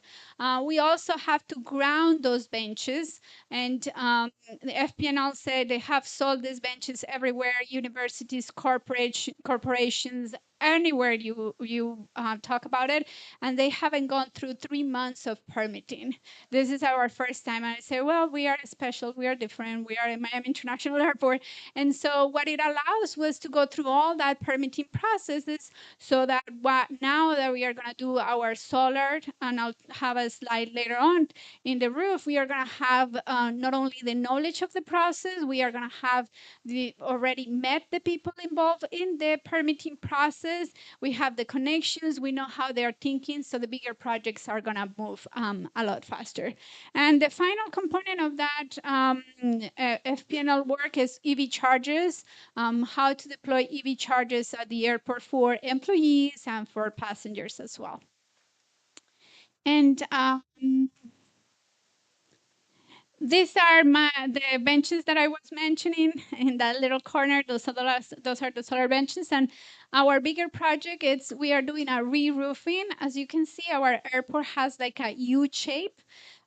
So the central terminal is the base of that U, and so we are doing a re-roofing, but we are not stopping there. We are starting solar panels through that re-roofing project. And also right after that, we are thinking about installing solar carports in our Dolphin and Flamingo parking garage. So again, these little solar benches was our enabling project to get faster to the bigger projects and to move faster to that permitting process that is so complex in an airport. Our idea is that by 2037, 15% of our electricity will come from solar energy. We think we are going to get there faster, but that's our goal of diversification. Our idea behind having solar, it's also how we can implement later on, like, for example, a microgrid that could serve the airport when the grid's unable to support our demand. And again, that's back to, we want to make sure that we don't stop. We are a 24-hour, 7 days operation. And we, as a Miami International Airport, we support 900,000 direct and indirect jobs in our community. So it's about more or less 1 out of 4 jobs in our community are at the airport. So the impact of having an airport closed 24 hours, 3 days, 5 days, it's huge. And these are some of the news in our community, what they said about what we have done, the recognitions that we have heard. And this is my last slide. So we were on time, Billy. Thank you so much. Excellent. Maybe at the breakout group, you could bring up sustainable aviation fuel. I wonder how that goes there. It's my own personal curiosity. Our next speaker and the last in this particular round before we go to the table discussions is Chris Fenwick. Chris, where are you? Oh, over in the left. That's right. Okay, there you go. Chris is a husband, father, former environmental engineer, and sustainability leader for API Group, currently based in Atlanta. He spent time supporting global operations in manufacturing, tech, and construction services, focusing on EHS before leaning into sustainability and finding his passion. So glad you did. I want my great grandkids to say that I'm one of the truly blessed few who loved what he did and did what he loved, and that he is part of the reason our favorite beach on the Florida Gulf still exists. Chris. Thank you. Thank you. There's been so much great stuff I've heard. I'm just blown away. I'm sorry I flew into Fort Lauderdale. That was my mistake. Right. So we're going to talk about return on investment, return on sustainability investment, return on ESG investment. I kind of use ESG and sustainability interchangeably here. I know they're not exactly the same, but bear with me. I lead sustainability for API Group. API Group is a family of companies in the building services, construction services industry. I've got a brief, very, very busy slide here, but it kind of just tells you here's a building and here's all the things we do in the building. From fire protection, which is life safety, a big, big part of what we do, a big part of our business, HVAC, mechanical, plumbing, electrical, some pipeline work, elevators, escalators. So think 40 operating companies all kind of doing their own thing, but a part of API Group. I was visiting 2 of them down here yesterday, today, and the day before. Elevated Elevator, operating in Orlando, International Fire Protection, Gruno Fire Protection, just a lot of individual companies.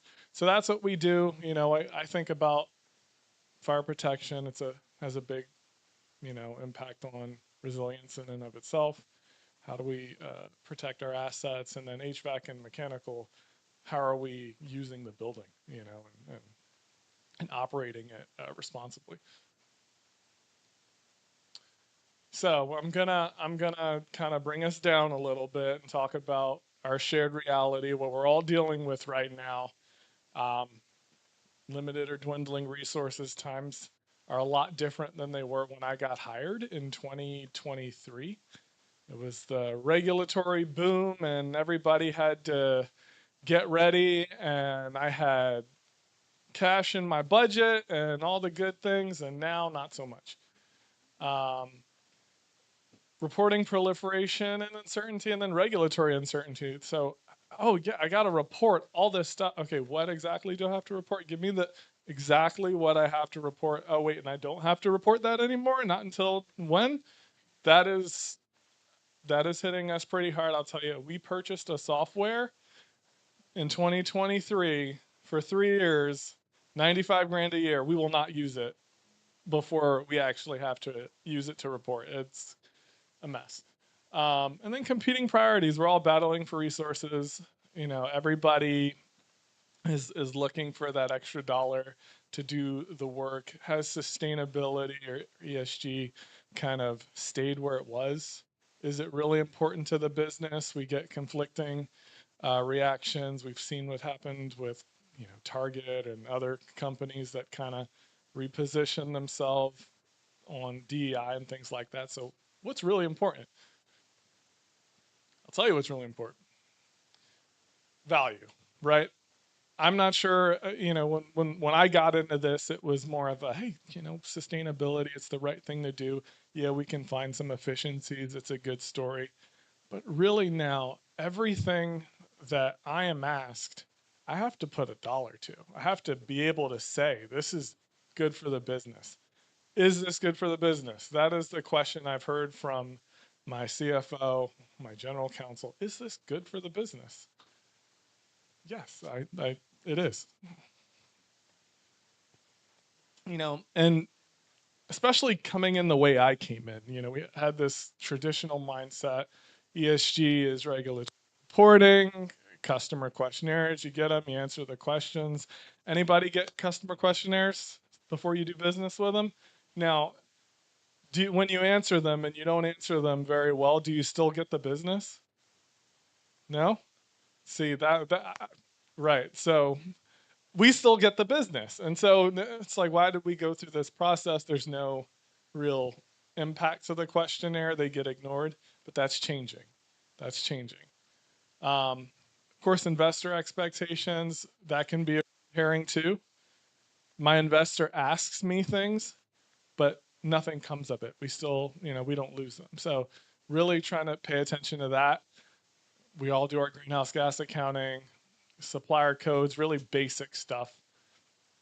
But I think we all know this, good ESG governance reduces risk. Regulatory penalties go down, reputational damage. We've seen that hit people. Customer disqualification. It happens. I know it happens. I've been there. But it's really market specific. What do you do? What business are you in? Who are your customers? Supply chain disruption, and insurance and financing. Can we get access to capital?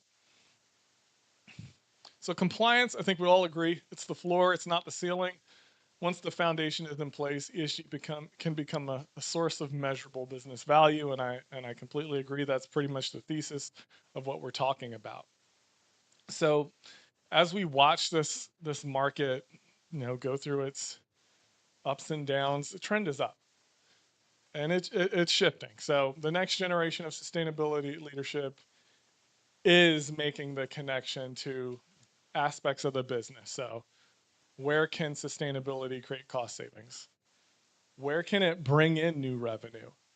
Where can it protect existing revenue? That's something we are actually dealing with on the international side of our business. Is now customers are saying, you're not as mature, we can't do business with you anymore, especially governments. Risk reduction, productivity, getting the best out of our people, keeping our people, capital access, and brand and customer preference. We want to remain the attractive brand partner that our customers want to do business with because we share their values and we're accretive to their goals. We help support what they're trying to accomplish. But all of that takes some serious integration. And I don't know, I'm gonna ask another question. Who here feels like they're in a silo? They're that sustainability team over there that doesn't get in front of the right people, doesn't get to have the conversation. That is the big opportunity, I think, for us. But we've got some homework to do before I think we can have that great conversation. So if we look at that path to that level of maturity, we start with compliance. We report what is required. We do what's required. We issue our TRIR. We put the thing on the wall. Whatever other environmental compliance reports we have to do, we do that. Then we get into risk management. Okay, yeah, I bring in my ISO systems that help me manage risk for environmental risk, safety risk. We're moving on up the ladder. Efficiency. Okay, now we're looking for how we can do more with less. Where can we get more efficient, find savings, reduce resource consumption? Then we see, oh no, what we're doing can actually help us get better, help us grow, draw in more customers. We start the sustainability reporting, the voluntary reporting. We start telling the story, spreading the message. When we really get all the way to the top, we're thinking about sustainability truly embedded in the organization as a competitive advantage, as a differentiator. And I don't know if any of you have read Jim Collins' Good to Great. We got one. And when I tell you, there you go, the flywheel, that's when you get the momentum building. I highly recommend. What I'm talking about here is really getting engaged with the business leaders and other functions of your organization. These are the types of books they're reading. I love Net Positive and Andrew Winston, but we got to start to get engaged on the books that the business leaders are reading so we can understand how to connect with them. But you really do get that flywheel moving. You get the momentum driving the business forward. You're focusing your operations and your activities and your service areas in the right place that are embedding sustainability. I think all of us in here, I venture to say, are true believers. Like, we believe this is the right thing to do. We're exiting this area of aspirational ESG where we set the goal because we feel, it's the right thing to goal. It's the right thing to do. It's the right goal to set. We need to do this, but it's not landing anymore. And I think we kind of have to acknowledge that. We can't, the net zero target, yes, you can have the mindset or the disposition that, hey, it's the right thing to do. Set the goal that needs to be met and then figure out how to get there on the way. Or when you're dealing with a lot of highly technical engineers and finance people and very risk averse people arguing, well, let's set the goal we have some feasible way of achieving and then grow from there. And I think there's credence to both perspectives, but I think this is one that is slowly starting to drift.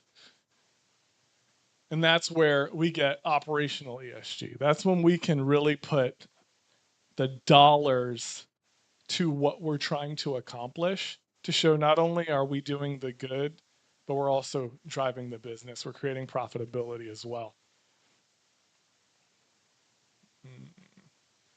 And so when we're shifting kind of away from this aspirational ESG that leaves a lot of questions unanswered, how we get there, we start asking the right questions of what systems change, what risks did, declined, what efficiencies have we created, what costs were avoided, what resilience increased.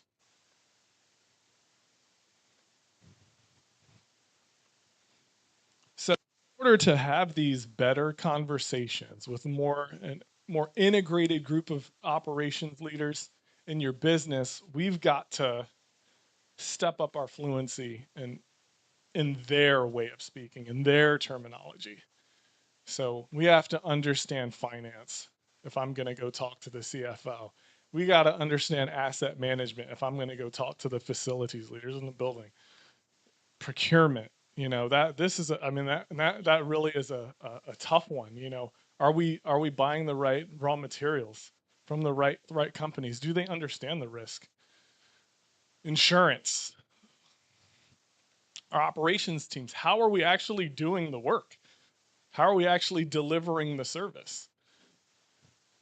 Risk and resilience. Do we understand what's down the line? What can hit us? Instead of talking about ESG and our categories and things that are esoteric to us, and we're trying to bring them along and preach and teach, we need to articulate our message in a way that addresses revenue protection, cost avoidance, risk mitigation, asset longevity, workforce productivity. If I'm connecting those dots, then they're listening. I've seen it. I've seen it, eyes light up in conversations when I've positioned what I'm trying to do, ostensibly for that function, but within the lens of sustainability. So again, we really have to reframe the conversation around sustainability to where they are and what they are accountable for. Understanding that they have goals and objectives that have come down, and how can we help them achieve those? So we've all seen this before. We've heard people, planet, profit, right? And I've kind of I've repositioned it just a little bit because I want them to understand that, hey, we can't do any of this if we're not a profitable company. We have to ensure that what we're trying to accomplish is actually connected to and driving performance against the business, the actual business metrics and goals. So communicate the financial ROI with the same rigor that we do people and planet. And I think a lot of times we communicate, hey, this will create a benefit in a certain area, but we don't actually get to the point of quantifying it, of delivering something that they can say, oh, okay, all right, this is going to add $3 million of EBITDA, or it'll add, we might gain another million in revenue because we did XYZ. So we really want to make sure we're connecting those dots to the business goals. So for my company, we have what we call 16, 60, 10. 16% EBITDA margin, 10 billion in revenue, and 60% service mix between whether we do contract, new installation, or service mix of inspection, service, and maintenance. And so everything that I try to communicate from a sustainability perspective we should do, I have to correlate it to how it's going to help that branch or that operating company achieve one of those targets. There's another one, 3 billion in cash flow, but it doesn't sound as good when you add that one in. So they don't say it. So let's look at the value drivers really quickly. Just things that, we think about, we talk about energy efficiency from an operational excellence perspective, lower utility costs, but then how do you measure it? Like we get to this is the connection, but how are we actually measuring it on the back end to say, hey, yes, this actually happened. It's delivering on what we expected.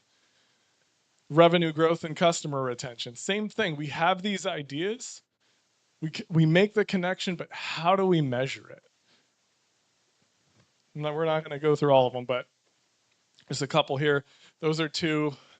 Workforce and culture, lower turnover. I say it all the time, and I'm working with my HR, my people lead, to come up with a way, how can we measure that? And then capital and insurance. So, what are the steps? Start with your business priorities. Ask the right questions. Whoops. And where are costs increasing? What are customers asking for? Where are we exposed to risks? Where can we operate more efficiently? What can we differentiate? Where can we differentiate? What are the financial drivers? Well, hey, cost reduction, revenue growth, risk avoidance. Let's paint those connections. Productivity improvement, capital efficiency, asset optimization, customer alignment, huge. And then define the baseline. Where are we now relative to these areas? And then measure the financial and non-financial outcomes. Dollars saved, easy, emissions reduced, waste avoided, all packaged into one neat representation. I have a form that we use. I'm going to show you in a second. And then communicate it, share it. Create a dashboard, show, hey, this is where sustainability is connecting to all of our functions and delivering value for the business very specifically relative to those goals. And this is the one we use. You can't see it, but it's really just saying, hey, what is the project? What's the value driver? Revenue, margin, cash flow. Nature of the project, how we're quantifying it, how we're going to actually measure it. Define the sustainability impact. It could be people, environment. And then quantify the benefit. What's the ROI? What's the payback period? All this gets rolled up kind of automatically into a driver. Oh, sorry. So almost done. So integrated sustainability, it can't just sit with us. Got to get connected. It requires cross-functional approach. It's got to be co-generative and collaborative. So we're working together. I'm not just putting stuff on them. We're working together to come up with ideas that make sense. These are the areas that we regularly engage. And lastly, the future sustainability and is ESG and business credibility. You had something on your slide that was like, we're the last place where credibility in this world exists. And I think adding some of this acumen and this ability to connect with other business leaders is really going to add to that. So we must measure connect our sustainability to ROI, to those outcomes that drive performance. The future leaders in sustainability will not be just compliance owners, report writers, et cetera. They're going to be business strategists, value creators, partners, ROI translators, and drivers of resilience, growth, and competitive advantage. So thank you. Sorry if I ran over a little bit. Great. Thank you so much, Chris. Really appreciate that. We're going to go to the group discussions. I want to say one thing before we do that, and then we're going to do a little something. We have 2 more really excellent speakers coming. You heard Sophia talk magnificently about sustainability in a luxury context. You're going to hear about how to do that in a affordability from Aaron. And Ryan's going to talk to us, and which I'm excited to hear what you have to say, Ryan. Can you talk to me after I get done up here? Okay, great. So we're going to go to the discussions. So I'm going to tell you what tables to go to, and then I'm going to say one more thing. So don't move until I'm done saying what I got to say. Okay? So Patricia, it says, do you have a table number on there? Patricia is sitting there, so Patricia's going to go to 2. Sophia, there's no table on this, but Sophia's sitting here, so come find Sophia. And Chris, you're sitting back there, so go find Chris back there, no matter what table number there is. That's where the people are that we know we just spoke to. Okay, so before we do that, I want you to all stand up, please. Stand up in place. Give yourself a little bit of room. And I don't know about you all, but up in the Pacific Northwest where I'm from, we do a lot of whitewater rafting and kayaking and waterway movement in small kayaks and that kind of thing, paddleboarding. So we're going to do a little paddleboarding. So I want you to grab your paddle. I have to do it in a way that I can talk to you at the same time. I want you to grab your paddle and just imagine, okay, we're going slowly. Do whatever you want to paddle with, but this is what I'm paddling with. At first you want to slow, okay? And you're going down a slow, calm, clean river that's not getting sewage in it. And you're going to change to the other side. Now you're paddling over there. Now you want to kind of maybe go back this way and this way just to keep yourself straight, because up ahead, what's coming? A little white water's coming. So now we have to position ourselves. So we got to move a little quicker, okay? You know how you're to position yourself? Go to the other side. Now you're going to kind of lean back a little bit. Okay, you ready? You're hitting the white water. Okay, go. Now you have to position. Don't hit the rocks. Go to the right. Go to the left. Go to the right. Go to the left. Go down. Get down, all the way down. God, let's see. I don't see anybody getting down. Get down. Here we go. Here we go. And we come out. We pop out to the other end. I hope your blood's flowing a little bit. Now find your way to your table, okay?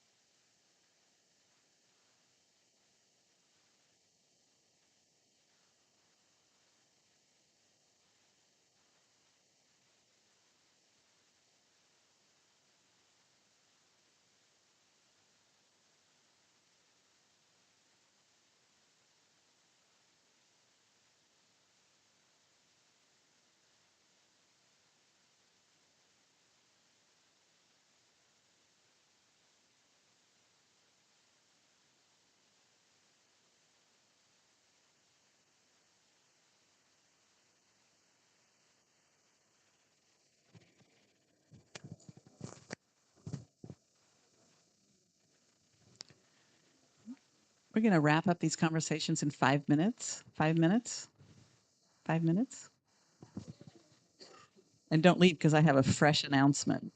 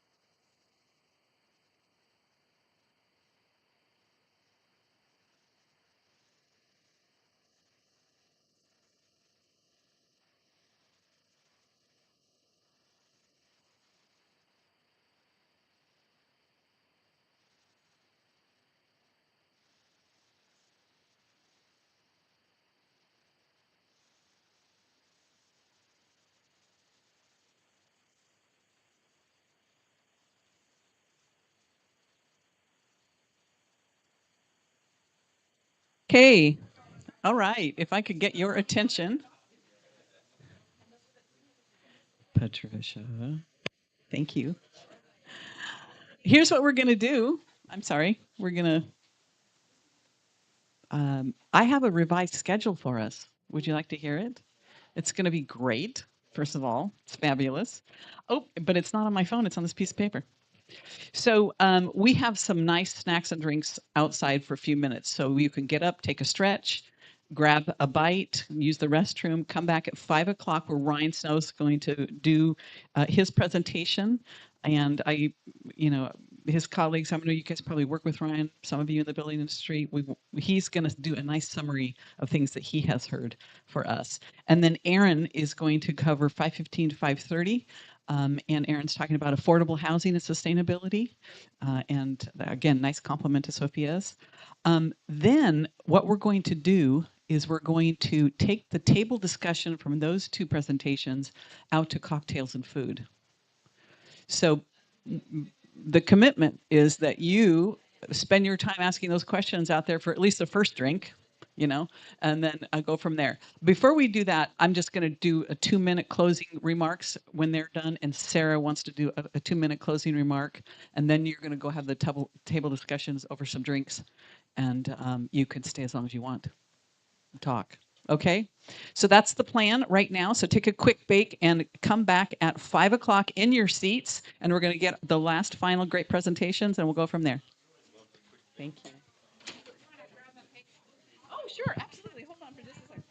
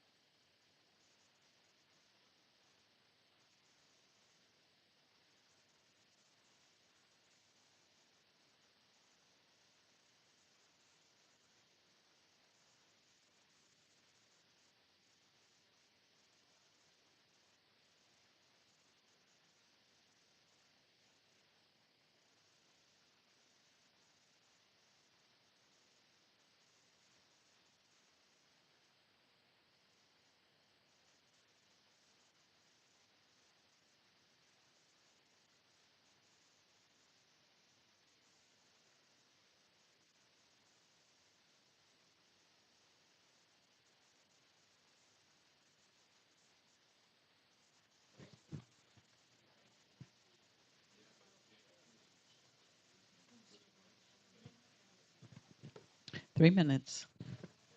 2 minutes.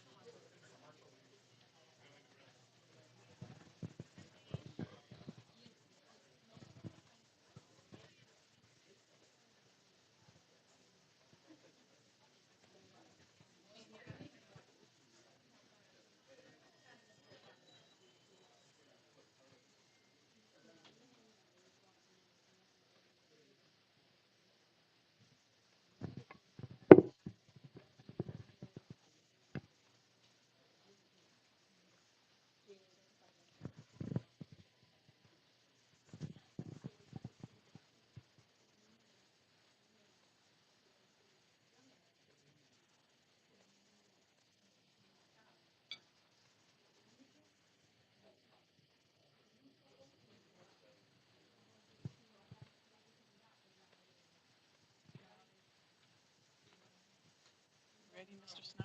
Yeah, I think so.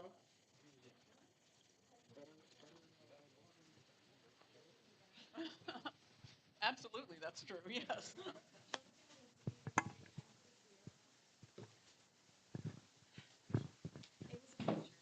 Be sure and grab something before we start. We're going to start in 2 minutes. Oh. Oh, okay. Darn it.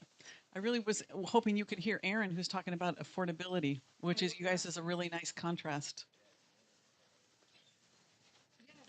Can you, Kendall, give them a grab? Or I'll do it. You have your hands full. Hold on. You go, girl. That's what I want to hear. Does it work out here? No. Come on in, guys. Here we go.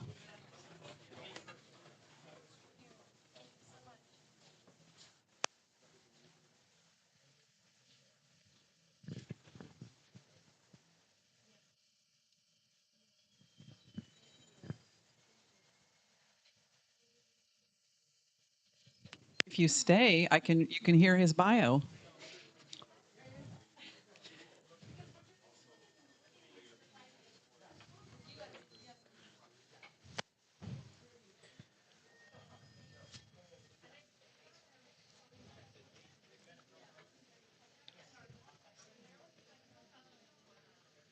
Thank you. Thank you so much. Appreciate you. This is guys. Sweet, cute, sweet. Oh, okay. Okay.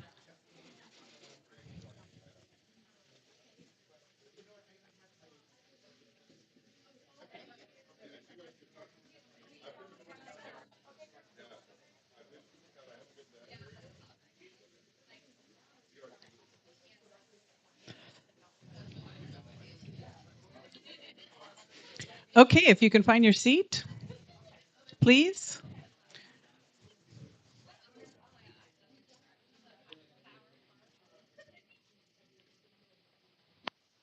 Thank you. Thank you. Thank you. Thank you.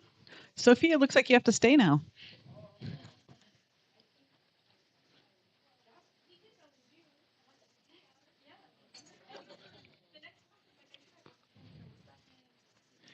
Oh, you all heard that, right? She said conference 4 seasons with a big discount. Thank you very much. Not your usual clientele. Okay, here we go. I first want to start by saying I'm going to introduce Ryan here in a moment. But I want to thank you. It's hard to, they pack these things with so many great speakers. It is a long day. But one of the intentions is to give your time, make your time worth it. Sometimes if you have these in 2 full days, it's really hard to get 2 full days. So, but to come for 1 full day and really make it worth your while is absolutely great. So thanks for everybody who's still here, and it's going to be worth it. Our next speaker, Ryan Snow, is Regional Director of the U.S. Market Transformation and Development at the U.S. Green Building Council, where he leads a team to advance the adoption of sustainable, healthy, and resilient buildings and communities across the U.S. South, where we are, right? We're in the South, yeah. I'm from the North, so, you know. With more than 20 years of experience in green building, market transformation, and industry leadership. He has helped shape national sustainability initiatives, built strategic partnerships, and educated professionals around the world. What does Ryan hope his great-grandchildren or descendants or anybody that's going to be around that will help remember all the great things he did? Ryan hopes his future descendants know that everything he did was rooted in love.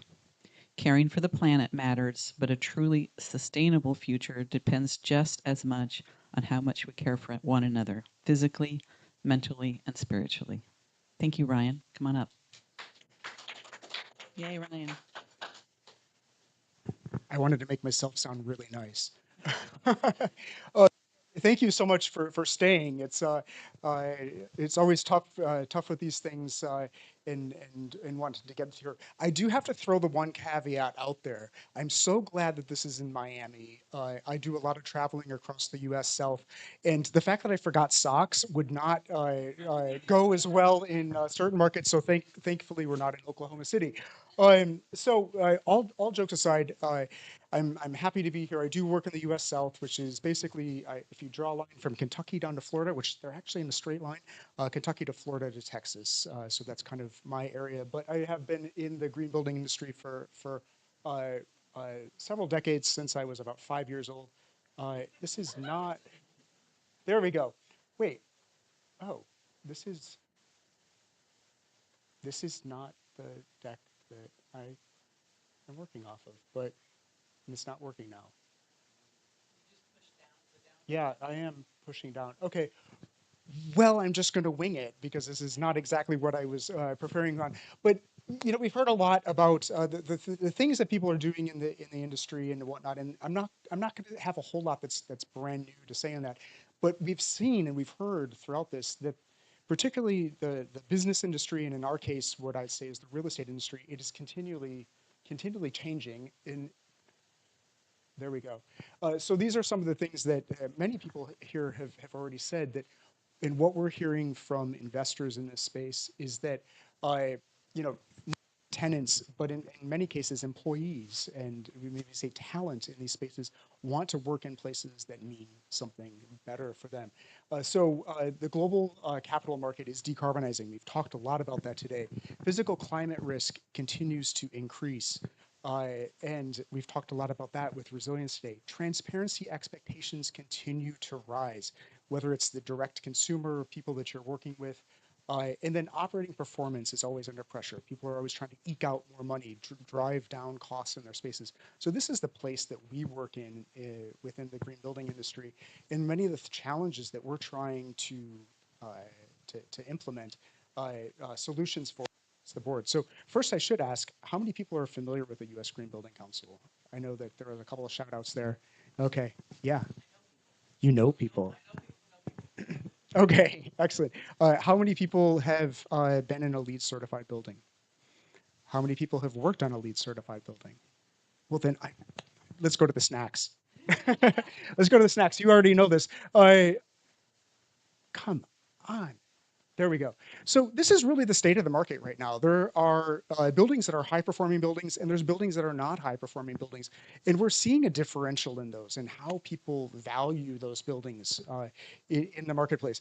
So there's these high-performing buildings and assets, they have lower costs of capital, stronger tenant demand, insurance stability, better exit valuation, so on and so forth. There was a study by JLL recently, and there's a bunch of different studies that are out there, that high-performing buildings, particularly buildings that are certified, are actually commanding premiums and sales of above 21% above non-certified buildings. There's an 11 to 31% premium on certified buildings over non-certified buildings. We've heard this time and again. There's a great study by Cushman and Wakefield. I think they were commanding, I'm horrible with numbers, but I think it was like upwards of 70% premium on Class B suburban office spaces that were LEED certified over the competition. So we know that these buildings are valued at a higher level. On the opposite end of the spectrum, you have buildings that are not high performers. They haven't continued that investment. They haven't stayed with the market. They haven't stayed with, where things are going, and they become stranded assets. People don't want them. In many cases, the cost of the building or the value of the building are to renovate it isn't worth as much as the land that it's on, right?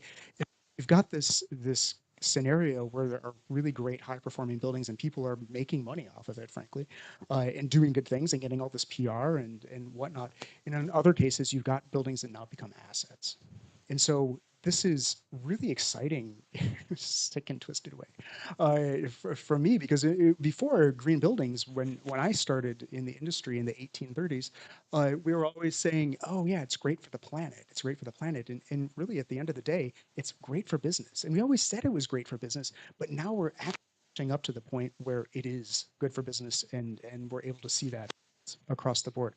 So what we're doing, and those of you who are familiar with LEED v5, I didn't want to do a LEED v5 presentation. LEED v5 is our newest version of LEED. It came out last year. I didn't want to just get into the nuts and bolts of that because it can be a little too much. So I'm going to weave it through here. But what we're looking at with this next version of LEED is really making sure that buildings that are certified under LEED are future ready. They're low carbon buildings, that they are going with this trend of not only thinking about what is happening right now, but where is the market going? How do we make buildings that are not just good for the planet, but they're thinking of the future in multitudes of ways that they can kind of weather multiple storms, economic storms, environmental storms, so on and so forth, and become more attractive across the board. So I have to click it 3 or 4 times. So if I wasn't sure who was going to be in the room, so I'm going to go through this quick. If you're not familiar with LEED, it is the most widely used green building rating system in the world. And the beautiful thing, and I never know what slide's coming next. It is used in 196 countries around the world. We have over 130,000 projects which are certified under the system. So we have a lot of data and a lot of experience with this. And I was so happy to hear many of examples of that today. We are continuing to see that not only are people doing more green buildings, but they're doing them for a lot of different reasons. It's not just because, oh, it's good for the polar bears anymore. It's good for business at that core that core level. So, okay, this is the slide I was thinking of there. The other thing, the advantage of LEED, rather than saying, hey, I'm going to focus, I loved your challenge to us. It's not just about carbon. We are trying to think holistically about the built environment. We want to make sure that we're choosing a good place for where that building is located, that it's connected to the community around it. We want to make sure that what's happening on the land on that space is good for ecology. We want to, of course, drive down energy, have renewable energy, reduce our operating costs through water, but we also really need to make sure that it's good for people. Buildings exist. Why do we build buildings? What's the number one reason? What's that? Shelter? What shelter what? Exactly. People. Buildings do not exist if there are not people, right? So we have to think about the impacts of those buildings on people, people in the building, people that are working on the building, people that are around that building. And so environmental health is important, but also human health and human quality of life is critical to what we do in the LEED rating system. And I don't know if this works. We can send it to you afterwards. If you're interested in more on LEED, there it is. We'll have some QR codes in here. Come on. I should have just stuck with it. There we go. So LEED has been around for about 25 years, more than 25 years, and it is the most largely used rating system that's out there. But with this comes this like responsibility, right, of continually evolving this rating system so that it's not just kind of stagnant, or we do a little bit more. We're continually pushing, and sometimes I frankly say pulling the marketplace to do more, to do better, to take the challenge. And so those of you who might have worked on a LEED 2.0 project or a LEED 2009 project and haven't seen it since then, it is quite different from then. I still hear people say, oh yeah, I did LEED, I put the bike racks in. Good for you. It is much more than that. We've evolved the rating system. First, it was about doing a whole bunch of good things, and then it was about trying to do things that had less harm. Then we started to try to quantify that and do things that were actually proactive for the environment. Then we tried to be much more explicit about measurement of that. Now we're taking it to a completely new level and really building the rating system to not just meet the needs of today, but meet the needs of the future. And so some of the benefits that I'm going to go through in this are these are the measurable advantages to not only doing a green building, but I will dare to say a certified green building, because who has kids? Okay, I don't have kids. The next generation was coming from my neutered Shih Tzu. So, but you know, kids, when your kids say, "Yeah, I did my homework," do you check that they did their homework? And then does it get graded by the teacher? Right. So we're making these huge investments in buildings, and people are saying, "Yeah, I did green building, but did we check it?" Right. So green building is one thing, and that verification, that check that we do to get the certification is extremely important to ensure, because there's so many moving parts in that building. So I'm going to talk about some of the biggest benefits that we see of this, and how we're continuing to evolve the rating system to deliver on that value and those benefits. Oops, I wanted to move this to the end. I'll talk about it now. Once again, different slide deck. Before we talk about benefits, I can't stress enough that the way to approach buildings is not to slap on the green stuff, not to slap on the environmental stuff and say, okay, that's great.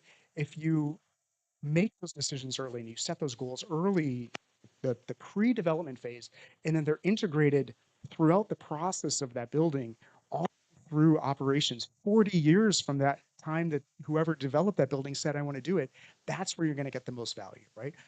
So the biggest long-term impacts, 70 to 80% of those impacts are determined in the first few, dare I say, months of the development process, right? So what we do now, and not only the choices we make, but the decisions and the expectations that we make early on are absolutely critical to this. So I get more time for, yeah, I know it's like, I gotta do something here. So of course, operations, we know that green buildings, we focus on energy efficiency, all these things, we're going to reduce our operations costs. LEED certified buildings have a minimum, I'd say, of about 20% reduction in their operating costs, as it's energy, water, so on and so forth, which is fantastic. When we reinvest in deep retrofits of buildings to bring them up to code, we're seeing, you know, savings of 10 to 40%, which results in real dollars saved, right? So there's this a definite connection between these. So I don't think anybody, particularly, let's say you've got a 1,000,000 square foot building and you're saving up to $2 per square foot per year, you got an extra 2 million in your pocket. What are you going to do with that? We're going to go to her luxury resort in Dominican Republic, probably. But energy efficiency is the stepping stone. And in LEED version 5, what we have done is actually flip the script, where we talked a lot about energy. And LEED stands for energy, leadership in energy and environmental design. We don't talk about that. We just say LEED now because people know it.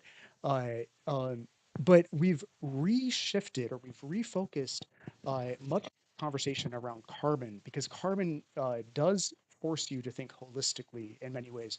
So we're addressing operational carbon, we're addressing transportation carbon, and we're addressing embodied carbon, which is, as we're driving down operational carbon, embodied carbon becomes increasingly important.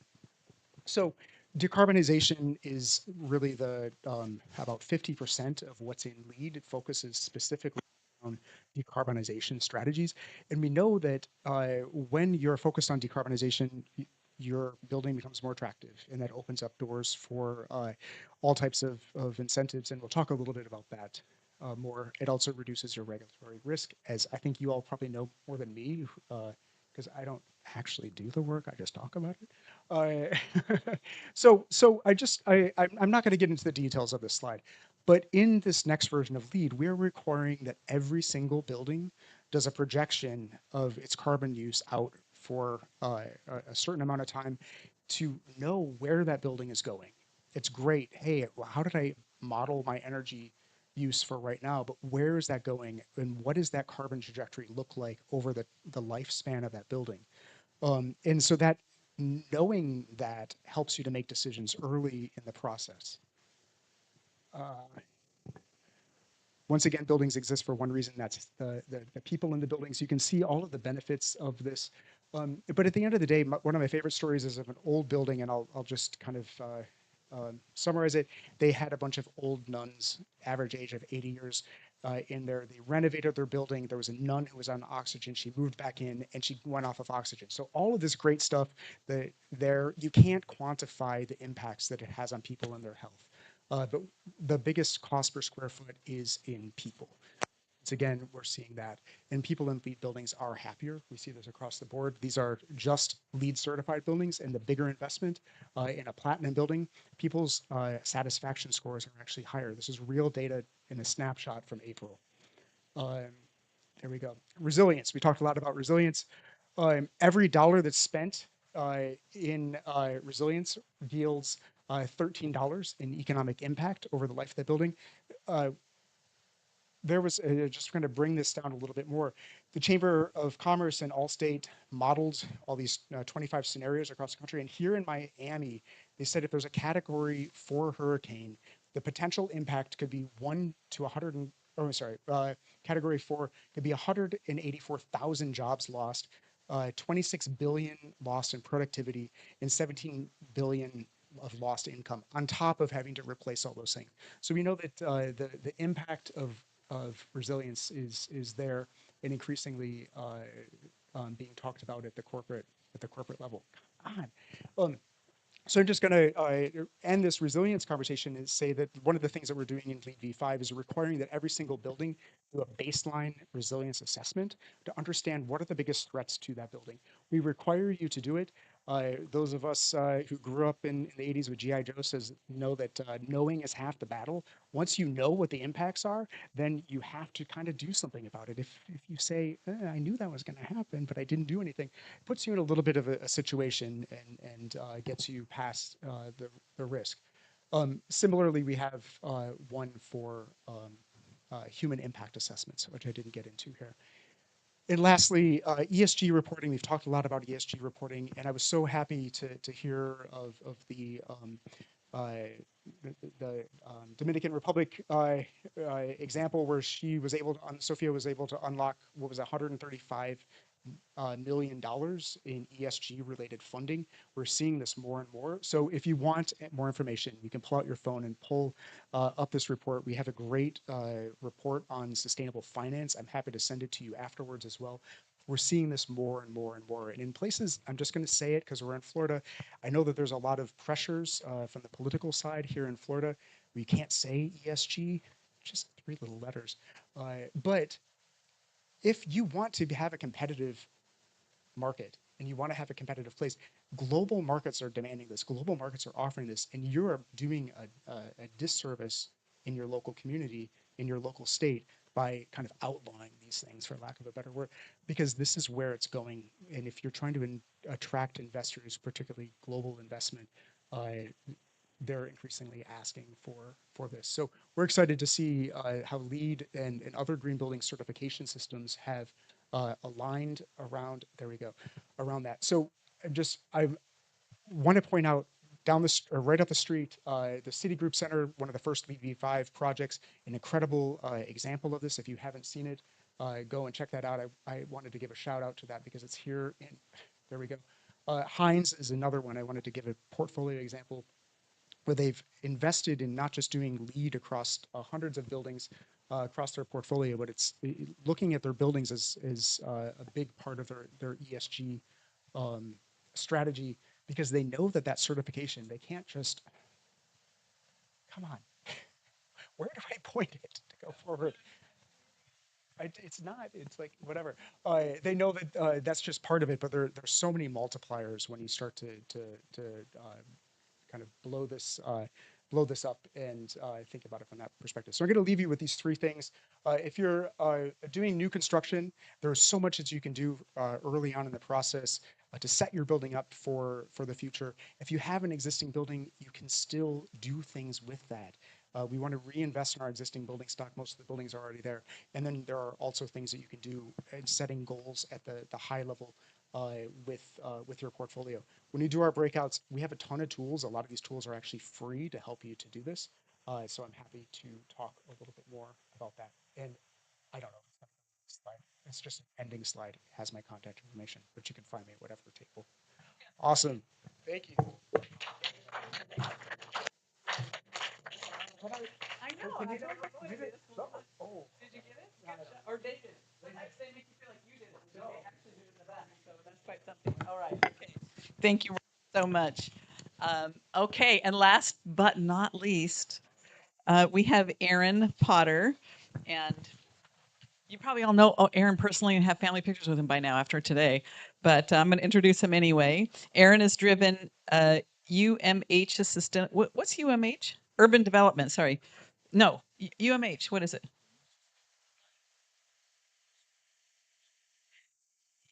Mobile Home, United Mobile Home.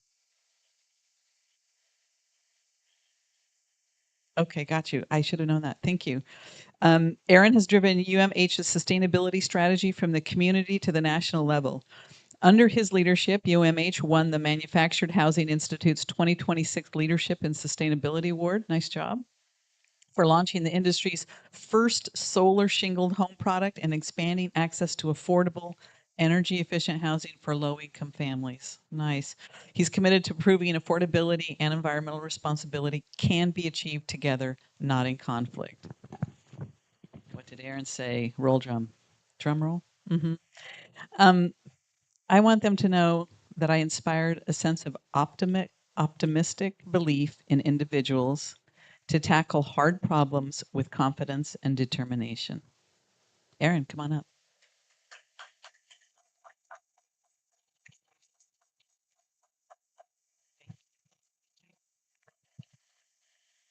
There we go. Let's see if this works for me.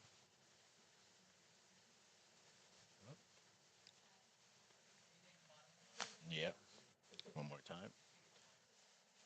One more time. Yeah.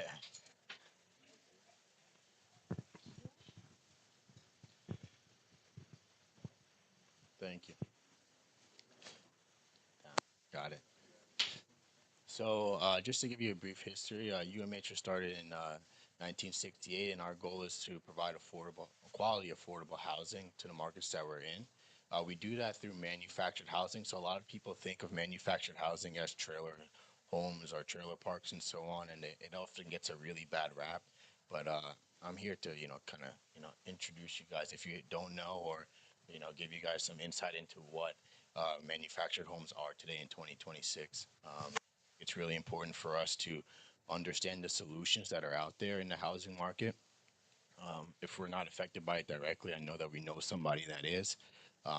Whether it be somebody's child that can't get it or a friend that can't get a home, they're missing out on a true wealth creation, and it's something that people in my generation and younger, and some that are possibly older than me, are also facing the hardships of. Just to give you a quick background, what I want to briefly discuss is the housing market, go into you know, what that means on a social level. I think what UMH tries to do in sustainability is not just focus on the environmental side, but really push, what it means to be a social company and what it means to, create lasting communities.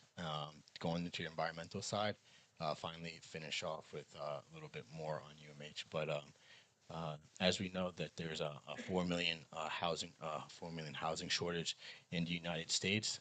That's due to a lot of high cost construction. The input prices for homes have gone up. While that's happened, there's also a lack of workers that are able to, work on these homes. There's a aging population of people in the construction industry that actually do this type of work. And on top of that, they're actually getting paid more than they were in the past, which is great to hear, but they're producing less. So we're actually paying more for less housing. And that's having a dramatic, imbalance in the supply of homes that we desperately need in the country. There's a lot of zoning and permitting reform that's needed, especially around manufactured housing. It's kind of the ugly child of the housing industry. So even if we do land lease communities, which is an option, I just want to also make this clear too. I'm not here just promoting land lease communities and offsite construction. This is a serious problem that we're dealing with in our country, and there's more than one solution. This is a solution, but there's more than one. not everybody here needs to live in a manufactured house. Not everybody needs to live in a land lease community, but there are people that need that, and this is an underutilized tool. So I just want to, continue to be a catalyst for, this type of housing, and for those people, which tends to be low-income earners. Um, so this zoning restrictions are, you want to build a single-family home, you can buy a manufactured home from a retailer or somebody, and then you get it to put on your own land, and there are stipulations about what an actual single family home is, and that it can be disastrous to the overall cost of that project and the timelines that were estimated, and then finally financing and construction. While there are some great products that are out there, as was noted in some of the previous presentations, interest rates are going up. That's leading to higher costs for developers, leading to higher costs for homeowners, and so on. So these increased financing costs, end up, making this 4 million shortage a lot higher, and it's going to continue to be a rolling snowball as, we continue to underproduce homes in the U.S. And this is why I think that UMH is unique in the sense that we're able to provide affordable housing. So across all of our 145 communities, 27,000 sites, in 12 different states, um, all of our communities are affordable to low income earners based on the area median income of where we are. That means that we're affordable, that people are not going to be spending more than 30% of their income on housing based on our actual rents. Um, why is that important? Is because it creates, stable housing. Stable housing is in order for us to do things that allow us to care about what's going on in our environment. I was talking to some people earlier today. It's really hard to care about um, rising waters and so on when you can't afford to pay the grocery bill, or you can't afford to do what's necessary to feed and care for your family. And at the end of the day, a lot of these problems that we are having, you know uh, the end result is ended up being a social problem. And housing itself is also a driver of our economics. If somebody can't move to where the jobs are because because it's too expensive, then they end up missing out on that job. And uh, I think it was in the 1960s or so on, a janitor can move to New York City and earn more money than he did in Detroit. A lawyer can move to New York City, earn more money than he did in Detroit. But nowadays, only the lawyer can do that. The person that lives in New York can no longer, afford to move and find better housing, find better jobs, and that ends up creating a net negative for our productivity as a nation. Um, as I said, it helps to strengthen workforce stability. Um, as I also mentioned, these health outcomes of when you're spending too much on your home, it makes you decide whether or not you're going to go to the doctor, see a dentist, do other things that are just critical to, you, which ends up making you more of a benefit to your underlying society and to your community and your neighbors. Obviously, education, somebody that is worrying about whether or not, they have to do something, or a parent that can provide, outsource, outside of school education for their children compared to somebody that's sitting a tutor or someone. These types of hardships are what go on when you just can't afford your housing. And finally, that ends up to build that community resilience. So apart from the social aspect, just living in a more affordable way, it can create these environmental benefits.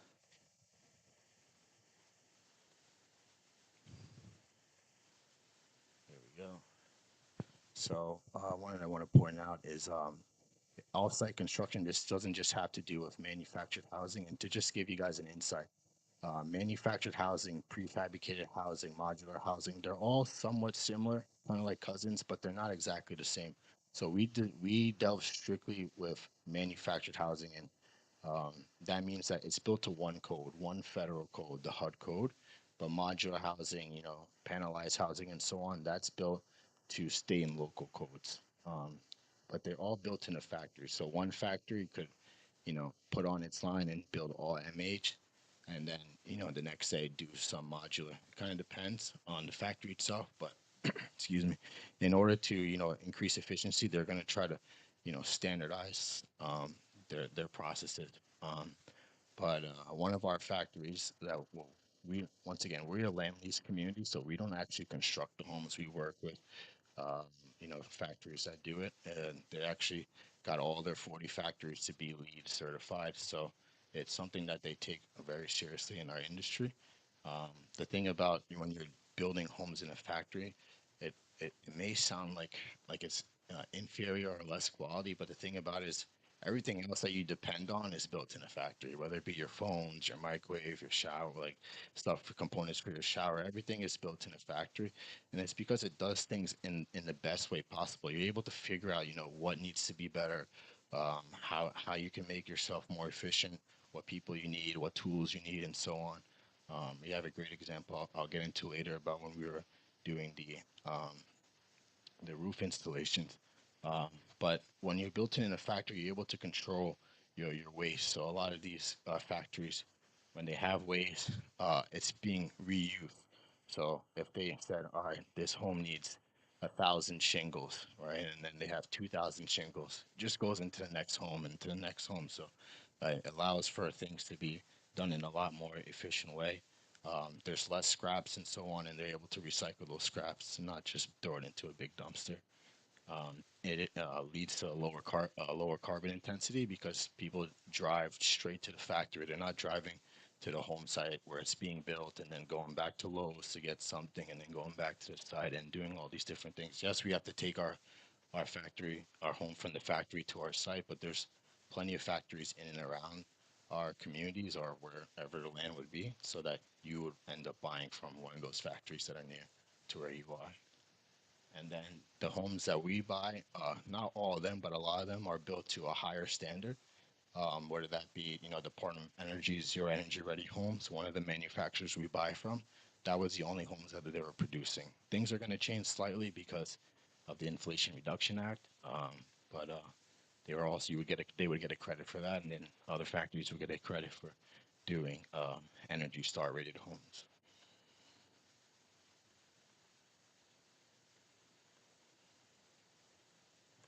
These next couple slides will just be some pictures. This is one of our communities out in New York. This is another community out in Indiana. And then one of the big things that we did, and I was very proud to work on, and we have somebody here from GAF Energy, Fanwell, is we wanted to provide more affordability to our residents. We're not really, as UMH, really even making any money from doing something like this. We're not also paying for it, but the main goal is to provide our residents with a easier way to pay their bills. What we did was we did a factory installation of solar shingles, so not solar panels. These are built in a factory. If we were to put the panels on the home, it would have voided the roof warranty because they're drilling into the roof, and also would have had problems driving down the highway at 70 miles an hour. So we worked with the factory to come up with the solution, and that solution was solar shingles.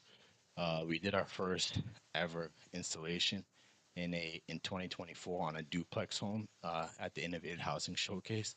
This is not necessarily the best picture, but on the left, that house is actually on the National Mall in DC, where we brought a multi-section manufactured home where they put solar shingles on one half and then left the other half. And that's something that we're tracking now to see what the energy production is and what the cost savings are on one half of this duplex, and the other half is being left as is. So, well, not only was it a new innovation in the fact that it was a duplex home, but we had solar shingles on it. Fast forward to last year, we brought this blue house to the Innovative Housing Showcase, a different house. This one actually had a battery on it as well, so it showed resiliency and how we could actually, power a home almost, it's still tied to the grid and would use grid activity, but as less and less and less. And that's the goal. That's less bills for our resident, and then they can use that, as I said, for the different, if they need more food for the housing, being that it's a low income earner or others. And to give you a little tidbit, this was done in the factory. So in the factory, they can shingle a manufactured home roof in about 30 minutes. They did this first one with the solar shingles in about an hour and a half. So obviously the factory guys weren't too happy at first, but they actually ended up getting it down to like 48 minutes or so. So that was after like 10 or after like the 15th home or so. Well, after the second home, but by the 15th, 20th home, they were able to get it down. And if they were to be doing 200 homes, I think they could also get it down to the to that 30-minute, 25-minute mark that they really do for a regular shingle, because it's a new product. They were getting used to it. They were scared to step on it. Would it break? Would it not break? But these are actually warranted shingles. If we didn't have them turned on for a couple months, unfortunately, did some utility delays, and they acted just fine as a regular shingle. As I spoke already, we have these Energy Star homes. They reduce, the usage by 10 to 30%. Department of Energy homes potentially by 50%. They're able to do this because they're built with a tighter envelope. They have better HVAC systems in them. They, use Energy Star rated appliances and other things that really help to drive down the cost. When you pair that with solar shingles, then it gets down even more. And I have goals of creating one of the first ever net zero manufactured homes with the stuff that we're working on. So that's definitely a future goal for us. Skip over to how and why we're able to do this really quickly. We're a REIT, so we don't have to pay any income tax. That really helps us in order to uh, uh, drive down costs for our residents. In the end, we have this land lease platform that helps us share costs around for our residents, so that also helps to drive down the costs. Once we buy homes that are built in a factory, they're typically built at half the cost per square foot as a standalone site built home. And we typically buy value-added communities. So these communities are priced, but well, the sites on the communities end up being priced below replacement costs. So when we buy, a site that has 50% vacancy, we're not necessarily paying for those 50% vacant homes. But to develop them could be 100,000 or whatever. So we're basically getting those sites for free, putting in half cost homes, not paying income tax, and doing all this stuff that allows us to drive down the cost for our residents. As I said, we have 145 communities, 27,000 developed sites, 11,000 rentals where somebody's renting both the land and the home. And our average rent on those is $1,044. So, what we try to do is drive value in a way that it's not through increasing rents. We have 3,500 vacant sites, so that's plenty of room for us to grow in the near future. Yeah, this last slide is just a quick uh, oops it's a quick summarization that we're able to do it affordably, sustainably, and at scale. So thank you guys.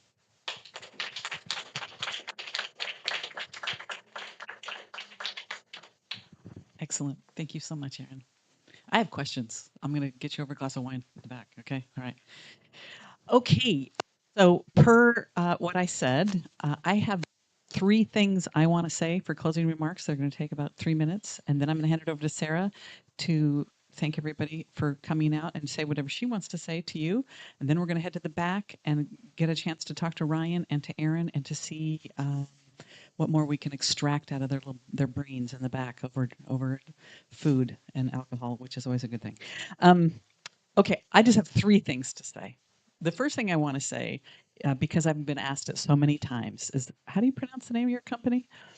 Geni. The name of my company is Geni Earth, and I want to tell you why it's called that. Because you guys are living action about what it means. Geni has 2 different definitions. One is it is plural genius. Geni, plural genius. It doesn't mean like my people are geniuses, though we are geniuses.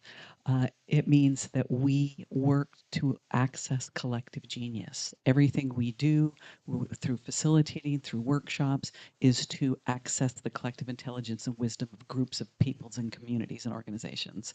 It's only together that we can get better. The second definition is guardian of a place. So Geni Earth is exactly what we mean, getting collective wisdom to be guardian of our planet. And all of our leadership work is focused on that and working with groups. So that's the first thing I wanted to say. The second thing I want to say is I'm going to give you, you're going to want to write this down. This is the most sustainable fuel in the